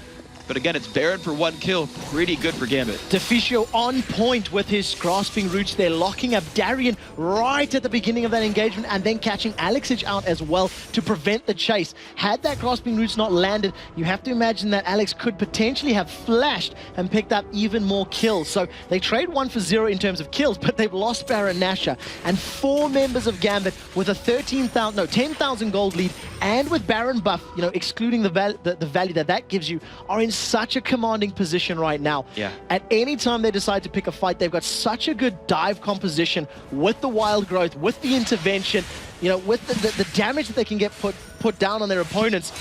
It's just going to be up to them to make the plays happen and just shut the Copenhagen Wolves down. Yeah, but the one thing that I sort of pointed out was that Gambit does not have that easy initiation. Yes, they can Ghost and Wither, right? But you've got, and in the end, it turns out to work really, really well. You've got that Zyra that seems to be the bane of Gambit. Their hardcore initiation does not exist. They run forward. The ult with the grasping root comes by from Deficio, and if he lands his skill shots, Gambit can't chase through, and they're finding that 1 for nothing and getting out. Yeah, okay, they lost a turret. I mean, certainly these are going pretty well for Gambit overall, but like, imagine if the gold were equal. They'd never find anything for free here. And they're using Godbro to split push to the side over and over and over again. He's finally caught up with Darian in minion kills. He's got 2 champion kills for himself as well. the Wolves actually found some way to team fight. It actually found some way to late game. Like, yes, 10,000 gold, clearly Gambit is doing awesome, but like if you're a Wolves fan, you're like, dude, they're holding on for once. Bjergsen's found Darien. Let's see if he's got enough damage. Deathmark is down. It's a lot of damage, but the thing is he's got so much armor, he chops a quarter of his health. I feel like Darien could have just fought him and won that battle. Until he gets the last whisper, he's not going to kill Darien. So Warden's Mail, Sunfire Cape, Warmogs is really going to mitigate all of the damage that Bjergsen's putting down. Edward's going to pick a fight here with Godbro. His Sanity Potion is ticking, and I feel like Sinj can just run away from this. But he actually uses Ghost as well. I don't know if he needed to do that. He had zoned out Edward with the goo right there as well. But maybe he was running from the rest of Gambit Gaming, who have showed up here.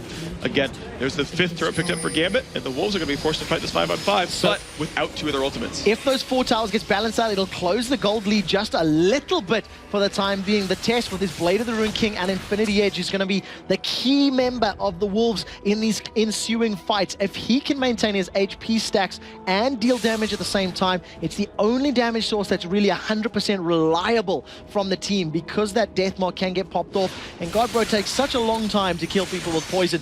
Not really counting it. The fight looks like it's about to break out as the Gambit members want the tower. I don't think the Wolves really can. They're fighting against a Baron buff team. They're actually going to go in. Godbro has nowhere to go right now. Gets knocked up by Lulu as well. The ult comes out, and look at that giant orange bubble. Darien refusing to go down. Now's the time for Wolves to fight 5v4. They've got to do something, I feel like. This turret is just dropping faster and faster and faster. Will they go in to fight this one? Diamond now in the middle of the attention. Svenskeren dropped lower and lower. Bullet time picks up the kill. They're going into Alex Itch. Will it be enough? Looks like it's not going to be double kill now for Genja. And they turn back onto the test. Do they have the slow? There's the Glitter Lance. Diamond pulls turret aggro. Now Darien, the one who's getting hit a whole bunch, but he lands the stun. He survives. He just gets healed enough that he survives that one. Kill made that one happen. Triple kill now for Genja. The inhibitor is dead, and they're going to keep moving forward. If anybody is watching and you have a League of Legends team of your own, rewind that. Watch it again and again, because that is how you team fight. That is how you kite your opposition, and that is how you control a game and a map. Gambit simply popping in and out of that engagement, dodging every ability that they needed to, and landing every single bit of damage that they could onto their opposition. It was a perfectly executed team fight, and Gambit just looking so incredibly strong. Yeah, Darien really played the role of the tank there. Like, forcefully took turret aggro in case anyone from Gambit wanted to engage. Just played full beef the entire time. Warmogs, Sunfire Cape, Warden's Mail, had a Kindle Gem there as well in case he wanted to add even more items on top of that one. He just was a wall of beef and crocodile hide that just could not get tanned enough. He just kind of was that front line they needed, and he started fight after fight after fight. Alex Itch sent him an intervention. Genja just had a beautiful bullet time across that fight as well. Honestly, that's a strong look at Gambit Gaming. Yeah, so true. What a performance out of them. Genja 6-0-3. No deaths in that engagement. His misfortune again ringing true. That Bloodthirster Last Whisper Guardian Angel. It's the build he's preferred. It's the build he's been going for over and over and over, and it's working for him. Congratulations to Gambit. They hold on to the second position. Not quite enough to take first yet, but they're tight at the moment. Yeah, it is going to be tight, and we'll see how the race continues as you go throughout the last 2 match weeks. But to break down this game, let's send it over to our analyst desk for the last time of the day. Jason and Joe, take it away. Thanks a lot, guys. So an interesting one there, and as Freak rightly pointed out, Gambit are looking very, very scary at this point. Yeah, I mean, we saw the Wolves yesterday, we saw them today. They looked very good, but they couldn't do anything to those Russian overlords. They could not get any sort of foothold into that game, and Gambit just took them down systematically. I mean, we keep saying it, but that showed it right there. Yeah, we did. There was one part that we actually missed on camera there. 1v1 between Bjergsen and Alex Itch in that top lane, which was pretty interesting to watch, which Bjergsen won, even with the use of intervention there from Alex. Some really great micro play, just to mention that one there. So let's go into the replays here and break down a couple of the plays that we saw from that match. So we had a dragon fight happen, and before we fully go into it, I want to give some back history into it. So we had Godbro in the top lane 1v2. He got shut down quite hard. He didn't have much CS. You had Svenskeren trying to babysit him a little bit. On the flip side of that, you did have Darien in the bot lane in a 1v2 situation, but he came out with 2 kills, and he lost his turret, but he still came out with those 2 kills and a lot of CS. And we had this dragon fight breaking out about 23 minutes in, and this is really where Gambit starts to get a giant lead over the Wolves. So let's get that on your screen and show you exactly what happens here. And the key thing I want to point out is is God, bro. Look at your screen right now and savor that because he's not going to be there much longer as the replay does start. He gets destroyed. He has a Rod of Aegis, he has Ninja Tabbies, and a Cloth Armor, but as you see here, it's not going to be enough against the forces of Gambit as Alex, Darren, and Genja all focus him down. He just explodes. And because of that, the entire Wolves are like, crap, we need to run. There's no way that we can fight this anymore as Edward even comes in from the side. And then he had a nice little disengage right, Senscare, and found that nice flash right there. But as the fight does progress, Gambit ends up going for a dive under the turret, and a nice Stranglethorns comes out of Deficio, but it's not really enough to hold Gambit back as they just take them down. They get a 3-for-1 trade here. And Gambit, that's where they got their lead. They love to team fight, and they showed you right there that they are damn good at it. Yeah, and one thing that we didn't really mention in that one as well is they saw the Varus ultimate actually was completely whiffed. It went straight down the middle, goal. But, you know, after that, they were able to chase on. If that Varus ultimate had actually landed, they probably wouldn't have been able to chase him down so easily. It's a funny point because we've had people on Twitter, we've even talked about it before. It seems like a lot of people will miss those Varus ultimates. It's really hard to hit. You're really misguided by the distance that you can shoot it, but when it does land, like you're saying, it can be very impactful, it can change the pace of a fight. Unfortunately, it didn't land there, but they put up a good fight, but just wasn't enough. So, Jason, we have to crown an MVP for this game. And I think we have to give it over to Darren. Just based on the whole early game where they had the lane swaps happen, he held onto his lane long enough. Yeah, he lost his turret, but he got enough CS. He got the double kill in bot lane to completely open that up and ended up taking the game by his aggression being really in their face, using or taking so much damage and then having that Lulu ultimate and the kill ultimate come up right behind that was able to help his team win that victory. Well, that was our final game of the day. Congratulations once again to Gambit on the victory. That's it from us here on the analysis desk. Thank you very much, Jason, as per usual, and also to the guys who have joined us as a special guest throughout the course of the weekend. Let's get over to Shox one last time on the stage. She's waiting with Alex Itch. I'm waiting at Alex, but Edward promised that next time he's going to do the interview in English. But Alex, you guys were very smiley, we saw on the cams before the game, but yet it's never an easy game against the Copenhagen Wolves. So the game wasn't that easy, but the early first blood on Bjorksen afforded Diamond really easy jungling. So after that, he could dominate like jungle a lot. He got the Drake, he was ganking bottom, and almost all his ganks succeeded. A lot of people were, of course, watching that mid lane for the matchup versus Bjorksen. Zed versus Kayle, a champion you don't play that often. So how did that go? So I tried some new build on Kayle. I think it worked fine. Actually, I liked the attack speed a lot. I think that was one of the reasons that I couldn't like fight that good 1v1, but my burst was really insane. So I think that matchup is really fine for Kayle, though it is really close. And like I think that Kayle's ultimate negates Zed's really hard, and it's not even like matchup at mid, but in the team fight, he didn't even ultimate most of the time because he was afraid of my ultimate. You played SK, EG, the Wolves, and Fnatic in just a short amount of time.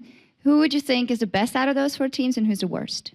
So the best team of these four is Fnatic, I would say. That's obviously, and for the worst, I think it's really hard to say. I think all the other three teams are really equal in their skill. Like Wolves are really getting up now, so but I can't say that. Like that will be decided on their games, I think. Very diplomatic answer. I'd just like to run this by you. Asked Wicked, how come you guys are not performing that well? And he said, well, we just don't practice enough anymore. But I know that you are one of the teams who has the less practice out of all of them. So how come it's not a factor for you guys? So we found a new way of practice. When we are getting like asleep in our dreams, we meet each other like 5 men and practicing there 5 versus 5. Okay. Thank you very much. One last thing you want to say about the All-Star vote, or does the game pretty much show it? Okay, then I got another slogan now. I've had Bjorksen 1v1. Vote for me. Thank you very much, Alex. All right, let's go over to our commentators one last time. It's Freak and Quickshot who's going to run down the games of today and the standings. All right, thank you very much, Shox. Now, I think we saw throughout the day, all the favorites did end up winning. Yeah, pretty much. Yeah, the teams that were all in the top 4 beat the teams in the bottom 4, and then even among the bottom 4, you had the Wolves, and against all authority succeeded against their opponents as well. So Standings just got farther apart. Let's take it a step further as well. It's Okay. been a day of one-sided matches. Yeah. We haven't had very close or hotly contested games. It has been a matter of one team simply outplaying their opponents, getting an early lead, and just snowballing through absolutely everybody. Yeah, I think the whole week kind of looked like that, honestly. When you look actually at the matches from yesterday as well, they had a very similar sort of trend where by about 50 minutes, you're like, "Ooh, wow, this is really going one way. And it made the day quick, if nothing else. That's the truth. Let's actually take a look at today's matches. There was 6 of them in total. It started off the day with Copenhagen Wolves tearing through the Dragonborn's lineup. It was, of course, Kassadin being played by Bjergsen. That really had a lot to say about that matchup. Yeah, meanwhile, after that, you saw Against All Authority still really continuing their trend of looking quite strong. You had them take down Ozone Giants and Dude, that support player, still looking great and looked awesome on Thresh.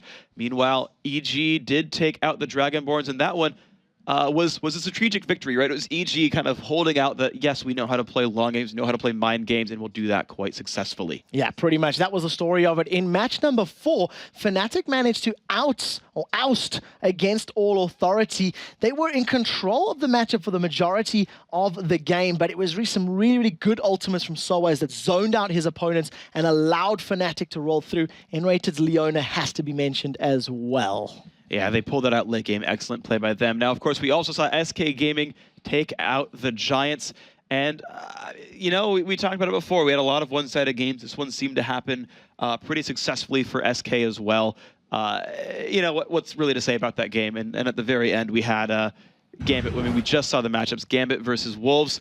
You know, you heard Alex. You said the Wolves are improving. You know, they can keep their heads up. But it's Gambit Gaming, dude. Like, they're going to win most of their games. Yeah, it was such a good performance. They were in control of the matchup. You heard Alex at the end. They said, we found a new way to train. Definitely one of my favorite little quotes from Alex at the moment. So they go 3-0 this weekend. They hold on to that second position, and we've had 12 more games. This weekend, there's only 28 left for you know, the season. It's only for the half of the season, and it's getting tense and it's getting close. Yeah, so let's take a look actually at the standings right now, because we've got 2 weekends left.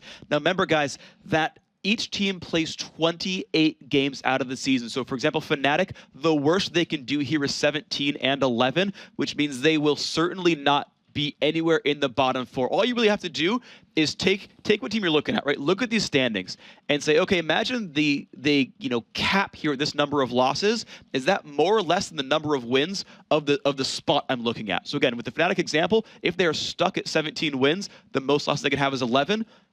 And again, you're seeing more than 11 losses on everyone there in the bottom 4. Yeah, exactly. Something that is 100% guaranteed right now. The bottom 4 teams cannot take the top 2 positions. If Fnatic and Gambit throw every single one of the next matches that they play, they will not be dropped down to the 7th or 8th position, meaning they make it through to the qualifiers or make it through to that playoff tournament. So a lot of pressure on these bottom 4 teams with so few games remaining. For example, Copenhagen Wolves have 5 games left. AAA 7, Giants 8, Dragonborns 8. Those are the last number of games that those teams have to pull themselves up and position themselves for a potential win or to avoid relegation. And what I'm actually surprised at is that even though we're 8 weeks in with only 2 weeks left, basically, you know, you can't even call any more results than that, right? Dragonborns can still pull themselves back through. Giants can still pull themselves back through.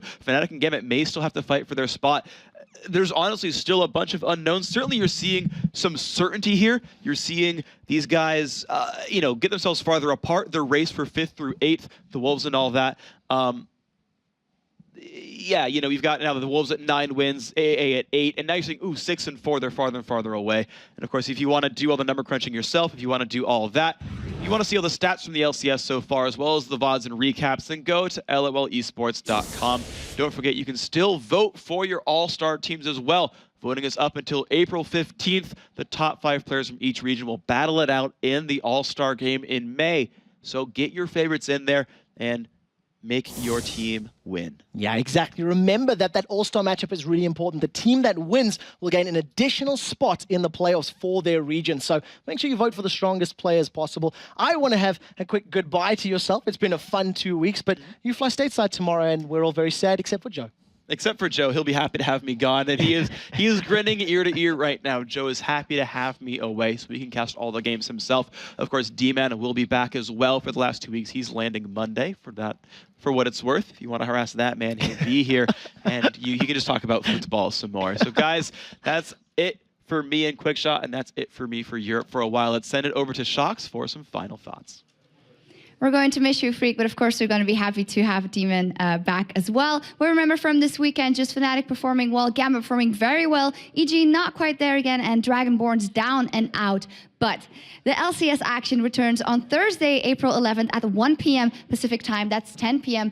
Central European time with Curse versus Marn, Dignitas versus Counterlogic Gaming, Complexity versus Curse, and GGU versus Marn. And as for us here in Cologne, we'll be back on Saturday, the 13th of April at 6 p.m. Central European summertime with Gambit taking on the Dragonborns, Evil Geniuses versus Fnatic, big one, AAA taking on Gambit, and Giants versus Dragonborns.